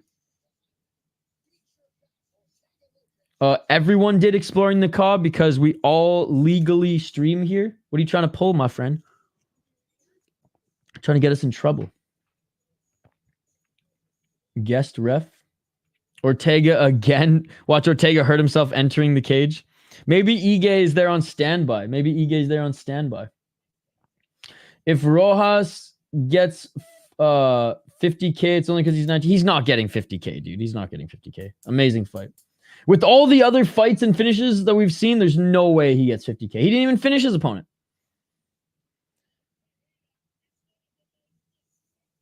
Yeah, no jumping around in the cage, Ortega. Is what I'm saying. Okay, got you. It's been good, man. It's been good. Big shout out to Exploring the Cob, by the way. And I was telling some of our friends in the live chat here that we've had some former fighters, some current fighters, and past and fighters who are training to start fighting on the amateur scene. Exploring the Cob, former pro kickboxer. And it's awesome having him in the chat here. He actually interviews legends of the sport, not just kickboxing, but MMA as well on his channel. So go check that out. Bahamondes getting 50K. I feel like Ortega's going to lose. Yes, sir. I knew like Deep. I don't know if this is going to beat this. My dude, this is crazy. Deep's probably going to have more finishes. Deep's probably going to be still better. And that's not even to poo-poo the UFC. It's just like that's how those cards are, and that's why I love them. That's gambling, baby. Because you have 1 and 5 guys going up against 2 and 8 guys, and there's not a lot of technique.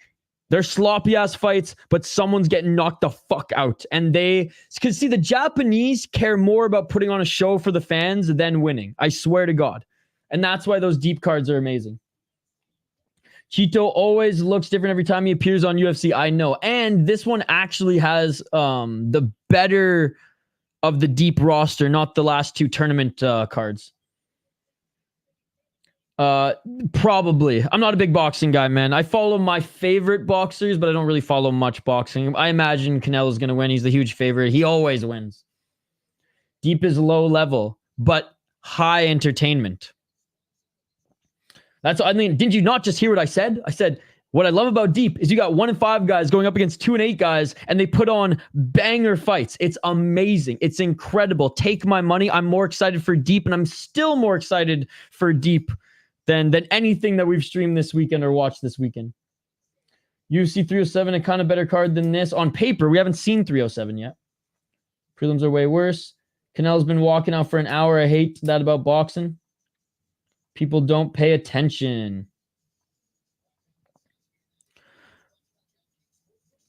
Why wasn't 307 Sphere card, though? I guess because they wanted to do something big for Mexican Independence Weekend. Landwehr versus Hubbard is going to be a scrap. Oh, yeah. Cheeto's the biggest enigma. I feel like it's his IQ. Cheeto, not that bright, unfortunately, and his intelligence is one of the biggest parts of being a good fighter. Jane, just because it's good doesn't mean it can't be overhyped. I'd rather watch high-level fighters. I'd rather watch it all. Because I'm a junkie fan, Jaden. And I love Japanese MMA more than any of these garbage piece of shit fake MMA rules that we see in North America. I hate the unified rules, Jaden. I hate the unified rules. It's a disgrace to MMA. It's disgusting. And I fucking hate the North American commissions. So any opportunity I can to watch real MMA, even low-level real MMA, I'm going to do that, brother. I'm going to fucking do that. Kind of weird decision to put this card on the Sphere when you have that stack card right after. This is the biggest show I've seen in combat sports. The Japanese got nothing on this production. I would say that KSW Coliseum 2 had insane, was just as, well, obviously they don't have a sphere and all this like crazy screen stuff, so I'm not saying that, but I'll say that Super Ryzen 3 and Coliseum 2 definitely on this level. I agree. Japanese MMA 1 out of 5 ain't bad. Mexico, damn. This is exceeding my expectation too, to be perfectly honest.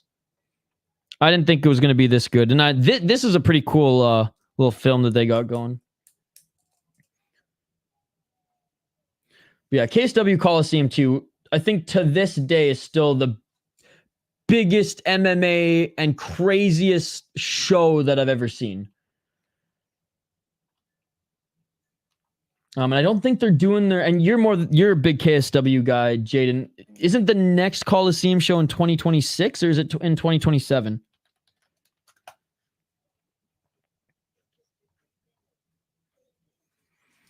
This is super cool though, man. But yeah, this is definitely exceeding my expectation as well. I didn't think it was going to be this cool.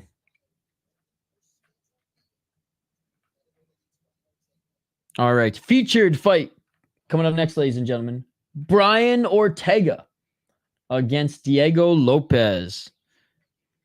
And the cold open is starting right now. What a time to be alive. Mine as well, but it misses a Max or Charles, in my opinion. Yeah, but it's exceeding just like the name, because everyone was being critical of this card because of the names on the fight, or names on the card. But the fights have been awesome. So we don't even need big names. Nice presentation. Indeed. I can't wait to see the championship fight backgrounds. Yeah, me too. Me too. Danny's been talking about Sphere for Mexican independence since Cinco de Mayo of this year. There you go. There you go. All right, ladies and gentlemen. Let's get to this next one. We have Brian Ortega against Diego Lopes. Diego Lopes, 25-6 as a pro. He's 4-0 in his last 4 fights. He's the favorite coming in this one at -185. An interesting regional career, as he's beaten some really good opponents, but he's also lost to some meh opponents as well. 25-6 as a pro, like I said, been a ton of fights before entering the UFC. 10 KO TKOs, 12 submissions, 3 decisions. He's been KO'd twice, or KO'd twice. Never lost via submission. 4 losses via decision. 4-1 in the UFC, 0-1 in ACB, and he's actually lost on Contender Series back in 2021. On a 4-fight win streak right now. Again, Ige was on very short notice because Brian Ortega obviously pulled out of that one. Great win against Sadiq Yusuf. Great win against Pat Sabatini. Easy win against Gavin Tucker. And short notice debut in the UFC against Movsar Evloev. And he took him to a decision and fought a very good fight in that one and actually tore up Evloev's knee in that one as well. On the regional scene, like I said, it's fought some good guys. It's fought some bad guys. Mostly fought in Lux, XFL. Cool that he was in ACB. Again, was on a good run here. Man, he's been fighting for a while. He's fought everywhere, dude. It's absolutely insane. A lot on the Brazilian scene. And then really started getting wins together in Lux. But the talent was there. The talent was there, even if he didn't get like the best names of opponents. And he's really been developing in the last 2 years as well. Brian Ortega has not been as active as Diego Lopes, as he's 2-2 in his last 4 fights. He fought the Korean Zombie almost 4 years ago. Almost 3 years ago was that fight against Alexander Volkanovski, which he got beat up in that fight. But hey, Volkanovski was in 2 very deep submissions by Brian Ortega. The triangle and the guillotine. He was able to get out of them. Most people wouldn't have gotten out of those. Again, lost to Yair Rodríguez, but that was more of like his own, like an injury there.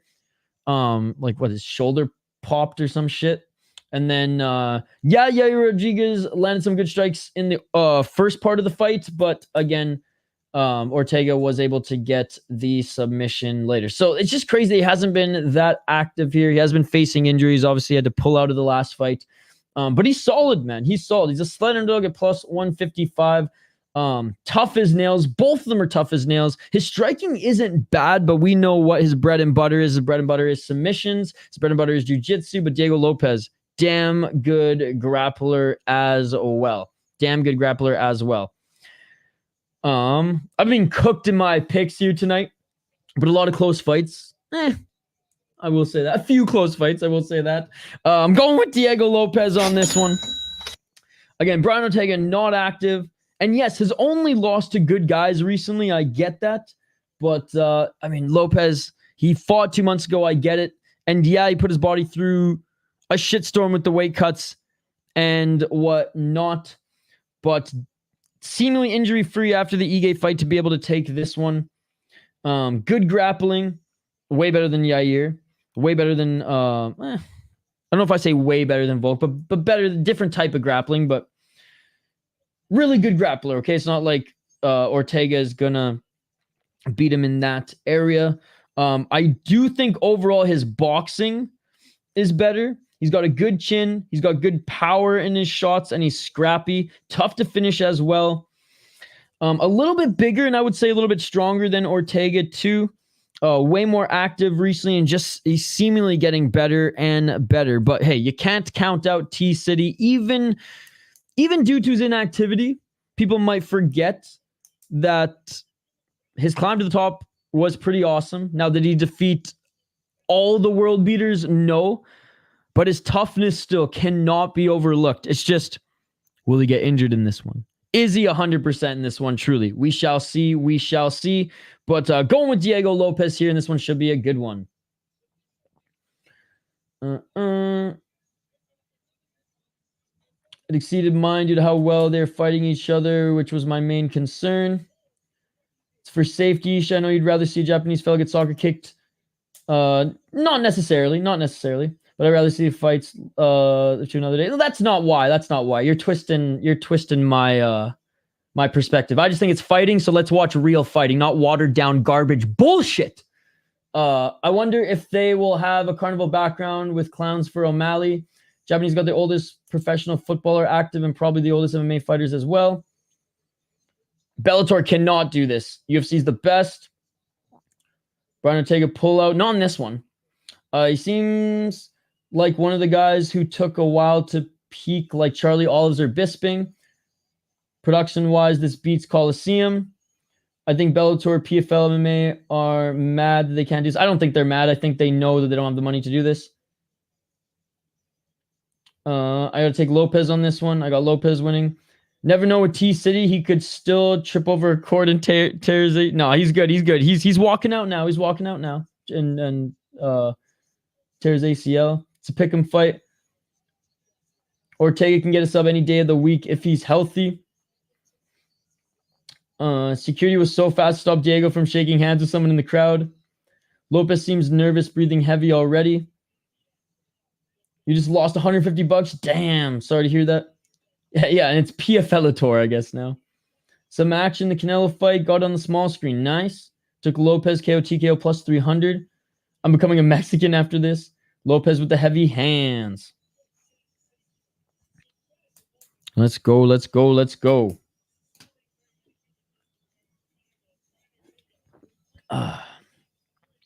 Vanderlei kicked a lot of people, and they're still doing good here today. Sakuraba actually still doing catch wrestling fights, and he's been kicked in the face more than anybody. So, just saying. Getting kicked in the face a couple times, still better for the brain than boxing. This is all employed by Dana to get Mexicans to go back to... Oh, my God. If anything, they're going to come to Vegas to watch more UFC fights. But then Ortega high fives everyone. All right. Ortega about to enter the cage now. Again, big shout out to everybody hanging out with us here tonight. Appreciate you guys. There's so many UFC fight companions And the fact you guys are hanging out with the Stay Life Project means the world. Really appreciate it. Really appreciate it. Do you think DC is in the top 10 MMA fighters of all time? I think you definitely make that argument.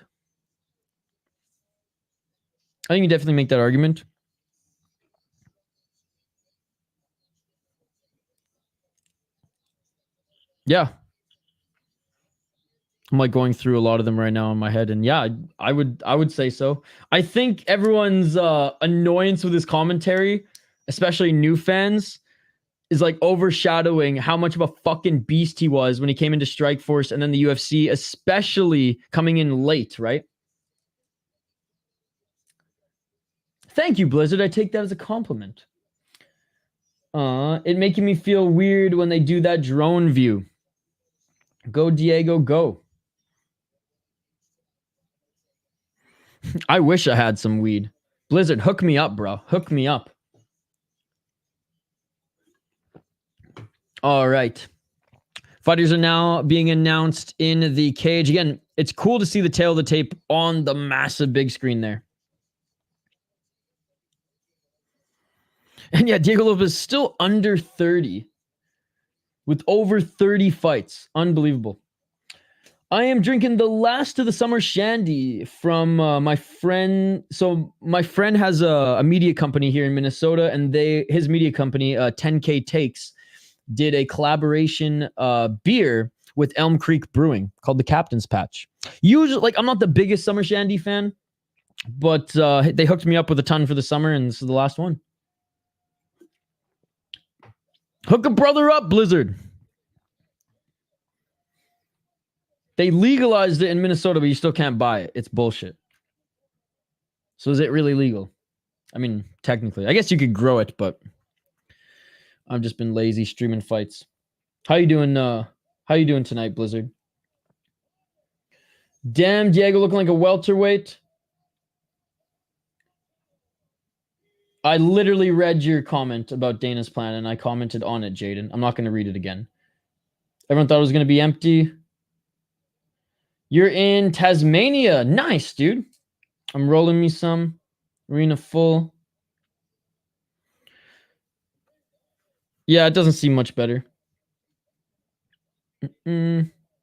Indoor, handsome and hungry. Are you kidding me? No one would grow it outdoor. That's crazy talk. Oh, no worries, buddy. Like I said, I take it as a compliment. Diego already the people's champ. Nice tail of the tape. Yup. That's cool, man. Tasmania. That's fucking sick, dude. Nice. Yeah, I've been off the cannabis since May. But I've been jonesing. Anyways. Just usually a big wannabe fighter host. No, I'm just a fight junkie, man. Like I said, this isn't even the last stream of this night. We're going to be streaming Deep 121 after this at 5 a.m. Eastern. Because Japanese MMA rules all.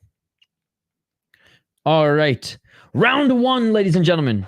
Let's get it on. Brian Ortega made it to the cage. Healthy. Let's fucking go. 4 minutes and 49 seconds. Better than Victoria, that's for sure. Yep, legal. I mean, it's legal here, but you still can't buy it from a store yet. The themed ring card, girls, should continue. 4 minutes and 38 seconds. Low kick swing and a miss by Lopes. Nice, Jaden. Oh, big left by Diego. He hurt Ortega. Big left lands clean by Diego. He hurt Ortega. Right uppercut by Diego. Ortega on the ground. And Lopes diving on him here. Ortega back up to his feet. Oh, Diego Lopes slams him to the ground. 4 minutes and 15 seconds on the clock. 4 minutes and 12 seconds. Diego trying to get into mount here. Diego with the left elbow. Diego in the full guard of T-City. Oh, right hands by Diego. Big shots in the top position, but T-City trying to get the triangle, and Diego just shakes him off. Diego, savage as he tries to re-enter the guard here, but rolling is Ortega. Money on Diego for the distance. 3 minutes and 46 seconds on the clock.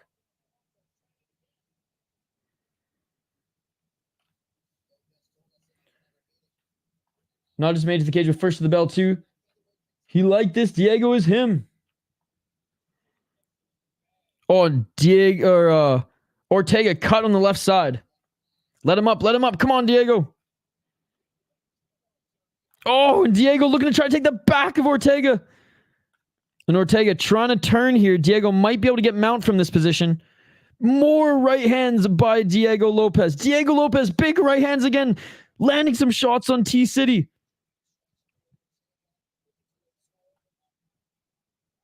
3 minutes and 2 seconds on the clock. Ortega face looks like an 80-year-old Chinese woman at the moment. Oh my God. Up kick by Ortega. Diego trying to re-enter here. Oh, hammer fist by Diego Lopes. Were his toes in the cage?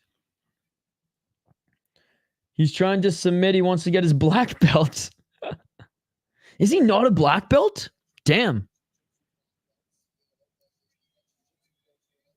Well, they just said that he's a black belt as well on the broadcast. 2 minutes and 26 seconds on the clock. I saw Ortega push against the cage. I didn't know if his toes were in the cage. And Diego invites Ortega back up to his feet. 2 minutes and 18 seconds. 2 minutes and 12 seconds. I need decision by Diego to collect money. Well, left and a right by Diego. Oh, second degree one. I mean, there you go. That eye is smoked. Right hand by Diego. Ortega with the low kick. 1 minute and 50 seconds on the clock. Left jab by Ortega. Not sure if it landed clean, though. They each landed left. 1 minute and 38 seconds.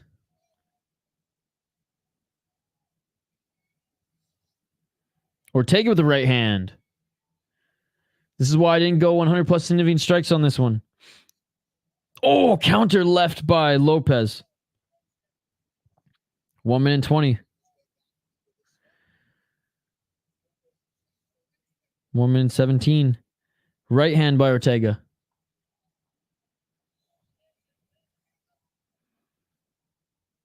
Ortega trying to land that left jab. 1 minute on the clock in this first round. Low kick by Lopes.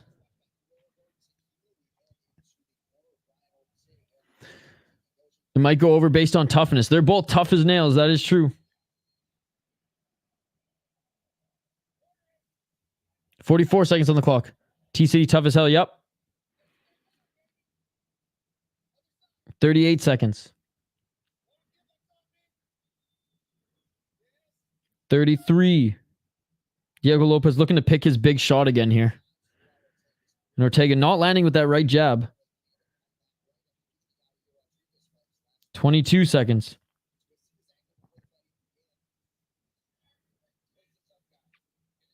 Final 15 seconds here. Yep. Well, I mean, and Volkanovski too. Like, I know he landed two. Oh, nice body kick by Ortega. I know he almost finished Volk twice, but Volk pieced him up.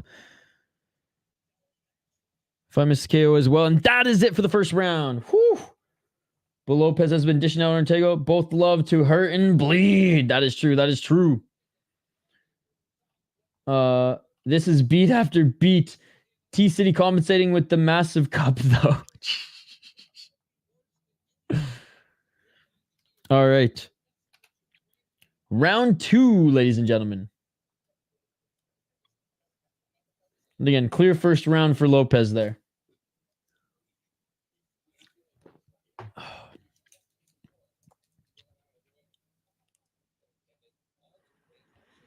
Round 2 coming up.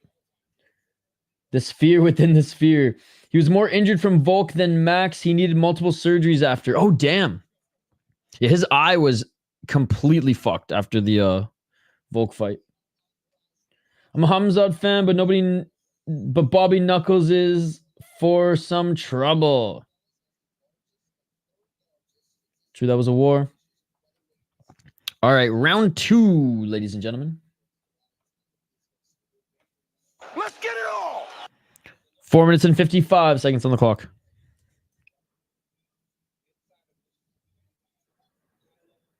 Feints here by both these guys. 4 minutes and 45. Outside low kick by Lopes. Inside low kick by Ortega. Ortega looking to land a left to the body. Doesn't hit the mark. Oh, a counter left by Diego again. This time it didn't drop Ortega, but he ate it clean. 4 minutes and 23 seconds. Need Canelo to go decision plus 300. 4 minutes and 13 seconds on the clock. Straight left by Ortega. Ortega with the right.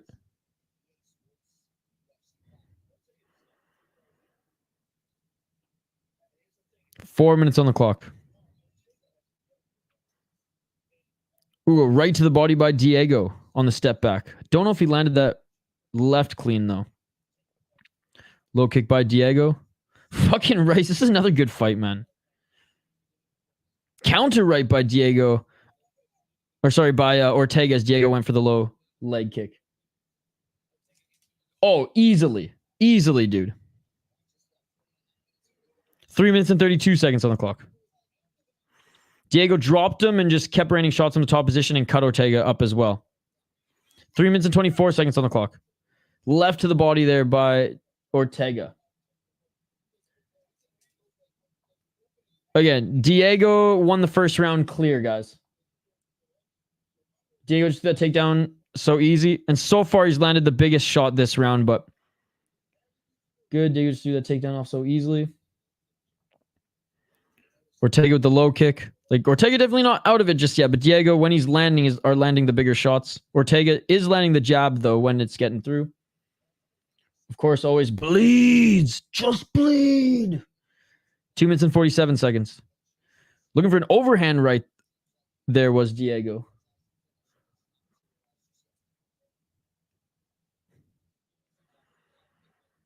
Two minutes and 35 seconds. Lopes walks in, swings with the left hook, doesn't land clean. I don't know, Ortega headbutted Diego first a lot. Might be closer than you think. Or headbutted Diego's fist a lot. Might be closer than you think. 2 minutes and 18 seconds on the clock.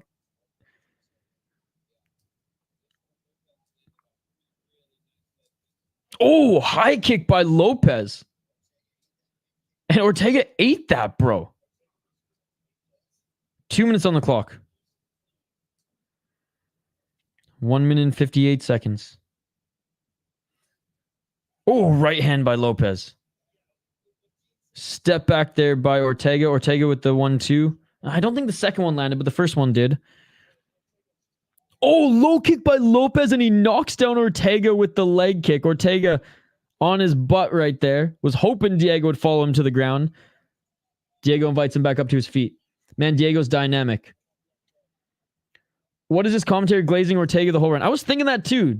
Joe Rogan, his striking is dynamic. Like, what? No way, Austin Malley. They know the better fight. 1 minute and 18 seconds on the clock. I bet people watching are pissed. 1 minute and 13. Oh, Ortega with the 1-2.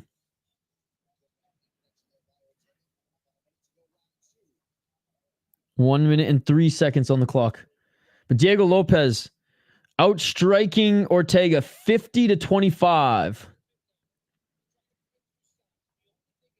52 seconds. Oh, now it's back.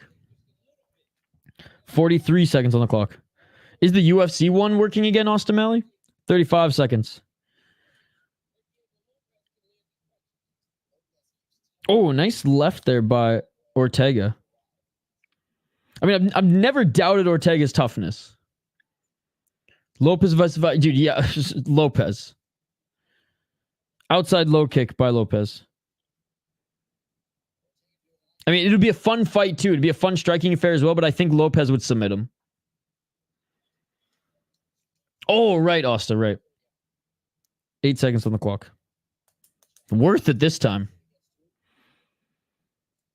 3, 2, 1, and that does it for the second round. That does it for the second round. Yeah, I'm giving the edge to Lopes in that second round. Obviously closer than the first, because the first it was clear for Lopes. Lopes landed the bigger shots. Knocked down Ortega with the leg kick. And all Ortega pretty much has is the jab going for him and a few calf kicks. And even Ortega's corner is telling him, you're going to have to finish this fight. Second round closer, but Lopes still ahead 2-0. Yep, I agree. Definitely worth it. I doubt Grasso versus Shevchenko is going to be a snooze.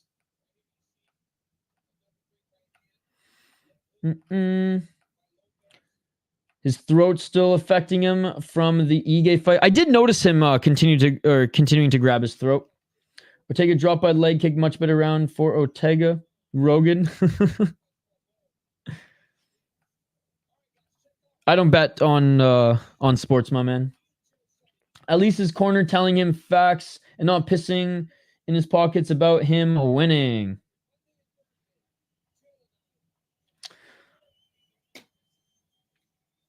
I'm a junkie when it comes to watching the sport. I watch as much as I can, but I am way too poor to bet. Round 3, ladies and gentlemen. Lopes, fun fighter to watch. Always, brother. Always. I will give my prediction and a little preview of the next fight, though, for sure. The next one's a hard one to call as well, given that the other one was so close. People saying that Shevchenko should have won that one, which there's a 100% argument there. And then the first one, obviously, Grasso jumping on that opportunity, literally jumping on the back of Valentina's mistake there. So pretty even fight thus far. A pretty even matchup thus far as we've seen. They each land a shot there in the pocket. Those leg kicks are cooking them. 2017 Lopes. 4 minutes and 11 seconds on the clock.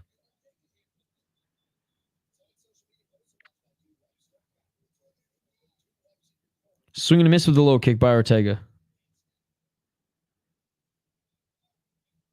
1-2 and a low kick there by Lopes. Austin Malley saying, the striking ace saying 10-8 in the first. It'll be a range fight. Oh! Each of them land a nice right hand in that exchange in the pocket there. 3 minutes and 40 seconds. I mean, Ortega actually listening to his corner here, throwing some bigger shots because he knows he has to finish this one to win. I bet just $1 or $2 in each fight just for fun. I'm up $4.50 tonight. I guess I could start doing that, but I feel like and again, I've just seen it at times, not with everyone in our chat. Our chat's pretty level-headed about just like wanting good fights and appreciating the sport and the martial arts. But a lot of time it just makes people pissed off. And I don't want to become one of those people. I want to just enjoy the fights, enjoy the promotions. So weird hearing Anik promote dude wipes during a fight. Let's go the distance. Money Diego. 2 minutes and 57 seconds on the clock. Oh, damn. 2 minutes and 53, my friend. 2 minutes and 50 now. Ortega doing a good job here with the step back rights.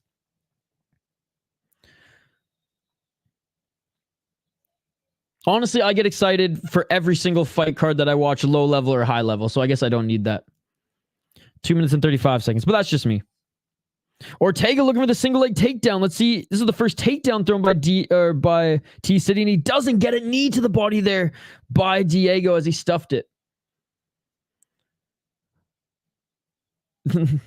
That's a funny thing to say. Bet smart. It's betting. 2 minutes and 15 seconds on the clock. Even the smart bets don't always work out. But again, I'm not a gambler. I have no interest in doing it. Left and a right by Ortega. Oh, counter right there by Diego. Lopes definitely a problem, but his cardio suspect 5 rounds. Diego said get wrecked. Only bet what you can afford to lose, which is nothing for me. Absolutely nothing. 1 minute and 46 seconds on the clock. Ish is a combat sports junkie. He doesn't need to chase the dragon. He gets it delivered 8 times a week. That is true. And Lopes with the body lock here on Ortega. I end up rooting against my bets sometimes. Emotion will start. Oh, it will still overtake my money. I like to hear that. And, maybe if I actually have money someday, then maybe I'll get into it a little bit more. But yeah. Chuba methods pay. I feel that. Yeah, but you guys are the experts. I'm far from an expert. I don't bet, so I'd probably just lose money and then have to live on the streets or sell my computer and not stream ever again. And then live on the streets. which I was close this summer, but we back, baby. Got some new clients moving into the fall. 1 minute and 10 seconds on the clock. Or sorry, 55 seconds now. Left by Ortega. Again, not a dominant round here by Lopes. Oh, just when I say that, a beautiful counter left. Left jab by Diego. Another step back left jab by Diego, but Ortega's landed 2 jabs as well. 35 seconds on the clock. Swing and a miss with that left hand by Ortega. Diego with the right hand. Ortega swing and a miss with that right. Right to the body by Diego. Right uppercut by Diego. Left hook by Diego. And he knocks down Ortega again. But that was more Ortega backing up and being off balance. But it was because Diego landed some big shots. And 15 seconds on the clock here. And Diego's unloading. Diego looking to take his back here. And this could do it in a closer round. This could be what sways the judges to win this round. And they're just throwing in the pocket now. 3, 2, 1. And the last left shot goes to Diego. And that is it, ladies and gentlemen. That is it. Let's fucking go. Let's fucking go. Fun fight, man. Fun fight. Lopes is going to get me a nice 75 points on Tapology. I don't know, man. I've had a lot of smarter bets today, making money on days I have less than 500 betting record. No, thank you. I know things will work out. I work very hard. It's just, I can't work a real job right now if I want to stream as much and watch as many fights as I do. I'm that much of a junkie where I will actually sacrifice my bank account to be able to watch 35 plus hours or 40 plus hours of fights every single week. I do work freelance work. I'm doing okay now. It just sucked in the spring. I lost my biggest client. Fucking Draymond Green bought their podcast. And the only thing that would have taken me out of our partnership and my contract with them was if they sold the show. And fucking Draymond Green bought the show, so it is what it is. But like I said, it was a tough summer of working to get new clients. I got a bunch, and hey, for the fall and winter, we're good, baby. But I appreciate that, Daichi. You got it, Blizzard. Good fight. Diego's such a beast. I'm so cursed today. Lopes is the man. Diego, all 3 rounds. I agree. Title shot coming for that kid. This Diego got this showed out. Diego Lopes the GOAT. Yes, 325 in the pocket. Let's go. Glad to see the chat making money. 30-26 Lopes. Only got Santos and Rosas. Ortega might retire unless he moves up to lightweight. And he did say that, I think win or lose, he was moving up to lightweight after this. Diego's such a gangster. What about the last fight? Zellhuber lost the last fight. Get a drone and do real estate photography. I can't afford a drone, but that would be smart. Will be champ Diego 4-4 on picks. I have a gimbal. Diego Lopes wins unanimous decision. Eventually I want to get a drone though. I've done my friend back home who actually started this YouTube channel with me, and he's the co-creator and co-owner of the channel. He has a drone, and he does photography for a living, and he's actually done a couple of those. I'll get to it, Anthony. I'll get to it. Only a couple more rounds of my Canelo decision. Hits plus 300. Ortega getting murdered at lightweight. 30-26. Wow. I think Jordan Vicenich versus Lopes. Joshua, come on, man. There's no way that Jordan Vucenic has earned that opportunity yet. Now, I like Jordan Vucenic, and he looked good in his first fight, but he lost his first fight. There's no way they're going to give him Lopes. Down the road, maybe. All 3 rounds to Lopes for me. They're both so good. This event is off the chain. Diego broke Ortega. Ortega might be done. But yeah, again, Joshua, I love Jordan Vucenic, but man, he lost his first fight in the UFC. He looked good, but there's no way off a loss they're going to give him a top-ranked guy. DGIF PV, great machines. Nice. Is that what you do for a living? T-Shitty showed out. Tough as nails, though, Ben. Even with his layoffs, Ortega has taken too much damage. True. True. Yeah, I'm 4-4 in predictions on this one, too. But shout out to Diego Lopes, man. Awesome performance again.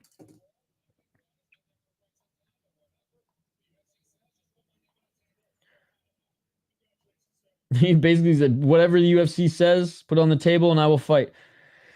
147 strikes thrown for Lopes, 64 landed, 63 significant, 180 thrown for Ortega, 39 landed, 33 significant.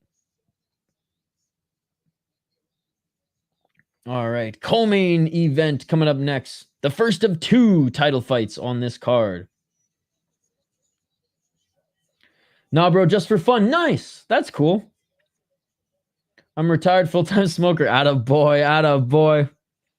Lopes versus Volk has to be the fight to make unless they do Volk versus Gaethje. I like it. I like it.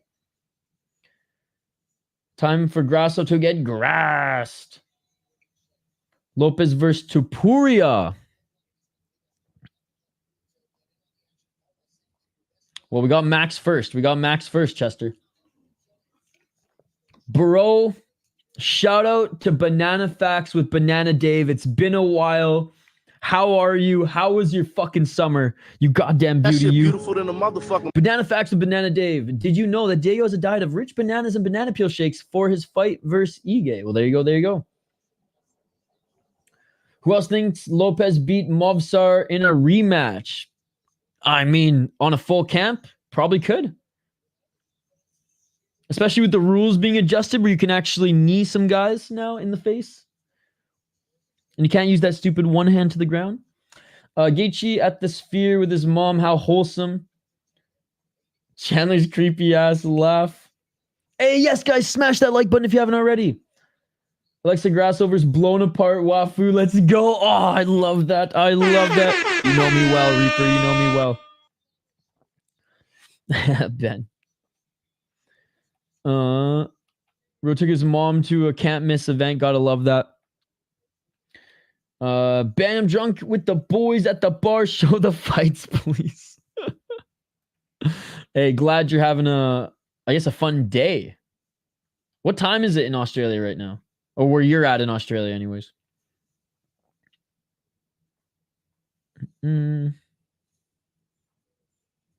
All right, let's tee up the ticker here.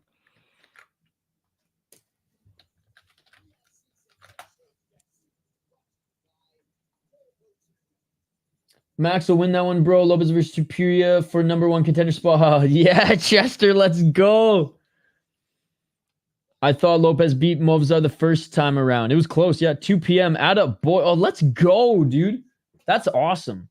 You guys staying up to watch Deep with the homies? Meridian Heights. Oh, bro, you are far too kind. You did not have to do that. Meridian Heights with a $5 donation. Here's a little something for the drone fun or whatever. It's fun hanging out with y'all for this amazing event. Thank you, Meridian Heights. Thank you, man. You're an absolute beauty. And I know you're a longtime supporter of the channel as well. And I really appreciate it, man. It's always fun to have you in these streams. Thank you so much for the dono. This has been awesome. This has been awesome having you here, and I really appreciate it.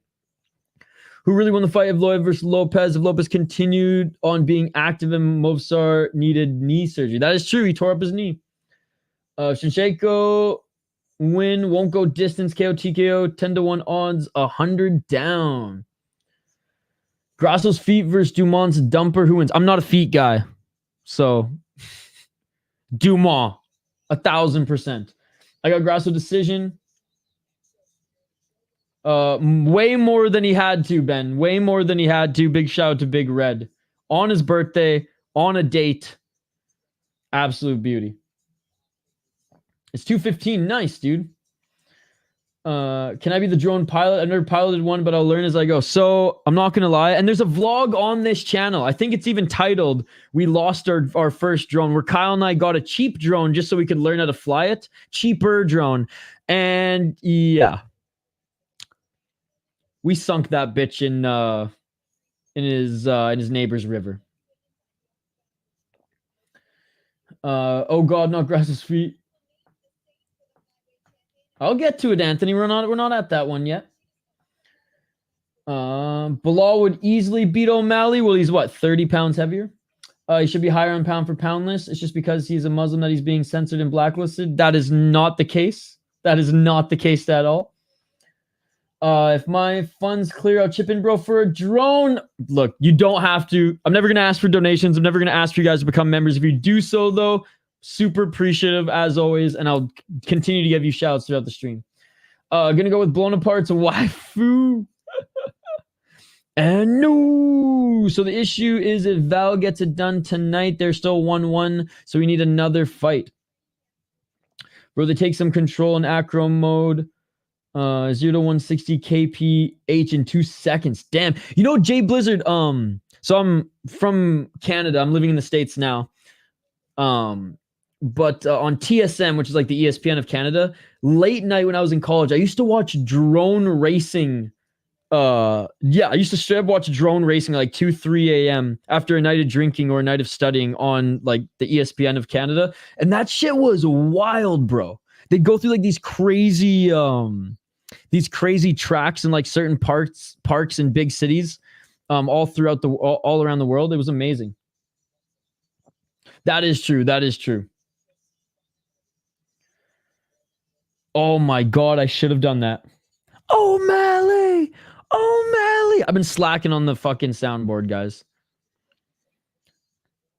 I really just have to put some time aside and just put like half an hour to an hour aside, download all the clips that you guys have suggested, and just not be fucking lazy. Yeah, but first person racing is sick. Well, you didn't ask nicely, Rhinos. Mozart destroyed Diego Lopes. Destroyed is a stretch. Leskovar balled out tonight as he should. Exactly that. Exactly that. Great, Mateo. I'm happy to hear. I hope he makes. I hope he does well. I hope he does well, and I hope he makes the team in the next couple of years. Feels like you're flying, man. It's so cool. Smashed on Indigo 30%. Let's go. Dem actually found 3 of the Easter eggs. But hopefully I can find the last 2 and have a chance at 25 grand. Let's go, Jaden. A lot of money is on Merab tonight, going from 2 to 4 odds to be favorite. Shh, the movie's on. The movie's on. All right, let's get to this next one. It's on the meth, Rhinos. It's on the meth. Jaden, bro, the streams are struggling. I'm still thinking about that cut on Irene Aldana. How crazy was that? It's not even the co-main yet, and this card is delivered and some, in my opinion. 3 out of 5 Easter eggs. The clue was clocks. Oh, nice. I haven't been like super attentive, obviously, because I'm like reading chat and going back and forth. But I hope you get that 25 grand, my man. And by the way, big shout out to everybody who's been hanging out with us here. Yeah, Ben, Dana White said that if fans find all the Easter eggs, and I don't know how to submit your findings or picks, but that 25 grand's on the line is a potential winning. Because it's firm, because there's a lot of Mexican and Latino fighters on the card. That is why. They didn't say Canelo's name. Dude was exactly what the Wild were lacking. Had 4 to 5 massive hits. All he needs is a little better hit selection, and he will be a 6 or 7 in the NHL. Let's go. All right. Well, he's definitely worth my ranking of the 15th best prospect that the Minnesota Wild have, Mateo. Everyone was counting him out. Everyone was calling me dumb on that podcast. I knew what I was talking about. First off, may have not worked out, but Leskovar is going to be in the NHL in 2 years. 3 years. He's going to be a star in the AHL and the call-up guy in 2 years. And he's going to be in the NHL in 3 years. It's for Mexican Independence Day. One of the boxes will be an Easter egg. Runkle the Casual in the live chat doesn't even know what this event is. But anyways, it's on the meth, my friend. The Easter eggs are just 5 different occasions of Dana glazing Jones. But if you finally 5 Easter eggs, you can win 25 grand USD. Hey, thanks, Jay Blizzard. Appreciate you. Got Valentina winning. Actually, yes, he's unique in the pool amongst the defensemen they have. And he actually can skate and actually has hands. He just chooses to fight and hit people. 5 out of 7's Mexican lose. Yeah, it's not been good. It's not been good. But the fights have been good. Hey, thank you, Operation Unknown. Love the profile picture. Thank you so much for joining. How are you enjoying the UFC fights, man? And big shout out to Mr. Grant Gregory. All right, let's highlight the next two fighters here. Alexa Grasso against Valentina Shevchenko. 23-4-1 for the decorated Muay Thai fighter, kickboxer, former UFC champion, Valentina Shevchenko. Steven still... Oh, what's up, Steven? Good to see you, buddy. You got Valentina? Just call you Lyle. Got you. Who represents Mexico more, Merab or Sean? That should have been the poll question. I wish there was a Texan fighter on this card that lost hard because of the historic drama between them. I like this channel. First time here today, but cool. Thank you, Creative. Good to see you. Good to have you here, my friend. Like I said, I stream 35 plus hours of MMA every single weekend. Not just MMA, kickboxing, sometimes boxing, sometimes like fucking jiu-jitsu, everything combat sports. And this isn't even the last stream. In 4 hours we will be streaming Deep 121. I'm just watching MMA. Valentina about to come out hard. It'll be a great Mexican Independence Day dub. All right, Valentina Shevchenko, like I said, 23-4-1. She's 2-1-1 in her last 4 fights. 36 years of age, hailing from Kyrgyzstan, but trains all over the world. Main camp is Tiger Muay Thai, but again, she starts her camps there and then trains all over the world. She was at El Paso for this camp. 8 KO TKOs, 7 submissions, 8 decisions. Lost 1 via KO TKO, once via submissions, twice via decisions. 12-3-1 draw, which was the last fight against Alexa Grasso. So Alexa Grasso retained because of the draw. Lost to Alexa Grasso. Couldn't help but throw some spinning shit. And Alexa Grasso jumped right on her back and was able to get the sub. Beat Tyler Santos, but Tyler Santos was actually getting the better of her in that one before the clash of heads, and Tyler Santos broke her freaking orbital bone as a result. Beat Lauren Murphy, but Lauren Murphy ain't that great. Good win against Jessica Andrade back in 2021. Jessica Andrade was still doing well. Jennifer Maia, good win. Ketlen, Seminara, good win as well. Liz Carmouche, good win. Jessica Ai, good win. Joanna Jędrzejczyk, good win. I mean, man, literally almost killed Cachoeira, and literally the only woman that she hasn't been able to slay, her dragon that she hasn't been able to slay because draw against Alexa Grasso. We'll see if she can beat her here tonight. Was Amanda Nunes. Lost to Amanda Nunes twice. Juliana Pena lost to Kong Wang in Kunlun Fight the 33, and Kong Wang is now in the UFC, so that's going to be interesting if we're ever going to see that fight in the UFC. But I mean, what more can you say about Valentina Shevchenko? One of the more decorated strikers and female fighters next to Nunes that we've seen. One of the more dominant champions that we've seen in UFC history. On the other side, though, Alexa Grasso, 16-3-1. She is 3-1 in her, 3-0-1 in her last 4 fights. Wang looks legit. Dude, their Muay Thai fight, or their kickboxing fight, is on YouTube, so you can check it out. She's the champion. She's the favorite as well at -125. Again, draw on her last fight. It was a very close fight, and if anything, Valentina might have gotten the edge in that one. There was one judge who went a little rogue in that fight, but still, it was a pretty close fight. Regardless, Alexa Grasso did beat her to dethrone Shevchenko.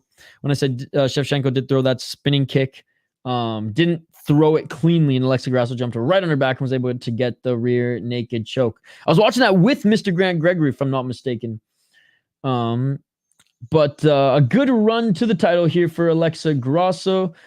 4 KO TKOs, 2 submissions, 10 decisions, 8-3-1 in the UFC, 4-0 in Invicta. Beat Arroyo, Joanne Wood, Macy Barber, Ji Young Kim. on her way to the title. So not the best opponents there, but was getting better and better at each step. Lost to Carla Esparza, but Carla Esparza is like the woman version of Merab. She gonna just lay on you or pin you up against the cage. Beat Kovacevic. Lost to Suarez. No shame in that. Now going back to 17, Felice Herrig, which again, not a good loss, but that was way back, almost 10 years ago. And now just kept getting better and better and proved that she can solve the puzzle that is Valentina, and even knocked her down in the last fight, if I'm not mistaken. Women GOAT belongs to Amanda Nunes. Agreed. Really, this one could go either way. I've said that a lot here tonight, but that's been the case here tonight. There have been a lot of close fights and hard fights to predict.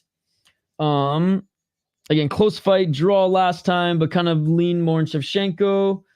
Lean more to Shevchenko, but Alexa Grasso finished Shevchenko in their first fight. I'm going to go Grasso. As much as, I like both of them. And honestly, I love Shevchenko's striking style.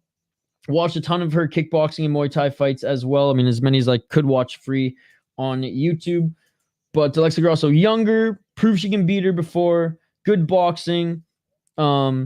I would say better grappling overall, but Shevchenko has those damn good judo throws, and if she gets you in side control, she can be smothering and can land really good elbows. Like I said, was able to match the striking. Both have power in their punches,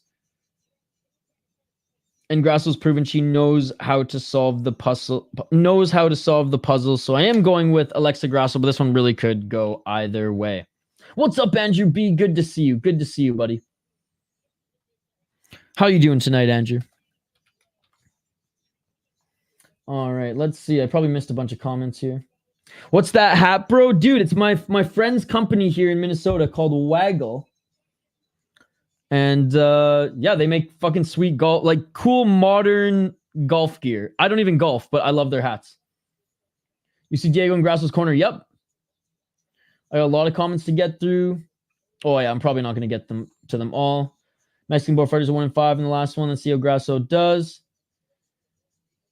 Because it's illegal, Steven, and the UFC would shut down my channel in a second. Valentina, the women MMA go. I think Nunes is still up there. I think so.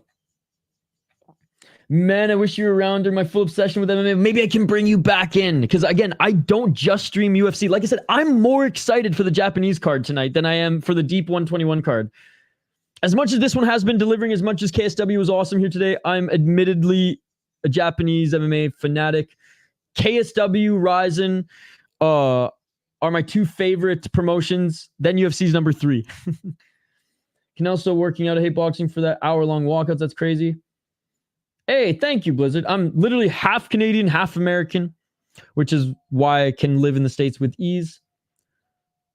But lived most of my life in Canada, but yeah, we'll be almost 3, I guess 2 years now here in Minnesota.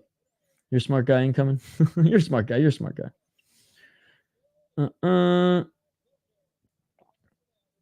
Billy's, check out the meth. I was about to say that. She beat Amanda. That is a hill I'll die on. That was a close fight, too. Wang looks legit. Valentina got a kick from distance and grapple, in my opinion. Grasso has better boxing. Yep. I wish I could just pick the fights I want to watch and pay on pay-per-view. That would be a good idea. But again, the UFC wouldn't make as much money, I don't think. Second fight was closer than a lot of people give Grasso credit for. Ooh, that is a good question. She's fun to watch, eh? Loma Lubumi. Valentina easy, says Talib. Yeah, because it's illegal. And the UFC will shut down my channel. Yeah, Andrew. You're crushing it. I see Grasso getting more aggressive and closing the distance. Social media for the UFC is such a sick gig. Valentina would have been a spy if she wasn't a fighter. 2 PhDs, 7 languages, fluent, can dismantle a rifle in 10 seconds. Country's second best knife throw. That's amazing. Golf, love it. I'm not sure if they ship internationally. I know they ship to Canada and the States now, but I'll double check.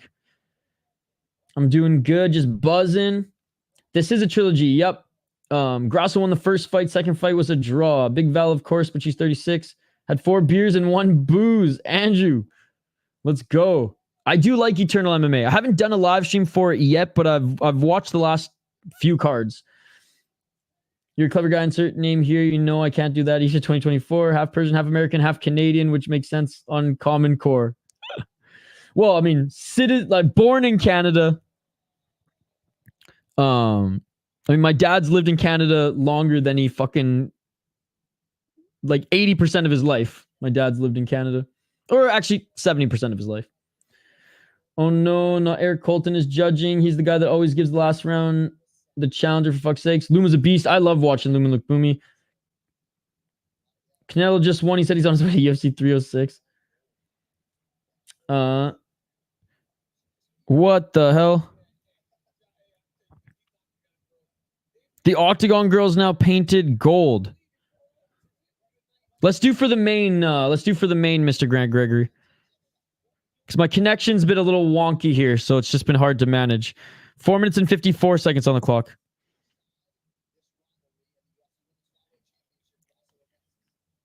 But definitely post-fight. If it's too tough for me to bring you on during the fights, definitely post-fight if you want to just like sum up and talk about what we've watched for sure. Anyways, round 1, let's get it. What's up, Sasquatch NHL? Absolute beauty right here. Keep killing it, Isha. Main event. Let's go. Yo, what's up, Sasquatch NHL? Great to see you, my man. Hope you're doing well. 4 minutes and 26 seconds on the clock. Let's go. 4 minutes and 21 seconds. Sorry if I missed some of your guys' comments. Tried to catch up with them all. 4 minutes and 11 seconds. Having a draw on your last defense makes it very much disputed. Oh, nice right hand by Shevchenko. Grasso trying to land a couple right hands. Missing. Good to see you, Sasquatch NHL. Great NHL channel for anybody interested in hockey. Either Canadian or Minnesotan. Shout out to Super Troopers. Sounds good, Andrew.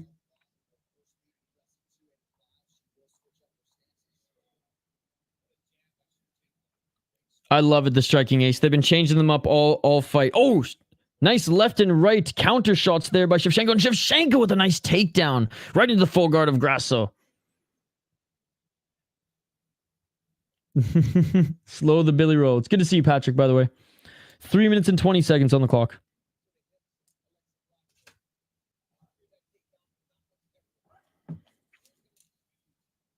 Three minutes and 10 seconds.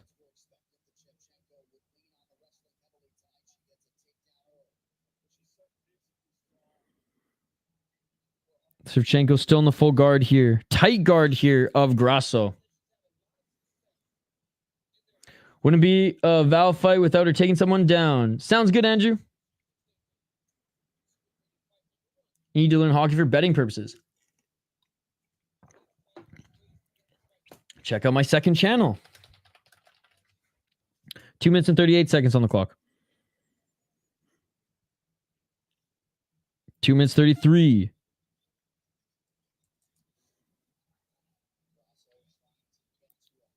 Grasso trying to scramble here on the bump. She's holding the... She had the underhooks there for a second. Oh, now looking for an armbar here is Grasso.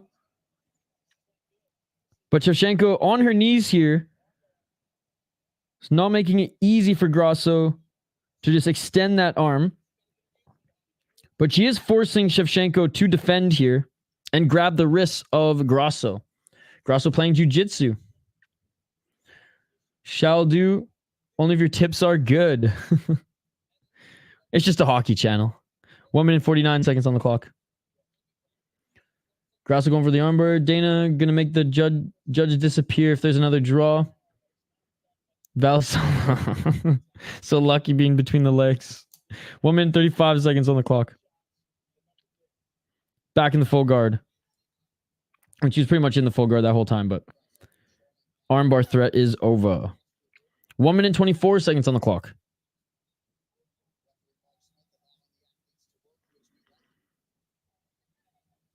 One minute 17.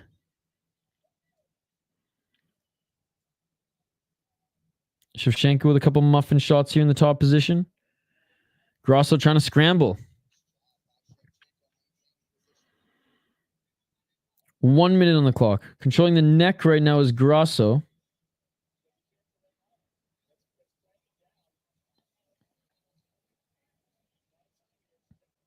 .48 seconds on the clock.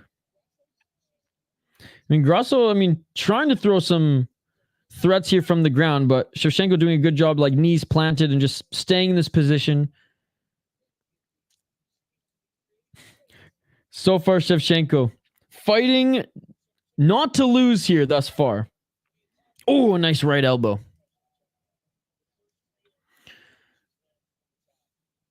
I don't think they are HM. I've seen some happen obviously before, but that's a good question. I don't know if they're in the rules. Oh, and Shevchenko taking the back of Grasso. Shevchenko taking the back of Grasso. 8 seconds left. 8 seconds left. 4, 3, 2, 1, and that is it for the first round. Saved by the bell there. Shevchenko was about to take the neck of Grasso. Great job there in the first. Great job there by Shevchenko. The first round. Which fighter is the best endurance? They're both pretty good, Sasquatch. Grasso has a win over her, and then the last fight was a draw, and it's going 5 rounds. Backpack. Diego plus 1,000 legacy for concerning a fight immediately after handing out a beatdown. And of course, my iPad is giving me issues here. Sorry, let me just quickly refresh this. Looks like we were facing some connection issues with our stream earlier, but it looks like it's working again here. All right, we're back. Not a super exciting round, but easy to score. Yep. Yeah, Sasquatch, how are you enjoying this, man? It's been a really cool card at the Sphere, eh? It's good to see you in the chat, man. That's a shithead opinion. 4 minutes and 56 seconds on the clock. Round 2. Let's get it on. Let's get it on. Oh, and just when I say that.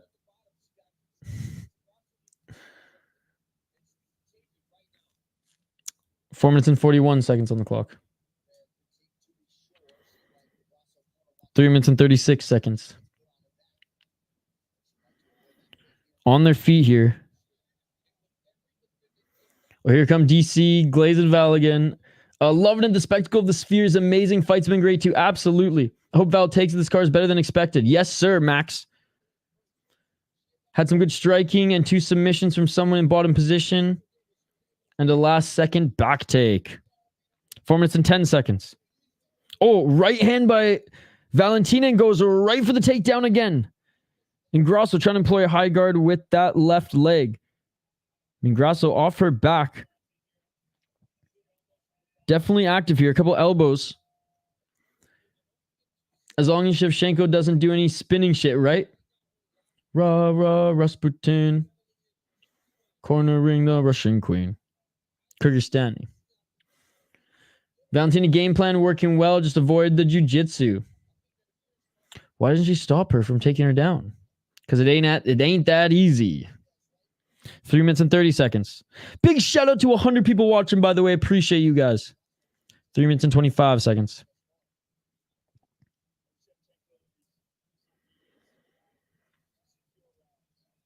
Bullock for the lay and pray win.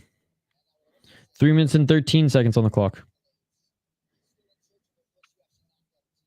Grasso's turned Valentina into such a boring fighter. Use your Derek Lewis get up, Grasso. Right? In half guard right now is Valentina. After the shadow drop to 94. And 97 now. I got a bad feeling in 30 seconds. Uh-oh. The bullet must have run out of ammo years ago. Yes, guys, smash that like button. My book rejected my Valentina plus 110 play started the card. 2 minutes and 34 seconds on the clock. Still in half guard. Here is Valentina. Why doesn't she just get up? 2 minutes and 32 seconds.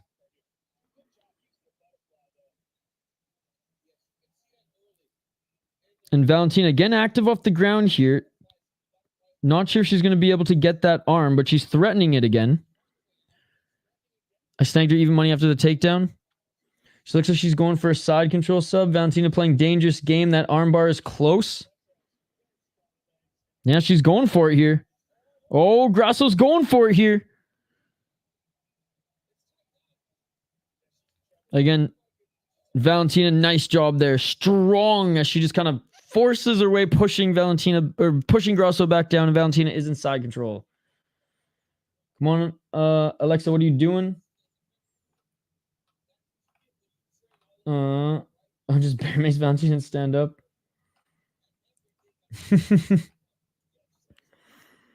And Valentina looking to try to take the back of Grasso here. 1 minute 32 seconds on the clock. Grasso scrambling here, and Grasso getting back up to her feet, and she does. Both fighters are back up to their feet now. Let's go.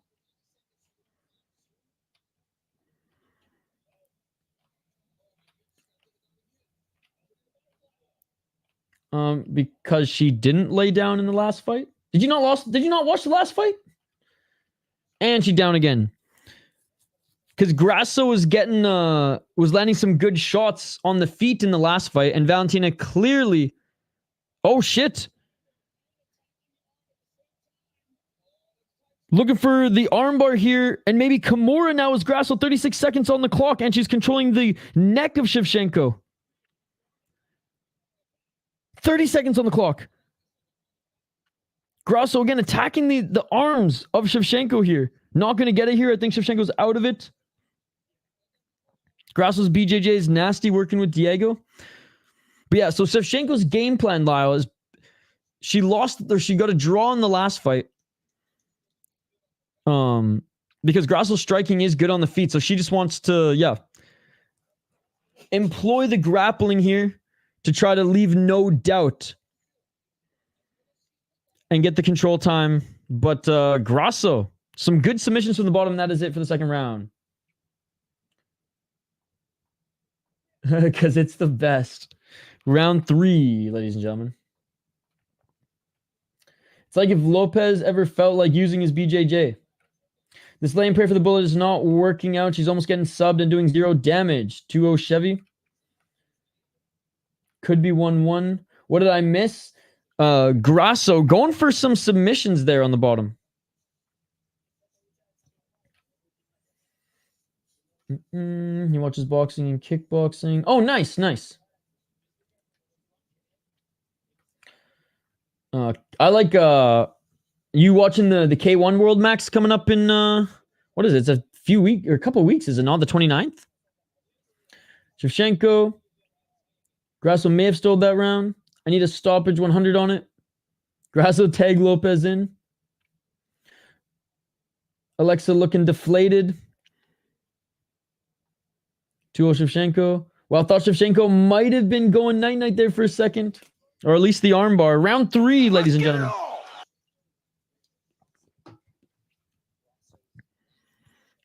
Dude, it's fucking awesome to have Sasquatch in the chat here. Sasquatch is a friend of mine in the hockey world, as I do a lot of hockey content as well. And he has a great channel and podcast. 4 minutes and 42 seconds on the clock here. It's good to have you here watching, my friend. A couple low kicks by Grasso. Body kick by Grasso.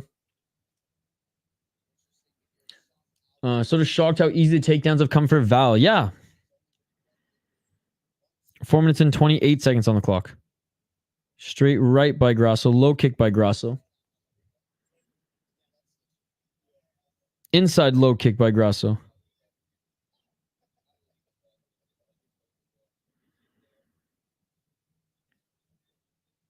Four minutes and 11 seconds. Go Blues NHL. Sub Bigfoot. Title fight should be 1 round BJJ, boxing, Muay Thai, kickboxing, and round 5 free for all. That would be crazy.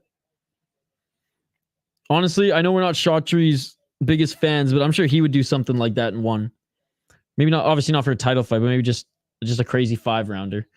Honestly, Saki Kabara would probably do that as well. 3 minutes and 41 seconds on the clock. 3 minutes and 36. Oh, high kick attempt there by Valentina. Valentina looking washed other than the takedowns with no damage. 3 minutes and 24 seconds on the clock. Saki for Sherwood. Grasso needs to go for a takedown of her own and then threaten from top position. Hey, you're a legend, Sasquatch. Appreciate you, buddy. 3 minutes and 12 seconds on the clock. Can't believe Gamebred is coming back. Yay. I'm liking what he's doing with his bare knuckle MMA, to be honest. 3 minutes on the clock.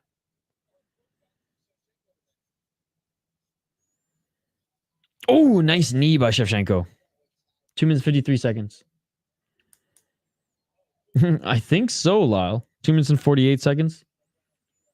Bronzer scored that last round 10-8. I don't think so. It was clear, but not 10-8. Yeah, I don't... or Bronstetter, yeah, I don't think it was a 10-8. He will lose. Grasso looking very sluggish. Yeah, I don't think Valentina's washed. She's won on the feet so far and taken down a controlled Grasso for 2 rounds. But, see, I'll be there when you least expect. He likes action. He doesn't like lay and pray. Oh, another easy double leg. There's no 10-8, not even close. Valentina low-key won the Bunda battle. 2 minutes and 10 seconds on the clock.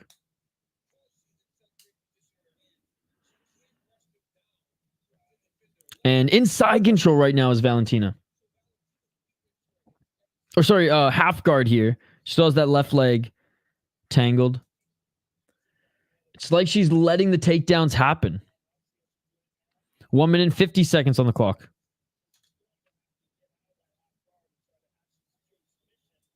One minute and 43 seconds. Grasso's not fighting at all like she did before. I don't understand what's going on with her. That's true. No sprawl, no underhooks. 1 minute and 27 seconds. Oh, there we go. Valentina in full mount. Valentina in full mount. And Grasso pushing her off. Back into the butterfly guard. Val, remember the name Shevchenko. Underhooks. What's up, Kenny? Even on the feet, she's barely striking. 1 minute on the clock here. This is going to be another round for Shevchenko. I'm the best. Nice, Jay Blizzard. Come on, Kenny. Don't do that, man. Please don't do that. Boring lay and pray. Please don't do that, Kenny. 38 seconds on the clock. I mean, if you do something with them. Guys, if you're going to say like tap and finish in the chat, the mods and or myself are going to kick you. 22 seconds on the clock.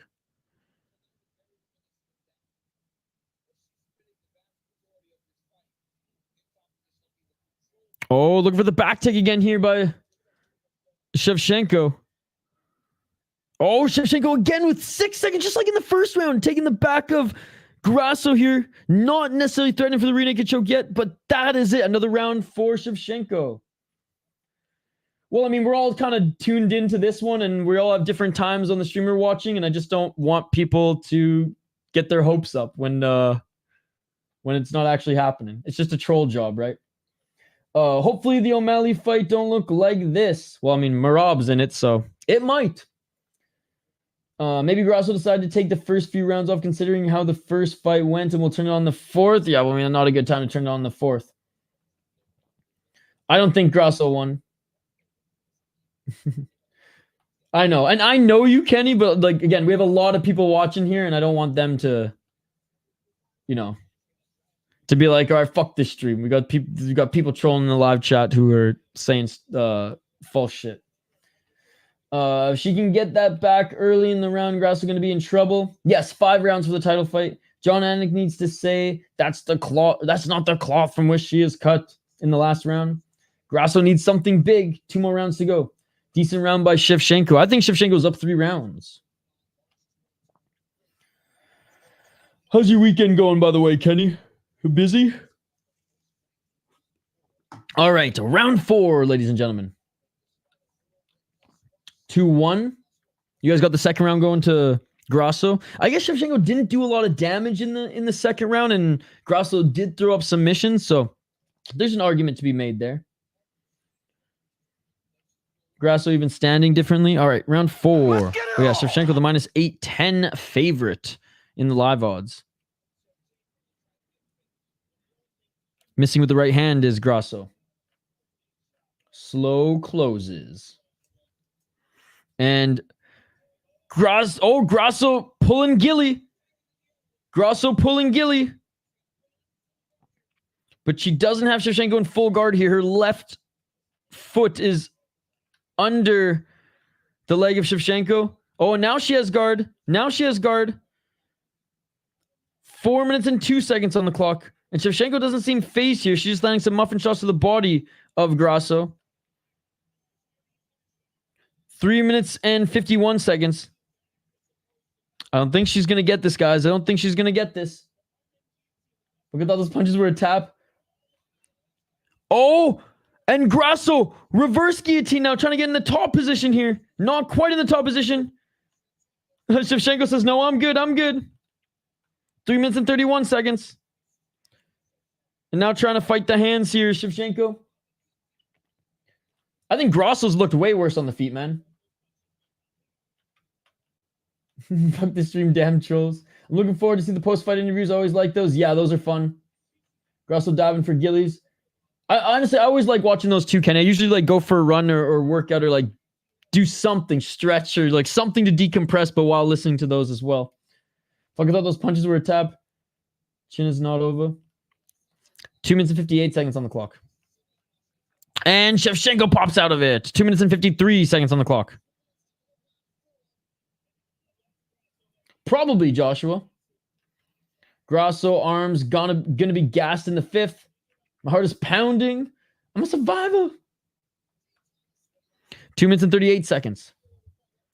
3 rounds to Valentina. 2 minutes and 31 seconds on the clock here. Oh, and Shevchenko in half guard. Ground and pound. Little rabbit punches. Grasso acting like Edwards, no adaptation. Jack John, 3 rounds. Pretty much 3 rounds to none right now for Shevchenko.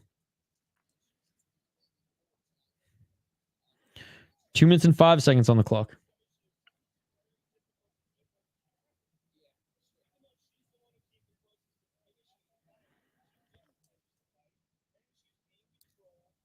One minute and 52 seconds.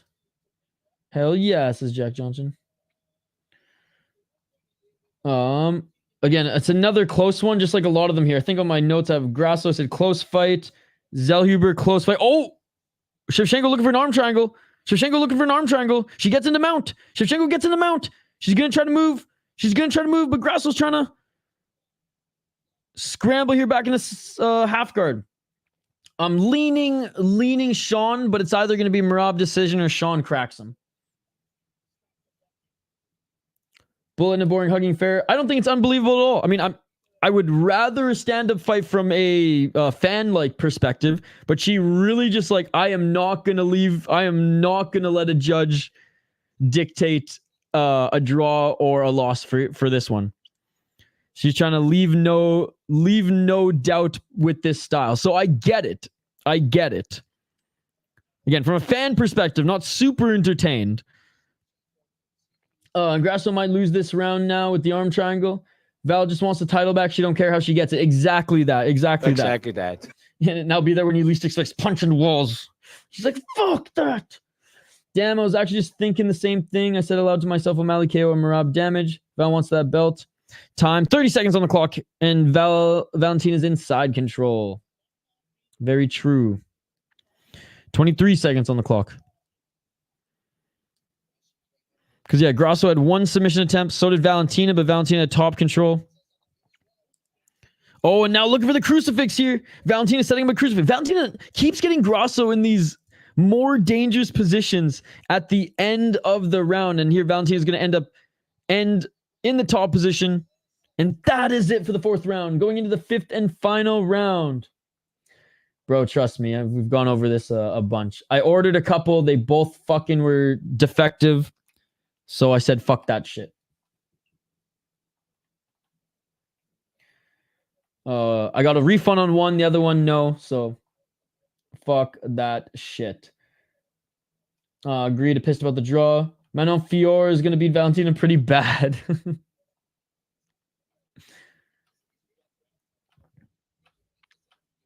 All right. 5th and final round. Maybe third time will be a charm, Blizzard. Maybe third time will be a charm. It's time, Grasso finisher. But yeah, ordered 2. They both didn't work. So I was like, all right. 4-0 Val, gonna play it safe again last round. Yep, I imagine so. Both takedowns and ground control, but Grasso doing more damage and almost finishing the fight. Subs are getting close. I don't think Grasso's doing more damage, but definitely has been landing more submission attempts. Why is the coach relying on Diego so much? Ooh, that's a good idea. I should just steal the timer from my gym. If they stop, you fight them for it. Round 5. Let's get it all. She gonna do a Leon Edwards and win, or do a Leon and end up on her back? Grasso coach in round. Wait, Grasso coach in last round being 4 down. Use your hands. Grasso needs to go for broke now. Film entire thing for content views. Yes, that is a good idea. That is a very good idea. And if I get arrested, I'll get 1 million views, or at least 1,000. 4 minutes and 22 seconds on the clock. This one feels like a win for Val unless Grasso is a big finish. Oh, yeah. 4 minutes and 15 seconds on the clock. Low kick by Grasso. Valentina on the counter left, but Grasso with the high guard blocked that one. 4 minutes and 8 seconds on the clock.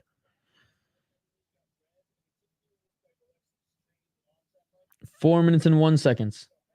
He should go into his Charlie Z era. Come at me. I want your timer, bitch. 3 minutes and 55 seconds. By the way, big shout out to No Chill MMA. He did a great video on Charlie Z. Finally, stuffing a takedown there was Grasso. Isha Zelenovsky. 3 minutes and 34 seconds. 3-1 Valentina for me. She might as well just strike now. Avoid any chance of a submission. Only Hail Mary moment for Grasso, in my opinion. Come on, KOTGO Valentina. 3 minutes and 21 seconds. Clinching here. Grasso pushing Valentina up against the cage. Let's go, jump people at the gym. And Grasso getting the takedown. Grasso in the top position, but great scramble there by Valentina, and they're back to their feet.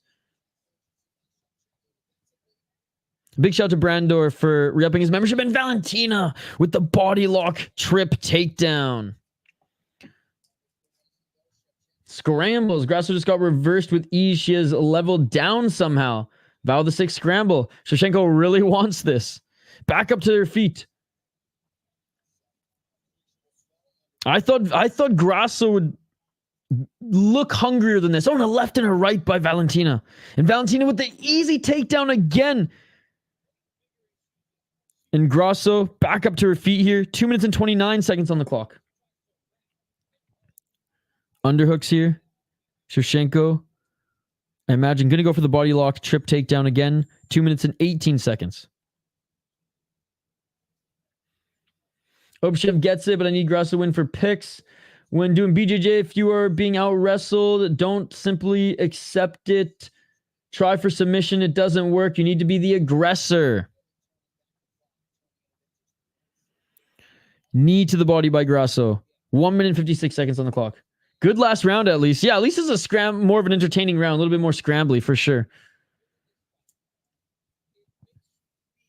Again, I'm not surprised that Valentina Shevchenko came in with this game plan. Especially because she is hungry to get that fucking belt back. Oh, and another takedown by Valentina. What surprises me is how easily she made it look against Grasso. 49-46 Valentina incoming. Especially because the first 2 fights were not that easy. Good for her. Absolutely. 1 minute and 16 seconds on the clock. Umar there looking bored like he isn't even more boring. 1 minute and 8 seconds on the clock. Grasso with the body, or Shevchenko looking for the body lock again. They're back up on their feet. Val wins, then retires. Dana will explode. I don't think she retires. Yeah, I almost got the vibe Grasso's sick or something. Maybe nerves, I don't know. But she's winning. This is mixed martial arts, sir. 44 seconds on the clock. Watch still be a split decision. 40 seconds on the clock. Finally, stuffing a takedown there was Grasso again in this round. Crazy how we got this tough fight right before the old season of Chandler versus Connor. Yeah, well, now we're not going to see Chandler versus Connor. And another takedown by Valentina.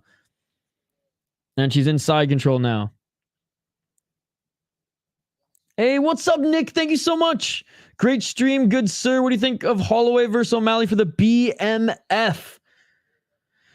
If O'Malley wins this one, then I guess I'm down. Oh, and Shevchenko going for the submission here again. 7 seconds. Pretty much at the end of every round, Valentina gets the dominant position. And that is it, ladies and gentlemen. That is it. And Valentina knows she won this one. Valentina knows she won this one. And new again, baby.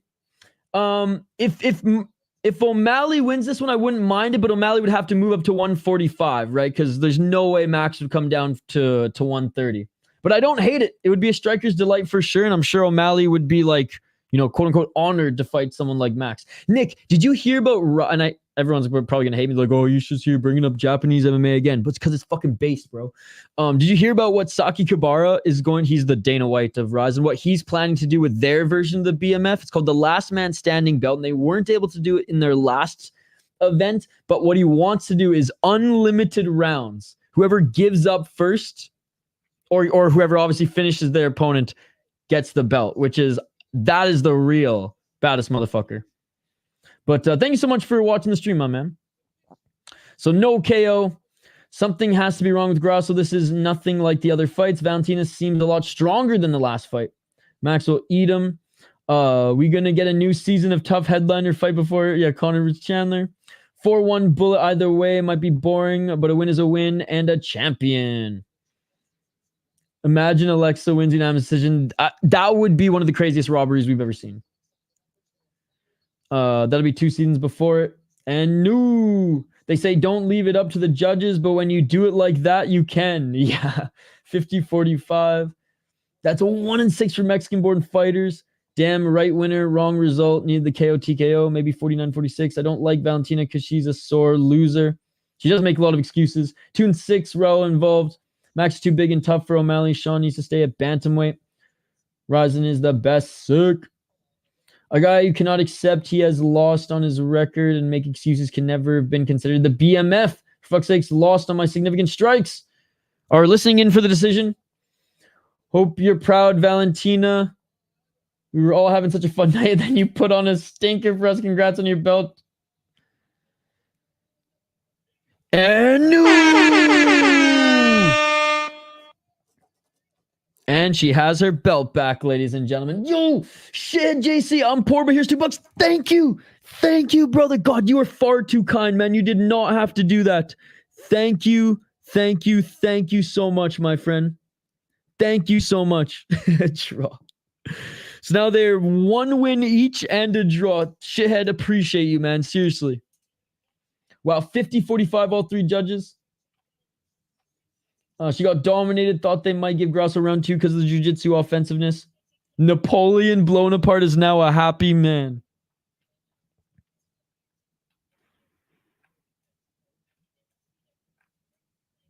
And there we go. Again, not the most exciting performance from a Valentina Shevchenko. We've definitely seen way better performances as far as entertaining performances and striking clinics, but she did what she needed to do to win, and she dominated all rounds.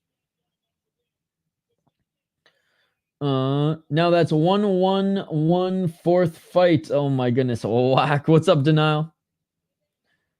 Dude, we've had Golden Ring Girls. We've had Day of the Dead Ring Girls. We've had... It's not flamenco, but like what was the banana girl? What do you call that getup? 1-1 now. 4-5 in picks. God damn.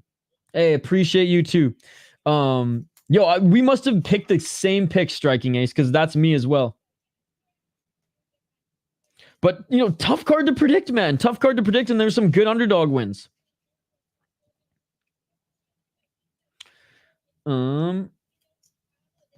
Now give Alexa her rematch like she did for you. So does this mean we get a quadrilogy? Oh yeah, she speaks Spanish. She's because she speaks 7 languages. She's speaking all the languages.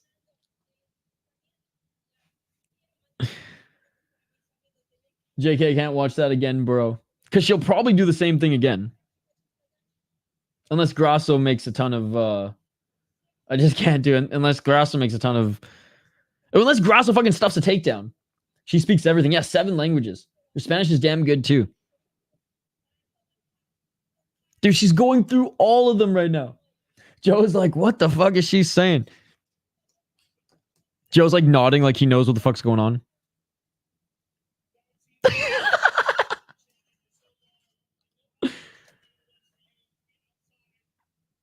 I bet $100 on Valentina by points. Let's go, Jaden. Glad you made some money. Bro, I've only placed a $100 bet once in my life, and it was on the Nashville Predators to win the 2017 Stanley Cup. They made it, and I placed that bet in September, beginning of preseason, and they lost in Game 6 to the Pittsburgh Penguins.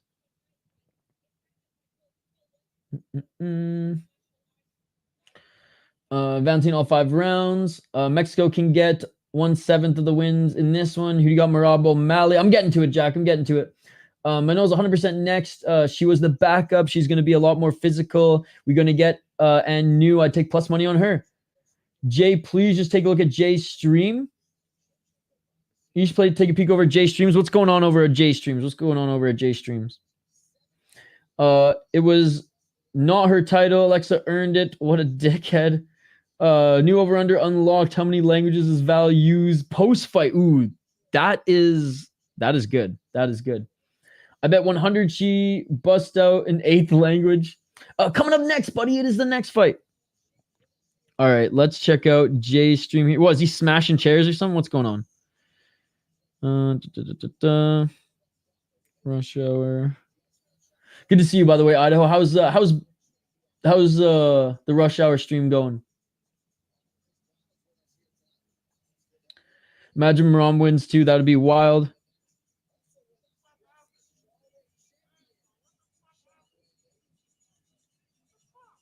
I'm just listening to him going, what the fuck? I wanted to die during that table fight. Yo, what's going on in Jay's stream right now? I just hear someone yelling, what the fuck, man? Yo, let's run down the card together, Mr. Grant. Let's do a little post-fight decompression together.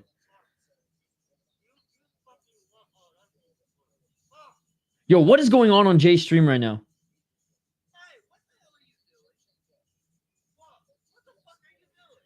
Now Jay's asking what he turned into his evil Mexican cousin. What is going on?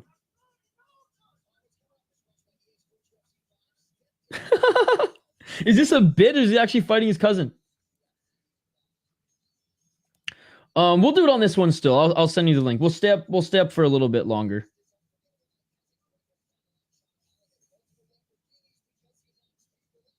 Merab should be the favorite based on stats, but Sean has that aura. If Merab wins, all 4 of my picks will be correct. Nice. Oh, it's a bit. Okay, I was like, what the fuck? That's hilarious. They're just chat's going wild too. I thought he was literally about to fight his cousin. Kendrick Lamar. What's up, Mastov?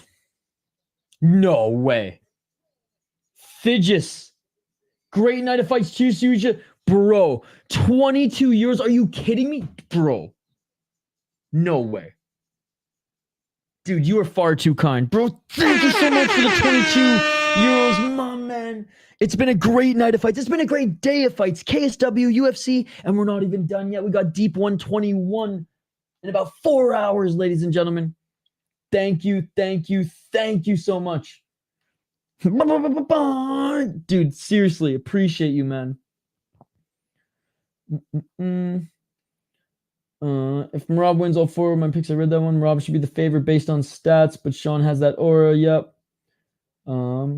He turned into his evil Mexican cousin. I didn't even realize Canelo was fighting today too. I miss it. Yeah, he was at T-Mobile. All in Merab.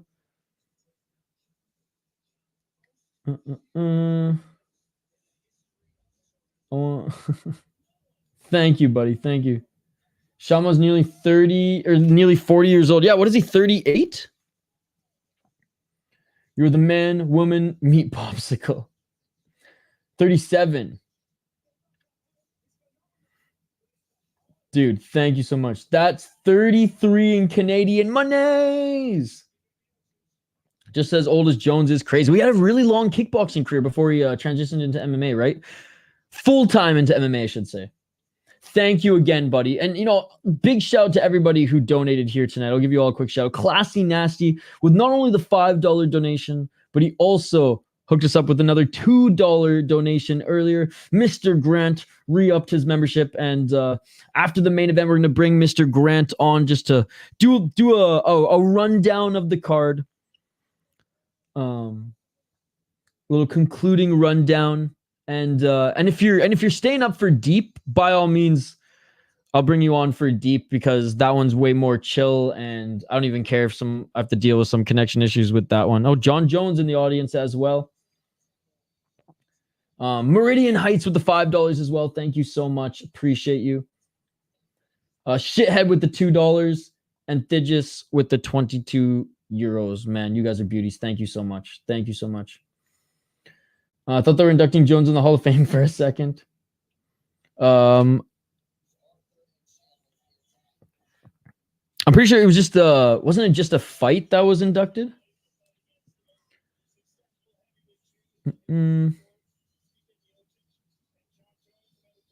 Oh, my apologies. My apologies. Cheers to everybody. Hey, thank you so much. Let's go, Sugar. John cosplaying as a cowboy. I can't believe they're still doing Jones versus Stipe. I know. Merab going to spab takedowns. Yup. Again, thank you, Thigis. Thank you so much. Yes. Deep in 3 hours and 45 minutes. Need a KO. The shout out Tom Aspinall. All right, main event of the evening coming up next, ladies and gentlemen. John is ducking the coward. Let's go, Reaper John. He is ducking Tom Aspinall. But Tom Aspinall is dangerous. I understand it. But if you're the GOAT, man, you can't duck the heavyweight, the interim heavyweight champion who's already defended his belt once. Plot twist John in the DC costume. Dude, freaking Scooby-Doo style, just like unzips it there on the broadcast. I got Merab winning just to see Dana mad. Set up Kong versus Grasso next. F the rankings booster to the big leagues. I'll be interested to see where the books open for Jones versus Stipe. All right. Main event of the evening, guys. Coming up next, we get to see our last... I'm sure we will probably see like a concluding video, but the last of the short films, the last of the videos here.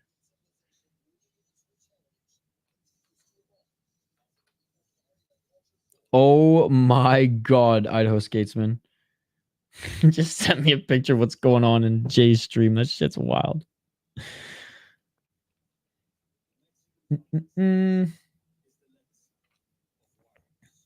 How is Jones ducking Tom if he's scheduled for Stipe?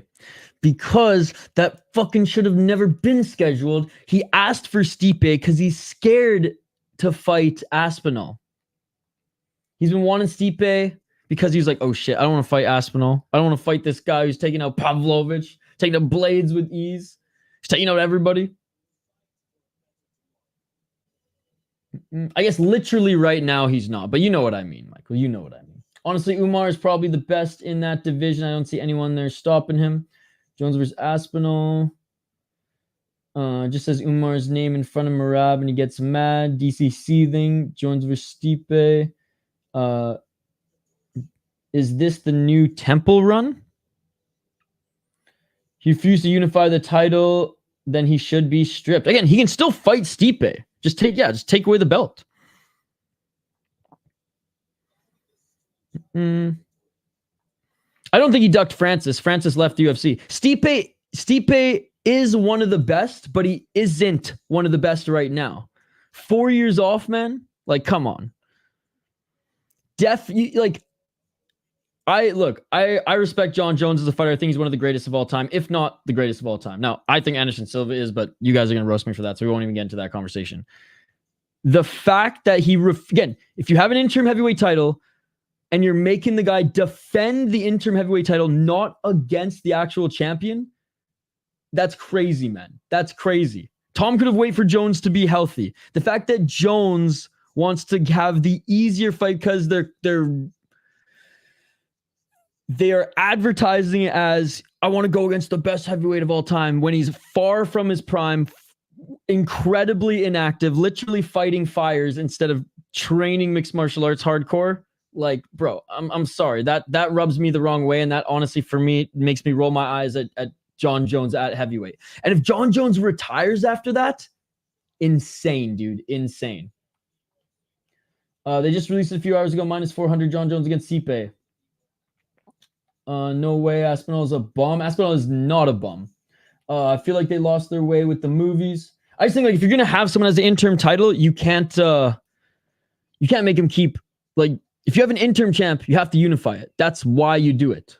So it just rubs me the wrong way. GSP, Silva, and Jones both popped. They are done. Someone give me live stream link. The fact that they can notice the third effect of the spear must mean it's crazy as fucking person. John Jones, Stipe overdue. Just wish we had that a few years ago.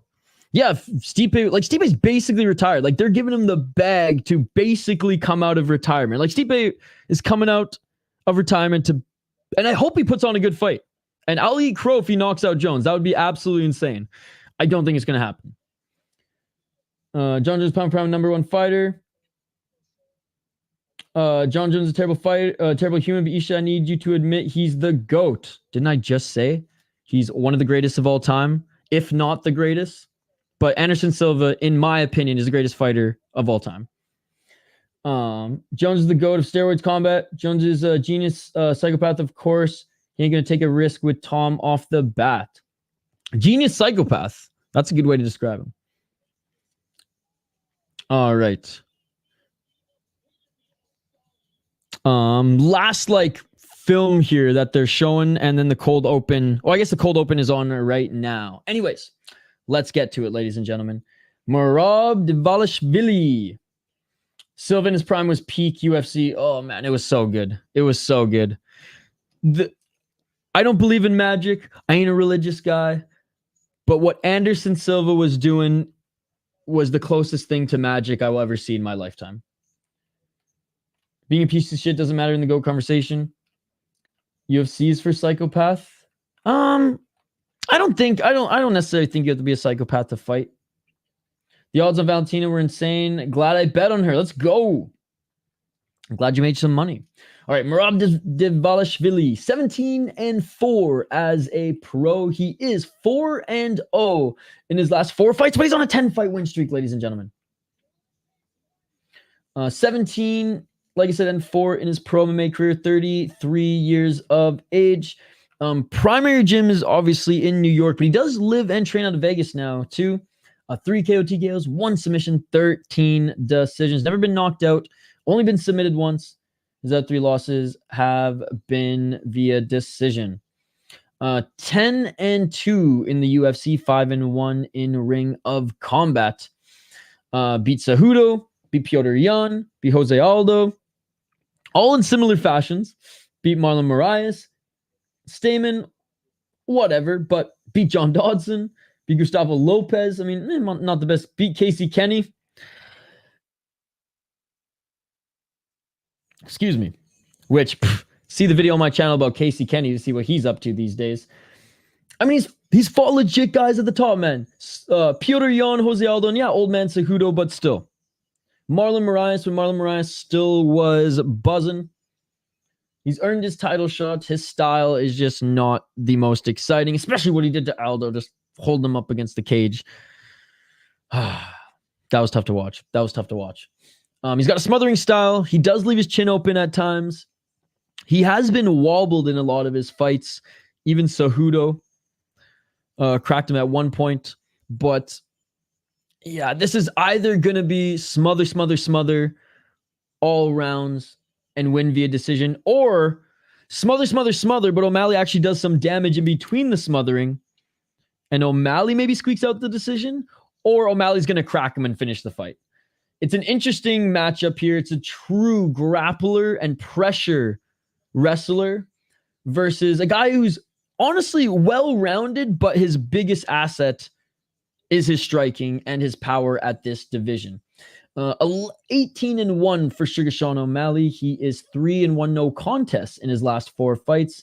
And the odds are a pick'em now. The odds are a pick'em, 29 years of age. Originally from Nebraska. Shout out the Cornhuskers. You guys have a sick fucking quarterback this year. But now full-time out of Arizona at the MMA lab. 11 KO TKOs, 2 submissions, 5 decisions. Has only been TKO'd once, but, you know, it was that nerve injury. 10-1-1 in the UFC, 1-0 in LFA, 1-0 in Contender Series. Defended against Marlon Vera, and up until a little bit of a scare in the 5th round there, just because Marlon Vera is an absolute fucking steel chin motherfucker. He absolutely dominated him in that fight. Aljamain Sterling couldn't even get the wrestling going because Sean O'Malley beat him so quickly. Close fight against Piotr Jan honestly could have gone either way, in my opinion, but the fact that he kind of leveled up in that one was legit. Now, Piotr Jan did take down O'Malley, and O'Malley did grab the cage a few times to get back up to his feet, so he probably should have had his fingers cut off. But anyways, good fight nonetheless. Poke Pedro Munoz in the eye. Wah, wah, wah. William Paiva's a good fighter, obviously levels under that of these guys, but coming into that one, pretty good fighter. And then honestly had some pretty easy matchups on the way up. Good jiu-jitsu though. So, I mean, if Merab gets in top position on O'Malley, a lankier guy in like full guard, O'Malley might threaten some submissions there. But if Merab just holds him up against the cage, couple shots to the body, little short elbow, I mean, it's not going to be a fun 5 rounds for Sean. My official pick, and I've been getting cooked in picks tonight, but hey, when underdogs win and for the most part put on good fights, hey, I'm happy. I really don't give a fuck about my picks. I'm not betting. It's all for fun. And I did do my research, but sometimes it's the fight game. The research doesn't matter sometimes in the fight game, and that's what's beautiful about this sport. I'm going Sean O'Malley. I'm going to bank on him doing more damage. I'm going to bank on him cracking Merab. If not that one shot to lead to the end of the fight, at least to do more damage in this one. Tough fight again, and I said this in a bunch of these ones. Could go either way in predictions. O'Malley obviously has the better striking. Decent takedown defense. Nothing special. But I think Merab's best way to take him down is grab the waist and go for the trips versus just the single legs. He's got good footwork. He's quick. He's kind of got that twitchy style. His hooks and step back shots are dangerous. The pace is, I mean, the Merab pace is always the problem with anybody, right? The Merab pace is always the problem. O'Malley does have decent cardio though, but it's against Merab. Anyone can have decent cardio until you go up against Merab. Then you're like, oh fuck, this guy's an absolute machine. I think O'Malley's dangerous until the end of the fight. So say Merab's up 4 rounds with the pressure, but O'Malley cracks him in the 5th, and he could find a path to victory there. I know Merab was dealing with a cut in camp. I know that there were rumblings that he has staph, so maybe that affects his cardio. We shall see. But like I said, decision Merab or likely or O'Malley a finish. But I am going to pick Sean O'Malley, locking it in. That is my pick. All right. What did I miss here? I agree with you and Silva. I just wish he didn't pop it. Ruined his legacy. True. Justin's still the GOAT. Hope Merab doesn't win just because I don't want to have to hear him yap for 5 minutes on the mic. I kind of like his post-fight. I like his press conferences. I don't know why. Dana announcing another Bo Nickel main event. Austin Malley. You mean doesn't matter? Merab's game. Hey, what's up, Crippled Ham? Good to see you. Merab's game plan should be to imagine that O'Malley's Piotr Jan. Merab, the gas tank. Let's go. He opened as minus 2,000, and he's against Paul Craig, right? Shaun White is widely considered the best snowboarder of all time, but most people in snowboarding wouldn't call them their GOAT because he's a terrible person. John is a terrible person, but without he's the best ever. Hope Paul Craig subs him. Yes, me too. Bless you. Thank you. Hit that dab, bro. Anderson cheated too. Let's fucking go. Imagine if Merab... Yeah, well, that's what Mr. Grant said. Imagine if Merab tricks Shaun by making him think the eye injury was recent, but it was old. Ooh, I like that comment. Do you know Mansour Abdul Malik, middleweight fighter? He's very brutal like John Jones. Yes. Bilal wins title by smother less than 50 strikes landed. Val does the same. Now will Merab, my spider sense says yes. Merab is 11-3 versus named notable opponents, and Shaun is 7-1-1. That's actually pretty good head-to-head. Thank you for the stats there. The size difference in Merab and Shaun is going to be wild. Would be fun if Merab pulls a Valentina in the main event or just messed up due to that. I feel like Merab is inevitable to win, but switch my pick last second to Shaun on tap.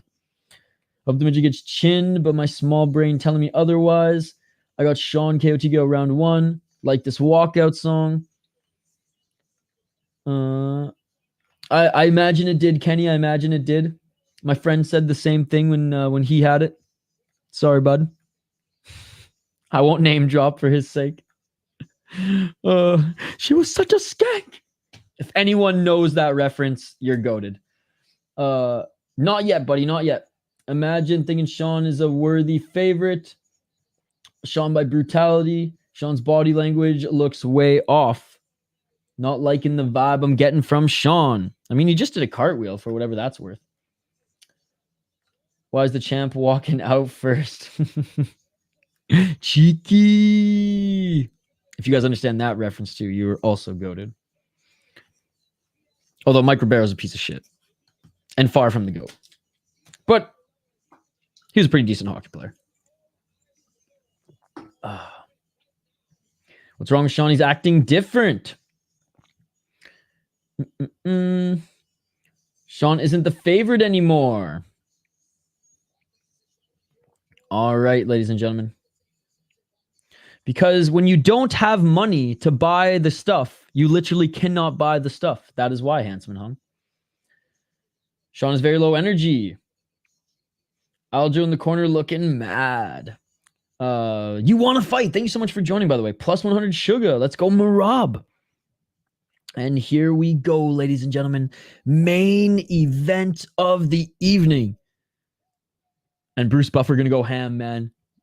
I love this. One of my favorite little things about watching UFC events too is seeing Bruce Buffer like bring the energy up and up and up and up until the main event. Oh, Merab, he's ready to go. And yeah, Shaun looks a little lackadaisical here. Easy money on Merab, says Jaden. Got a bad feeling about this. Shit, Shaun gonna lose. Let's go, O'Malley. What's up, Alpha Kenny? Alpha Kenny won. Alpha Kenny won. Watching the main event looks crazy in the bubble. Man, it looks so cool. And thank you so much for everybody hanging out with us here tonight. I got Sugar Moneyline plus 100 and Decision plus 400 and Merab Decision plus 200. Let's go. So Austin Malley's just chilling. Oh, it's time. Let's go. There used to be a guy who would amp everyone up on the walkouts, but the UFC got rid of him during the acquisition. Oh, man. That's cool. Shit, I would apply for that job.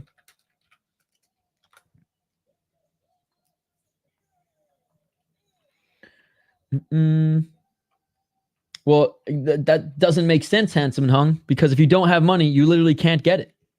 It's like 1 + 1 = 2. Got Sugar Decision plus 400.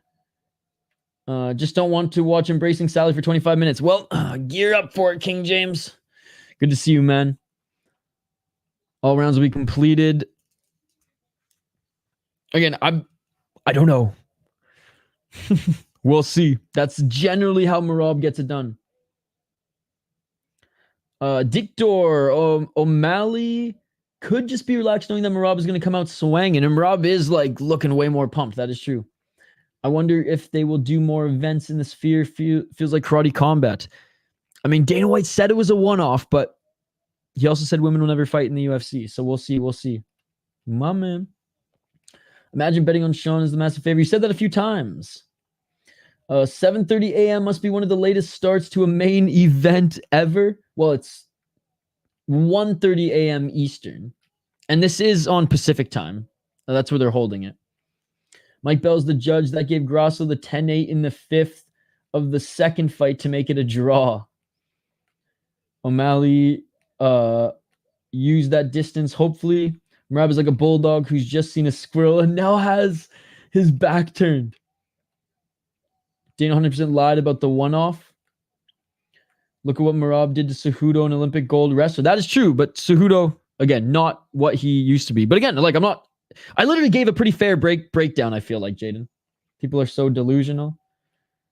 Like I said, I gave a pretty fair breakdown. I'm not going to back down on that. I wish Merab would learn ground and pound or attempt submission. They wanted to make sure to run over Canelo. We said it was less about that and more to just stick it to GM. He was actually, he actually gave props to Al Heyman. Imagine betting on Sean as the massive favorite. All right. I have no idea, Dirty Hippo, to be perfectly honest. And of course, my shit freezes right when the first round's about to start. All right, first round's about to start here. Sorry, guys, I got to refresh this quick. Canelo won by decision. Oh, and it comes back right when I refresh it. All right, round one's about to start. Ref just giving them their instructions. All right. Here we go. Round one, 5 seconds in. Let's go. Dead air, I know. No, they haven't. Goddamn, that ring girl. Got no dog in this one. Just hope for carnage. Yeah, I don't really have a dog in this one either.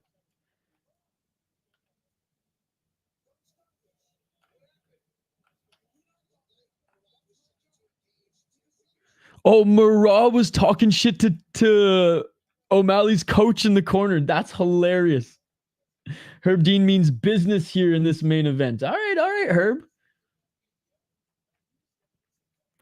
4 minutes and 33 seconds on the clock. Merab more focused on Tim Welsh than O'Malley right now.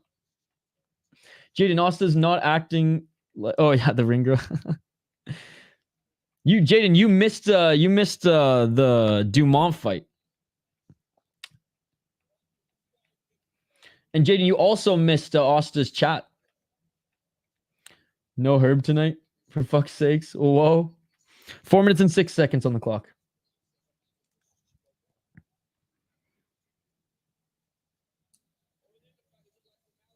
And O'Malley looking for that right body shot. 3 minutes and 56 seconds. Big shout out to everyone in the live chat, by the way. Appreciate you guys. Merab with the head games already. He does instigate. 3 minutes and 44 seconds on the clock. Merab pressuring O'Malley outside that center line.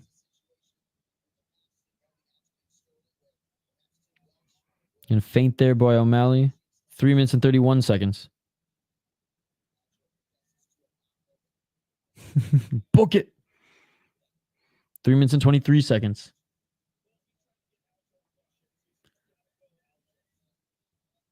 Three minutes and 16. That, oh, he said to deduct a point. Damn. Or if he does it again. 3 minutes and 11 seconds. Looking for a high kick there was Merab. 3 minutes on the clock. Oh, no, I was refreshing the stream, Jaden. And looking for the right hand was O'Malley. Didn't land. Looking for the left jab by O'Malley. Didn't land. I guess O'Malley with a step back left. O'Malley's really waiting for that shot by Merab here instead of engaging. Not all of them, Jaden. There's two that are working that I know. 2 minutes and 41 seconds. The two main ones that we always share. Right hand to the body there by O'Malley.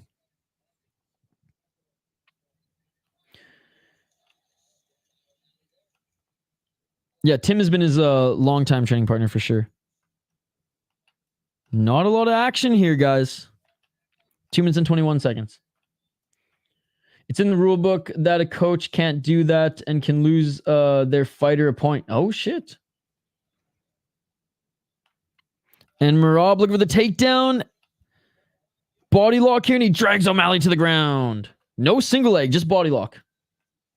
Barely a body lock, too. O'Malley, knees planted, feet planted. O'Malley back up to his feet. Merab with the body lock here. 1 minute and 51 seconds on the clock. No, you can't like chirp the opposing fighter. You can 100% shout instructions, dude. That's what the corner's for. You just can't like chirp the other fighter. Like you can't get into a verbal altercation with the other fighter, like the opposite fighter.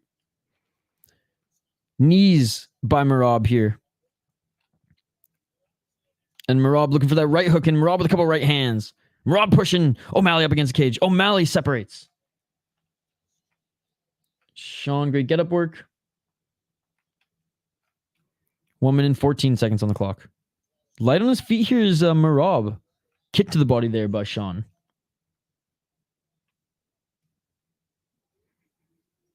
One minute. Oh, a nice right hand by Merab. And O'Malley swinging a miss with that right hand, and a nice job getting that single leg by Merab. Merab in the top position here. 52 seconds on the clock. O'Malley getting back up to his feet. Merab controlling the neck here. Merab pulling for a guillotine. Merab reverse guillotine here. O'Malley rolling.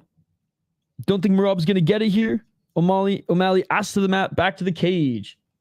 Sean's very flat. Merab jumping gilly. 29 seconds on the clock.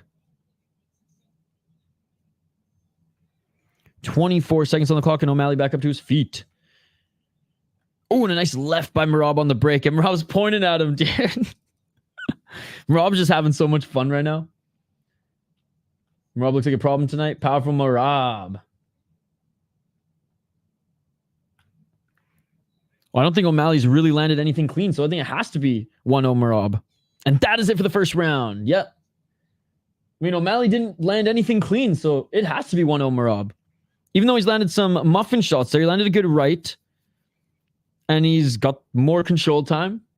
Even though he wasn't able to do much with the takedowns. Great round for Merab. 1-0 Merab, clear 1-0 Merab. Going into the second round.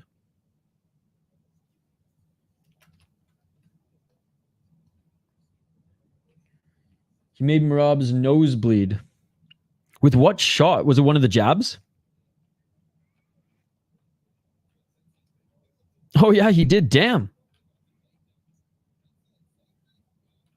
Yeah, a little cut in the nose there. Merab's just smiling, ready to go. O'Malley's undefeated. Looking at X's University Merab round 1. Yeah, I mean, I don't even know how that's like an argument. Because he got a little scratch on his nose from like one of the... How many shots did O'Malley even land? Let's see.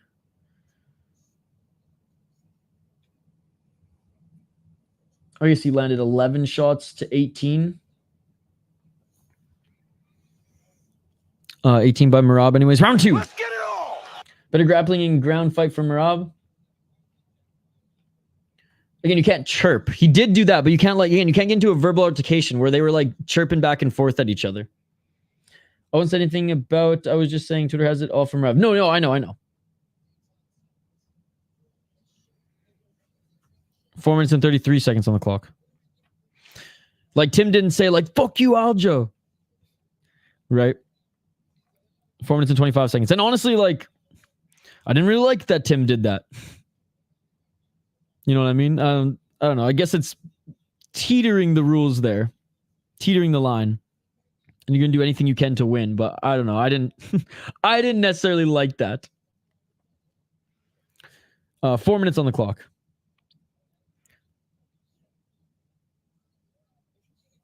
Four minutes.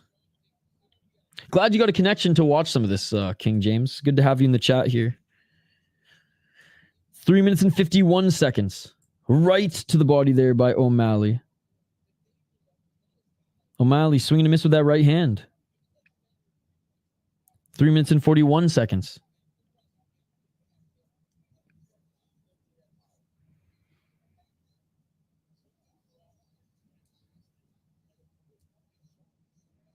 Three minutes 29.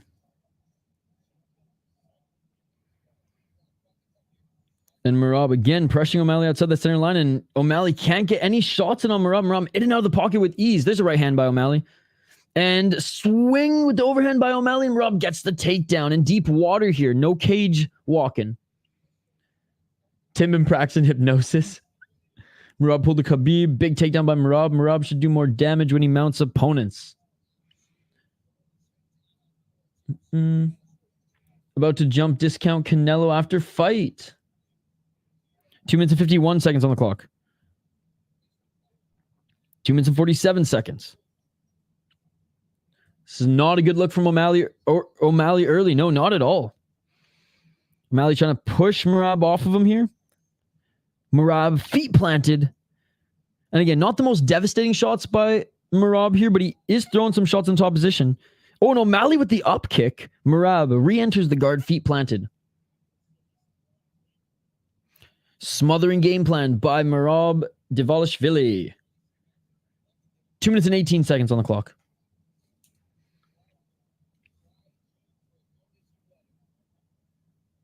2 minutes and 9 seconds. Right hand by Merab. Close guard here by O'Malley. O'Malley trying to get a high guard going. Maybe trying to grab an armbar.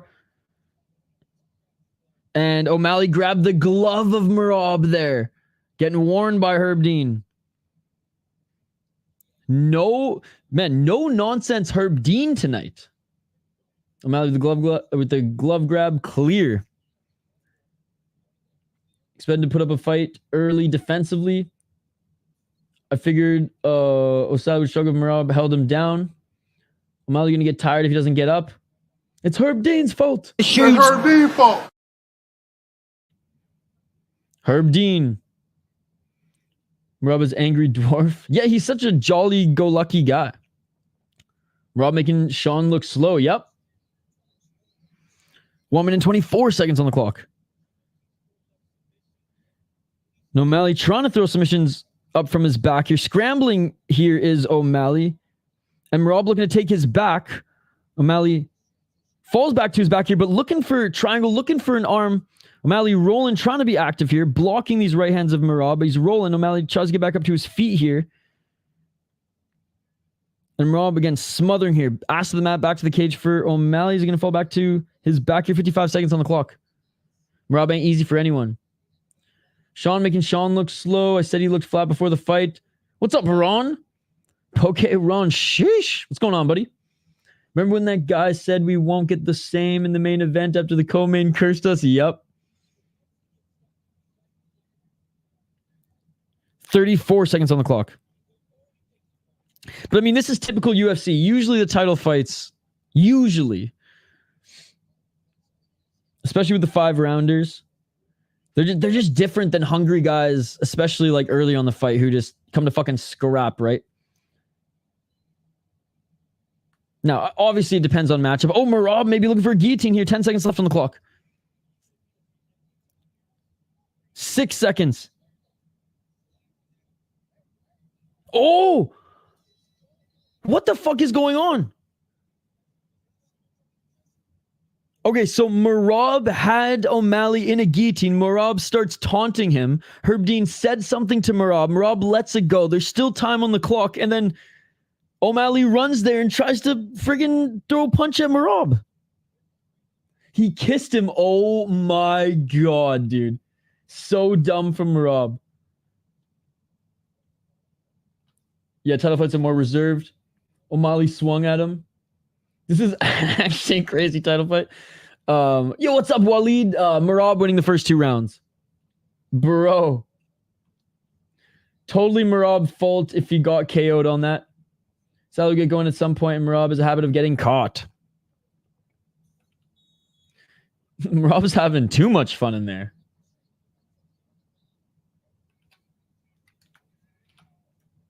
All right, round 3, ladies and gentlemen. I mean, Merab did dive into a frozen lake. There's a couple screws loose there. All right, round 3, ladies and gentlemen. Let's get it all. I think we just confirmed why Aljo isn't allowed in Merab's house at night. He acting like Silva was without being as dominant. 4 minutes and 46 seconds. High kick swinging and a miss by Merab. If you ain't cheating, you ain't trying. It's O'Malley the one grabbing the cage. Well, I mean, O'Malley did grab the gloves. 4 minutes and 34 seconds.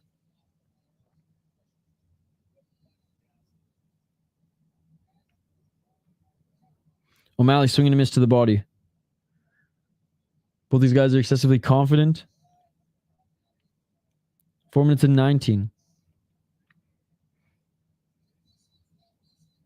O'Malley definitely looking more reserved in this fight than he has in a lot of his last ones. 4 minutes and 8 seconds. Front kick by O'Malley. Merab, he's just moving, bro. I don't even know if you can call some of these feints. He's just moving. He's just moving in there. Shauna's got to throw the jab more. Can we get a heat rate on Dana? That's what I want. O'Malley's like a sniper with his shots. He needs to be more like a machine gunner. Yeah, because you can't snipe him, Rob, because he's constantly like twitching around, bouncing everywhere there. And O'Malley looking for that right hand.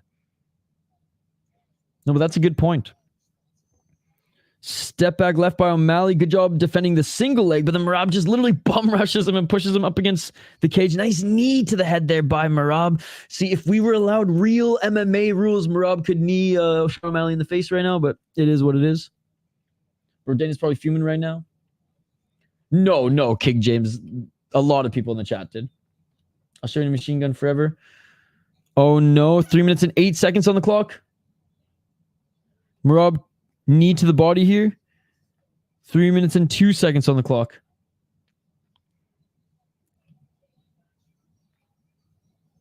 O'Malley back up to his feet.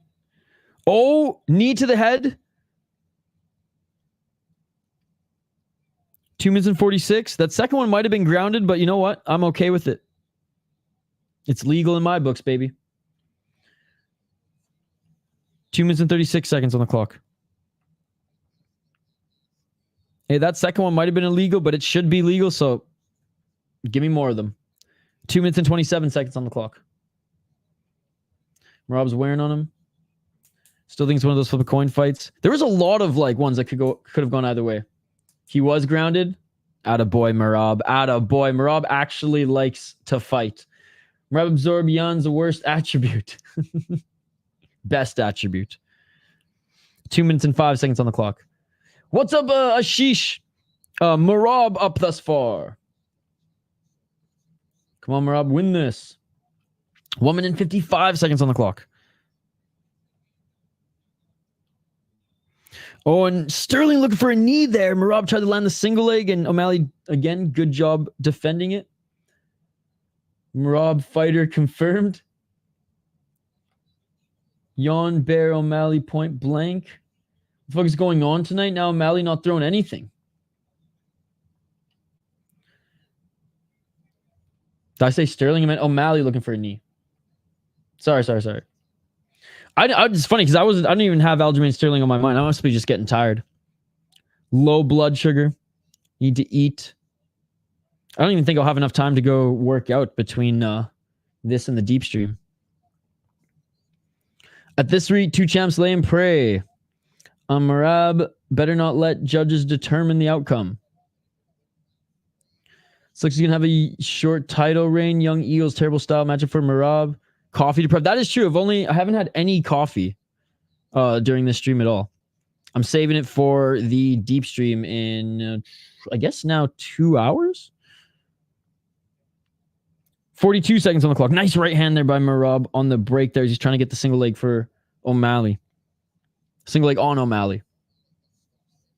Merab minus 520 after 3. And yeah, outstriking O'Malley vastly in this fight is Merab. Again, 31 significant strikes, though. 85 total strikes and 168 thrown. 2-1 Merab. Sean landed some nice shots.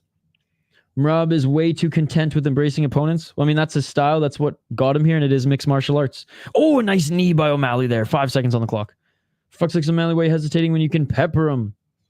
I got a 3-0 personally. And that is it for the third round. Going into the first of 2 championship rounds here, ladies and gentlemen, in this title fight. Merab doesn't even want to sit down on the stool. But Merab is wearing some damage under his left eye. It's starting to swell up a little bit.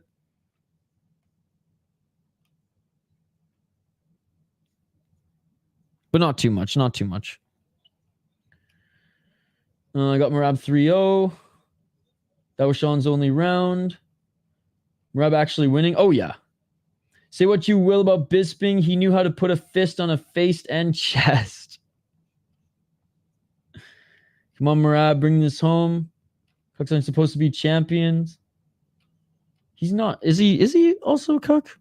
I thought that was just Gary. I know they have an open marriage. But I didn't know he was the one who was like sitting in the corner there. Heathen. 2-1 Merab. Merab's coach, just say how you feel about his power. Just walk through it. I swear Merab could do this for 15 rounds. 4 minutes and 54 seconds on the clock.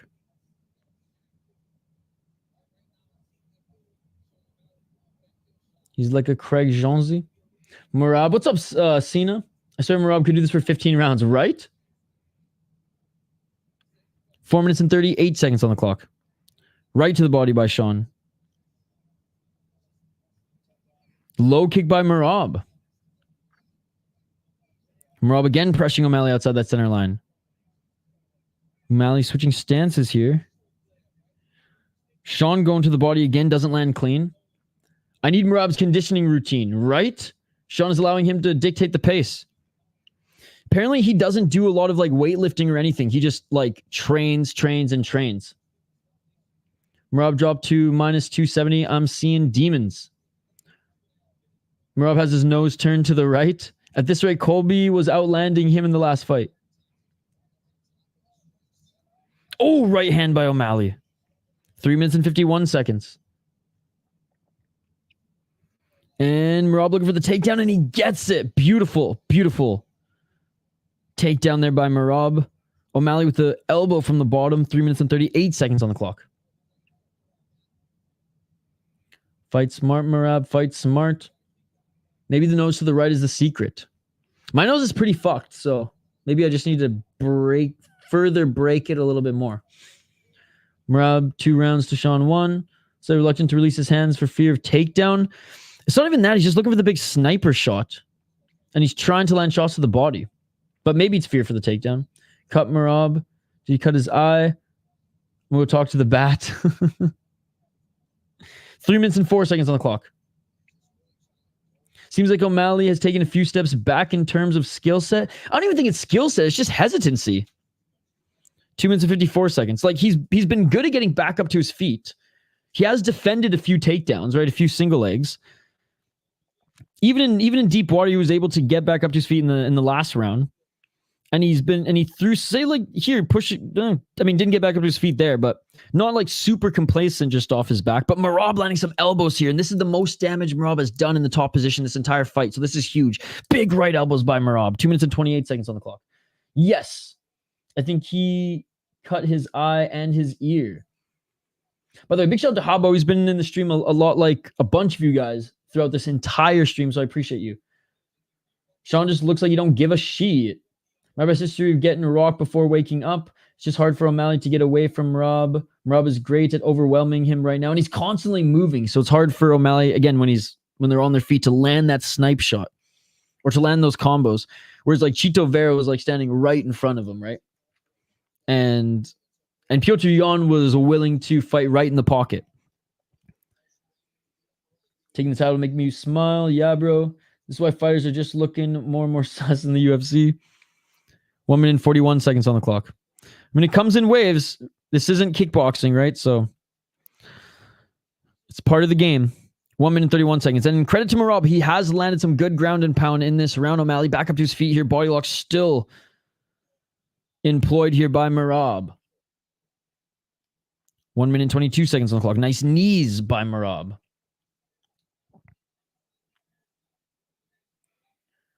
Sean back up against Cage. Merab and Cheeto are two completely different fighters. One is champion level and one is gatekeeper, like it or not. Well, I was talking about their styles, but yes. Along with all the online gambling comes corruption. Don't understand how anyone thought this would be easy for O'Sally. I don't think anyone did. Looking like 3-1 Merab. You watch Khalil Roundtree turn into a wrestler, now seeing so many wrestling styles winning titles. Leave it to the title fight to stink up the card. The UFC way, baby. For real, this is MMA. If they can't stop the grappling and wrestling, then it's on the fighter. Right? I feel that exactly. Oh, and back to the ground by O'Malley. Ask the mat back to the cage. And Merab doing a great job with the ground and pound here. Employing those elbows. And Merab with 30 seconds left. The same position. Same position he was at the end of the second round. I'll tip my hat. Hell of a show to UFC overall. Oh, absolutely. And I think a lot of people figured this would happen. Kiss him again. Oh, big shots by Merab in the top position. And O'Malley gets back up to his feet as Merab just got a little reckless, just throwing shots there at the end. 5 seconds on the clock. And Merab saying, let's go. Merab still looks like this is the first round, just bouncing up and down. And that is it for the fourth. Going into the fifth, viral clips. Going into the fifth round. Crazy strike difference. Yes. 156 strikes landed from Merab, only 47 significant, to 35 for O'Malley, 34 significant. Sean is done. Merab working his B&B. Merab the machine, what a tank. Don't let him bully you, Sean. All right, round 5 coming up, guys. Round 5. The machine. Pressure, pressure, pressure. Doesn't look tired at all. We all got to drink a beer to celebrate this. Merab, the most boring champ. His best strike is his knees to the leg. I would argue his elbows. And you watched that round, so you saw those in the top position there. He looks so weak, and Merab is just too strong. So much for the BMF title shot, right? Hey, what's up, Anur? All right, here we go, guys. 5th and final round. Yeah, it doesn't seem like a KO is coming. Didn't expect Merab to outstrike O'Sally. And again, it's not necessarily strikes on the feet per se. It's more so when he gets to the ground is where he's doing his damage. 5th and final round, ladies and gentlemen. Sean O'Malley looks sleepy. Yep. What's up, Daddy? Come on, sugar. Merab win 100%. And we're finding out why books had Sean plus 200 underdog this fight. Public hammered Sean and made it a pick'em. 4 minutes and 31 seconds on the clock. And yeah, I mean, if there's any round to do, O'Malley really has to pull the trigger this time.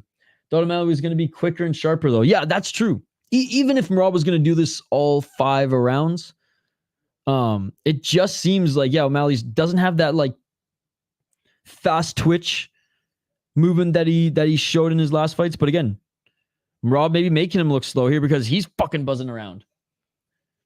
Merab 3-1, or they both 2-0 very close. Wait, what? I don't think that at all. I don't think O'Malley has 2 rounds. He's lucky if he has 1. Merab's never been accused of being reluctant to engage. That's true. Nonchani will still claim to be undefeated. He will say he didn't sleep good, so fight didn't count or some shit. Yeah, something like that. Merab could literally do another 5 rounds easy. Absolutely. And he gets a takedown again. Well, he can't be like Conor with a performance like this, Joshua. 3 minutes and 24 seconds on the clock, and big knees by Merab, because every now and then you're going to run into a wrestler like this. I got a 4-0. Sean, this is your title. Engage.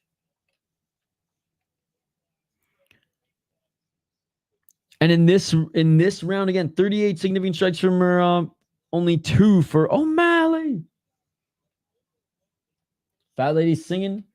Merab never looked close to gassing. O'Malley got to take a long break and move up after building some size, because being a string bean against these strong grapplers ain't a good look. Hell of a title run. Hardly. 2 minutes and 44 seconds on the clock, and Merab's just bullying him right now. And O'Malley breaks. 2 minutes and 39 seconds.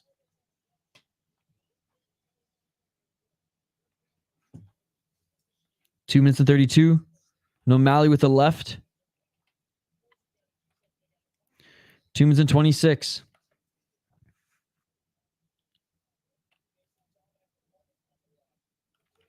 Merab probably can go after Tim after the fight, so be ready for that. He told me last week he was in the next corner. You telling me he was lying? He told you that? I'm not saying he didn't say that. I'm saying he's has to definitely do more to be the next Conor than this. Hate him or love him, Conor took out some legends, man. 1 minute 51 seconds on the clock. Now, Merab took out one of those legends. But he didn't beat Eddie! 1 minute 41 seconds on the clock. He told everyone that? He didn't tell me that.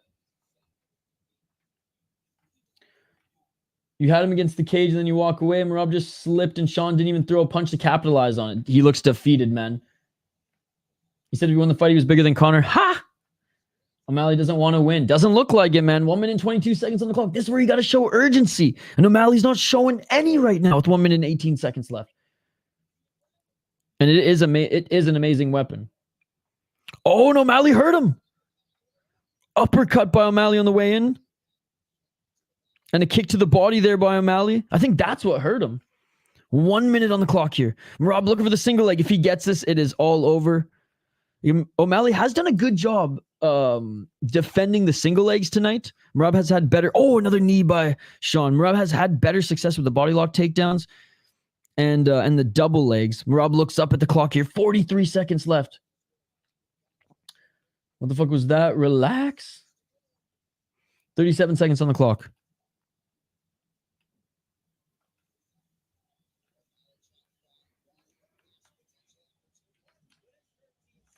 "25 seconds.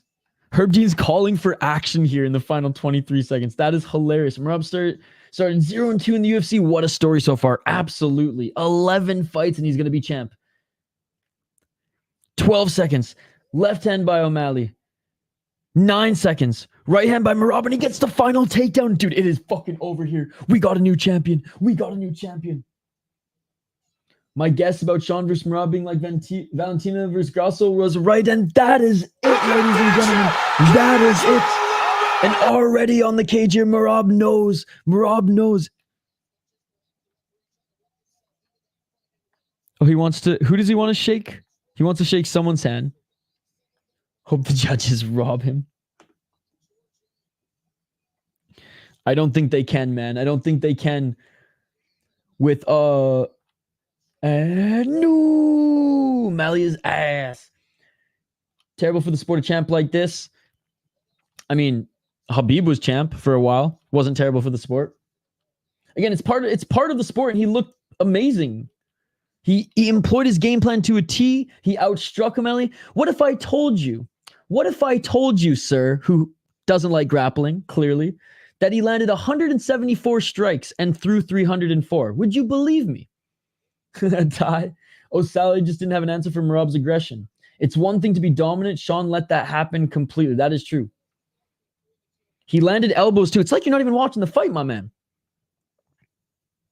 Again, if you don't like mixed martial arts, you can watch kickboxing and Muay Thai. We're going to see fights like this. We're going to see fighters like this. It's on O'Malley, right, to defend. If you're allowed to grapple in mixed martial arts, people are going to use it. And he strikes her knees to the legs. There were a lot of knees to the legs. That's true. He also landed a couple of knees to the head. You probably saw those too, though. You were watching the fight. I mean, it wouldn't be that insane for these judges to give O'Malley the 5th and maybe 2 rounds. Khabib didn't hesitate to GSP after mounting opponents. Wait, Khabib didn't fight GSP. Sean and DDP fighting for a title, and Merab Bilal also holding titles. Dana is in hell. Said it. Gonna spam wrestle. Umar's gonna beat Merab and be champ. Clownboy is gone. O'Malley is the A. Not gonna lie, O'Malley did more damage. All right, well, I'm thoroughly disappointed. Good night, all. Hey, have a good night, HM. Thank you so much for hanging out. Odds are fucking 30 times. 248-27 scores. And no! Let's go, Merab. He finally got it, ladies and gentlemen. Oh, man, look at the emotion on him. Merab bullied O'Malley. Yay, good night, handsome and hung. Good to see you. O'Malley's the American McGregor. Merab can take Umar. Damn. 248 or 48-47. Did I say 48-27? Or 40? Yeah. I am gonna do what Connor could not do. Lol. Crazy that it was that close. Felt like 5-0. Holy shit, it was even going into the final round. Like, someone in the chat said that. You think if Sean knew that, he would have done something differently? From starting 0-2 in the UFC, what a comeback. Sean wouldn't give Sterling a rematch. Merab needs to keep that same energy. Absolutely. He did it. Probably, well, he 3 and I don't know. I had O'Malley, but gotta love seeing someone reaching their dreams. I can't hate on it. Me either, Daichi. Props to Merab. I had Merab 5-0. This felt like Bilal versus Leon. It did, didn't it? I thought 4-1. I don't understand why O'Malley didn't even try to finish him at the end when he had him seriously hurt to the body. Showed no urgency. Exactly that. Exactly that. Wouldn't Chael Sonnen be the American McGregor? He's the American gangster. Undefeated. Definitely won the 5th round. So I guess, yeah, 3 and 5. 4 and 6 on my picks. Hey, I didn't have a good night on picks either, but it was a fun card. I have no idea, Irish. Rain check on jumping on me. I got to go pick up the little one. Great stream, great work. Yes, I promise the next stream I'll bring you on. It was just, I mean, I'll text you. There's just a lot going on. Stream was like dying. Chat was buzzing. Internet was somewhat failing. So I was just a little frazzled. But next time I owe you one, and I thank you so much for re-upping your membership. Thank you so much for the 18 months, and happy to have you on soon. And you know what? How about the Rush City Fight Show? If it's a good time for you, we bring you on, and if not, we'll record a segment or something for it. But I'll hit you up and we'll collaborate soon, my man. Thank you so much for everything. You should have seen those earlier clips of them Georgians waiting outside, watching on the big screen, a huge crowd. That's super cool. Definitely found Merab's Achilles at the end there, though. Yep. Leon was better than this versus Bilal. Leon legit at least had a few seconds of winning, unlike this domination. That is true. Leon did have the back of Bilal for a little while, and then towards the end actually cut him. 7 a.m. Nice. Body shots. Usali showed zero urgency after being down late. Everyone, by the way, Mr. Grant Gregory, huge supporter of this channel. Wasn't able to bring him on here, but he'll definitely jump on the next UFC pay-per-view and we'll collab soon. But go give his channel a follow. He does a lot of cool AI work, and he recently passed over 500,000 subscribers. So big shout out to him. Good fights, man. Oh, and Umar's in the audience here.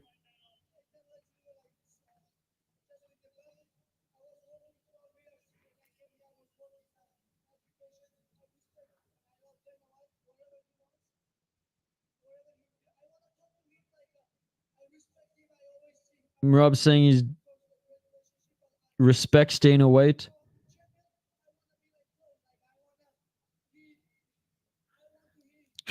He's just yapping.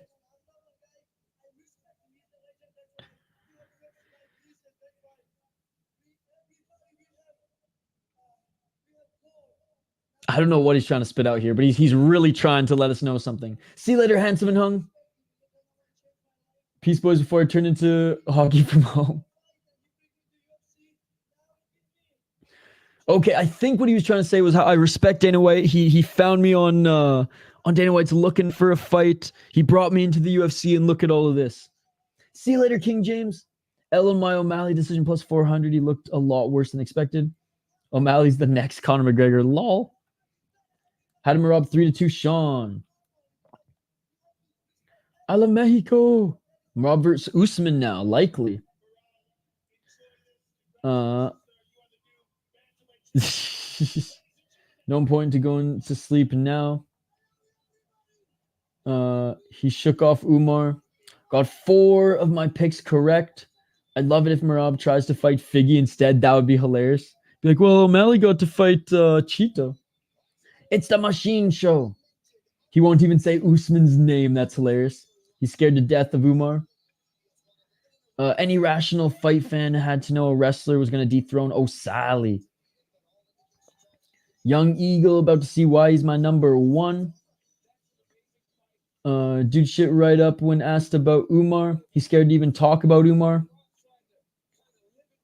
Bro started blowing Dana when he got asked about Umar. That's hilarious. Dude is brain dead. Looking for a fight confirmed better than Contender Series with Merab beating Sean. No O'Malley interview. Interesting. What about Umar? Starts talking about Dana White. See you later, Irish.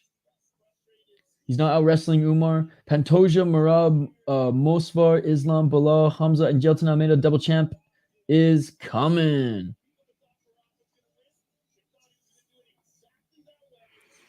Five-round mauling, ladies and gentlemen, by Merab here. he's so happy. Nocho, good to see you, buddy. Oh, by the way, guys, this is the guy who was talking about earlier in the stream. He has an amazing Charlie Zelenoff video on his channel. Go check it out. O'Malley was waiting for an interview and they said no. What the fuck? You can't blame Merab for wanting to at least get pay-per-view points off one other fight before he fights Umar. Nope. He's ducking Umar. I'm upset. What about you? Why are you upset? Merab won 5-round mauling. Even though O'Malley on the judges' scorecards won 2 rounds, he did do damage in 2 rounds. I'll give him that. But Merab had a great performance there. So does he get the jacket too, or just the belt and his woman? I just said, Dan, I just said Merab won, buddy. Merab won.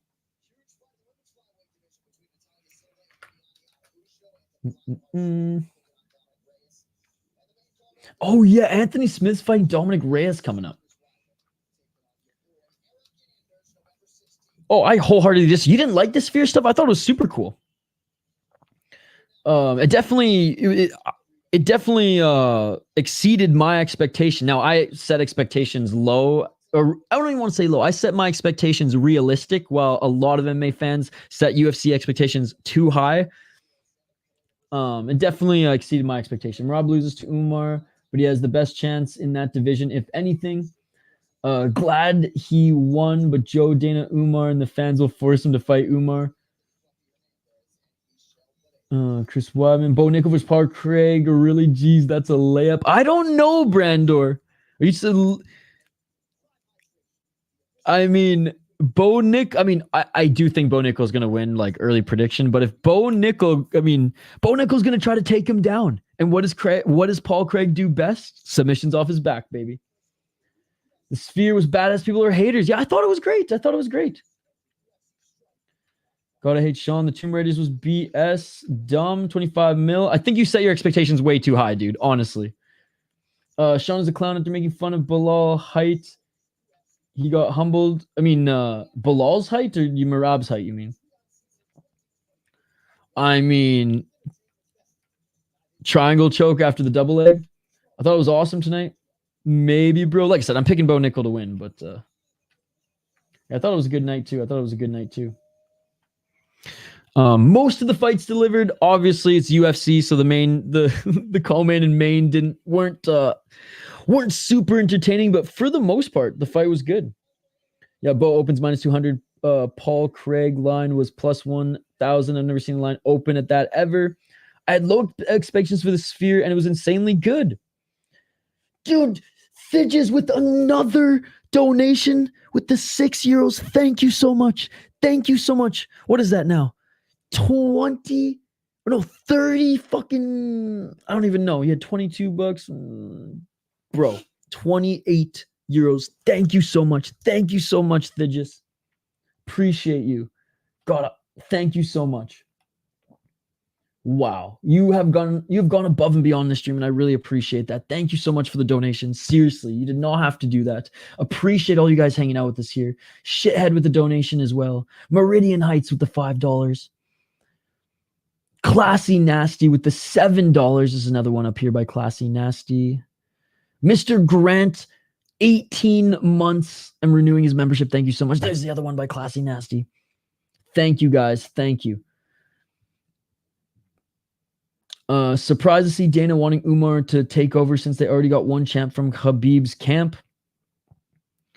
Bilal's not from Khabib's camp. He's just trained with him before. He's out of a camp in Chicago. No, Dana set my expectations high, and he could have made Jones versus Ngannou instead of that. Well, I mean, Dana's job is to promote a fight. So if anything, he did his job. Merab, autocorrect go crazy.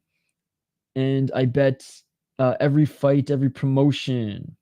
Damn. If you watched that show and you thought it was bad, I think you should move on from MMA and you should find a new hobby because that was peak. I don't know if it was peak, but it was very, very good. But I'm biased because I'm more of a Japanese MMA fan. And New Year's shows for me are peak. But it was damn good. It was damn good. Well, away from home, it has been a hell of a ride. 8 a.m. here in France. Guys, we have another stream in 2 hours. That is right. The best card of the weekend is coming up.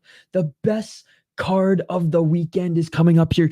Deep 121 is next, motherfuckers. God damn, I'm so stoked. Let's fucking go. The fights were great. It's the other stuff I didn't like. Thank you, Thidges. I would have loved a UFC at Sphere with 10 movies going on. History of UFC, break up the 30 years over the 10 videos. I was talking about Islam Makhachev. Oh, right, Islam. Duh. Time to light one. Let's go. Bum, bum, bum. Every 4 months, there's a UFC best ever card. What's a Riyadh season? I thought it was only for UFC, but they're advertising more events. Yeah, it's Turkey's company that does combat sports events. They've done a PFL one. They've done a ton of boxing ones. There is no off season for the Riyadh season. Guys, we have another stream here tonight coming up. That is right. Deep Impact 121. The fight card that I am personally the most excited for this all weekend. We had to get through all these other cards to get to Deep. And it is going to start in less than 2 hours, ladies and gentlemen. 5 a.m. Eastern. 5 a.m. Eastern it is starting. Let me find it here. So if you're staying up tonight, you guys should join us.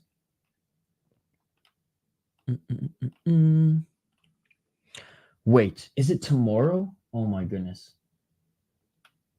No way. Fucking Kapusa. I'm devastated. It's fucking tomorrow. Oh, this is the worst. I'm so devastated. For fuck's sakes, ladies and gentlemen. After all that hype.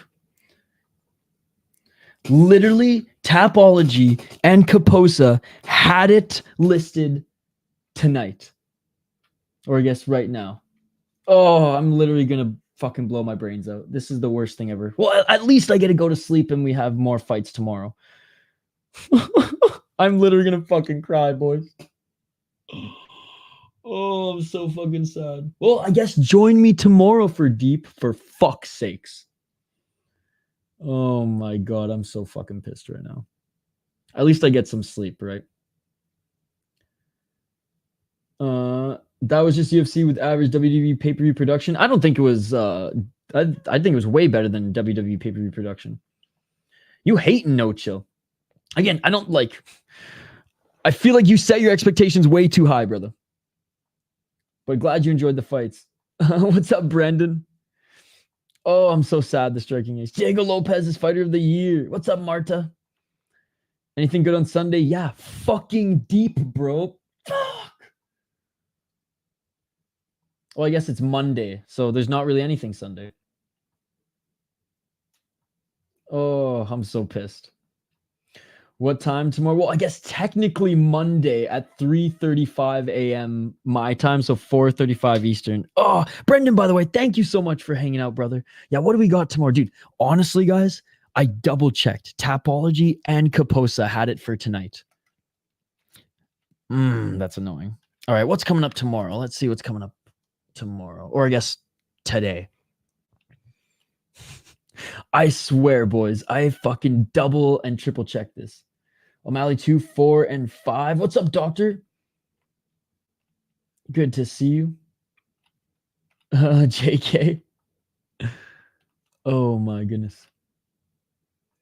Let's see if Kaposa changed the time. Nah, bro, he still has it. He still has it for tonight. Thai Fight League this morning at 7 a.m.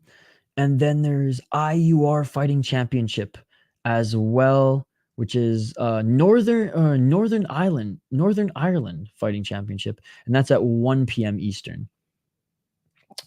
Oh, well, I guess I have to sleep tonight, guys. I guess I get to, you know what? The dopamine's still kicking. I'm gonna go work out. I'm gonna listen to the press conference. I'm gonna work out. I know it's Merab style and takedown threat, but Sean was just not there. Agreed. But okay. All right. Well, we're staying up all night tomorrow for Deep, which this is going to be an awesome fight card, by the way, guys. It is. I know I'm a stan when it comes to Japanese MMA, but they deliver. Anyways, I'll take any last comments here, guys, before I hang up the gloves, because we've streamed, it's a 7, almost 13 hours today we've streamed. No UFC next week, but a lot of MMA. See, when Bilal won the title, I think he was mad because really there's no one who should take the title from Bilal. He gives everyone a fight. I think he knows with Merab, it'll be hot potato to Umar. Deep is about to go down in Korakuen Hall. Is it always the case? It does a lot of their big shows there. But again, Tapology, Kaposa, Sherdog, they all had it listed for tonight. So that's why I checked the schedule. And the live stream wasn't up yet on Deep. Have a good night, guys. Yo, Brandor, thank you so much for re-upping your membership. Thank you so much to Striking Ace. The fight seemed to go by fast. Got a takedown, then end of the round. I think O'Malley fights Corey or Cejudo, then gets another title shot. Ooh, I would be down for the Corey Sandhagen fight. That would be a really fun fight. Oh, absolutely away from home. Thank you for hanging out. No UFC next week. I look forward to watching Isha shit on people on Twitter saying there's no MMA. You know me too well, my friend. You know me too well. And by the way, thank you for all the support. That's gambling, baby. I really appreciate it. I didn't mean to be salty tonight. It's just there was a lot going on, but we got through it. And to be honest, I'm hungry as fuck. It's kind of just hitting me now. So, and honestly, I think I just need to sit up. I've been sitting down for like 6 hours and 50 minutes, and we had KSW before this. But O'Malley's the thumbnail for UFC. Welp, that's embarrassing. Anyways, guys, we had a huge crowd here tonight. You guys are fucking awesome. Seriously, everybody's still hanging out here. Really appreciate you guys. What a fun card. We had some good fights. The chat was buzzing. Good vibes all around. Sphere was a really cool experience, man. It was really cool. Even watching from afar. I imagine it was really cool being there. And yeah, though we don't get more MMA in 2 hours, we'll be live tomorrow. We'll be live, well, I guess technically Monday. We'll be live in 26 hours for Deep, and I will set up that stream ahead of time. But big shout out one more time to those who donated. Big shout out to all the members here. Big shout out to all of the subscribers here, man. We stream every single weekend. Is that live on YouTube? Yeah, but you got to be a member of the Deep YouTube channel. Members only. That's the thing. I get my money's worth when it comes to Deep. Which, like, it ain't cheap. They must have just posted this, those motherfuckers. Yeah. And it's $20 a month, but you get usually 3 to 4 cards a month. Sometimes you don't get one at all, though, and that pisses me off. Merab beat 4 UFC champions. That's true. That's true, Lizzie. He beat Aldo. He beat Sugar. He beat Henry. And he beat Piotr Jan. That is a great point. And it was a well-deserved win. No one's disputing that there. There's not really any other MMA tomorrow. There's that Irish league. So I'll probably take tomorrow off, and I'll do member stream tomorrow. So all the members in the live chat, we'll do an extended membership stream tomorrow. I will do some digging into that Leah Court story, Activate A. And we'll see if we can dig up some more info on that. We'll find some other MMA and combat sports stories. Actually, I have one that I've been like kind of researching, but putting on the shelf. Just some crazy Russian MMA shit that we'll talk about. And then we'll also go over regional highlights. So to all the new members, join us tomorrow for membership stream. I'll post the time sometime. I'll get the stream up. And yeah, Deep 121, baby. Deep 121 later as well. For everybody who's hung out with us here tonight, I appreciate you all. That's right. You watching right now, you motherfucker, in the most endearing way. I appreciate you. There were so many other channels hosting UFC Fight Companions, and the fact that you chose the City Life Project to hang out with us here tonight means the world. Good Octagon card last week. Let's go. Fucking love Octagon. But that's it for us here tonight. Like I said, if you're new to the channel, we stream multiple fight promotions every single weekend, ladies and gentlemen. Every single weekend. Take a look. Take a look. Look at all these promotions. We streamed KSW earlier today. We did LFA yesterday. Dana White's Contender Series every Tuesday. Live 2-hour MMA and combat sports talk show every Monday. We did Deep last weekend. Bellator, Octagon, BFL. I mean, look at all this shit. One Championship, Eris, Inaway Boxing, FFC. If this doesn't convince you that we stream fucking everything under the sun, ladies and gentlemen, I don't know what does. So like and subscribe to get, if you're a junkie when it comes to combat sports like myself. Lux. That was a great card, by the way. AC, I mean, fuck, man. I'm even surprised with myself how much I fucking stream here. Freaking Fairtex Fight League, even Invicta, bro. Even Invicta. And then just thank you so much for all the support. I appreciate it. There's like 2 Cage Warriors cards Friday, Saturday, kind of strange. And the Mexicans go 1-6. Emotional damage. Pinche cabrón. All right, guys, that's it for me here tonight. I will see you back Monday, bright and early, 4 a.m. Eastern, Monday. Members will be live with you tomorrow. As always, ladies and gentlemen, I appreciate you all. Smash that like button on the channel. Like I said, we cover so much MMA. We also cover other shit on the channel too. Reactions to fight, regional highlights, beer reviews. I know they don't get a lot of views, but I don't give a shit. If you want to know what happened to Casey Kenny, check out that video as well. Yeah, we do everything on the channel. We do whatever the fuck we want on the channel, but a lot of fight streams as well. Anyways, I got to run, ladies and gentlemen, literally run. I got to get out of my seat here. The SOAS is disgusting. What a terrible way to end the stream. As always, remember, her default. like and subscribe. I appreciate you all. Thank you to members who have a membership stream tomorrow. To everybody else, it was fun. It was fun. Pinche cabrón, 1-6 for the Mexicans. Oh, man. All right. I'm out, guys. I'm just yapping like Merab at this point. We will see you tomorrow. Technically, Monday for Deep. And I'll see you members tomorrow. Peace. I am out. In your shield, in the fiercest battle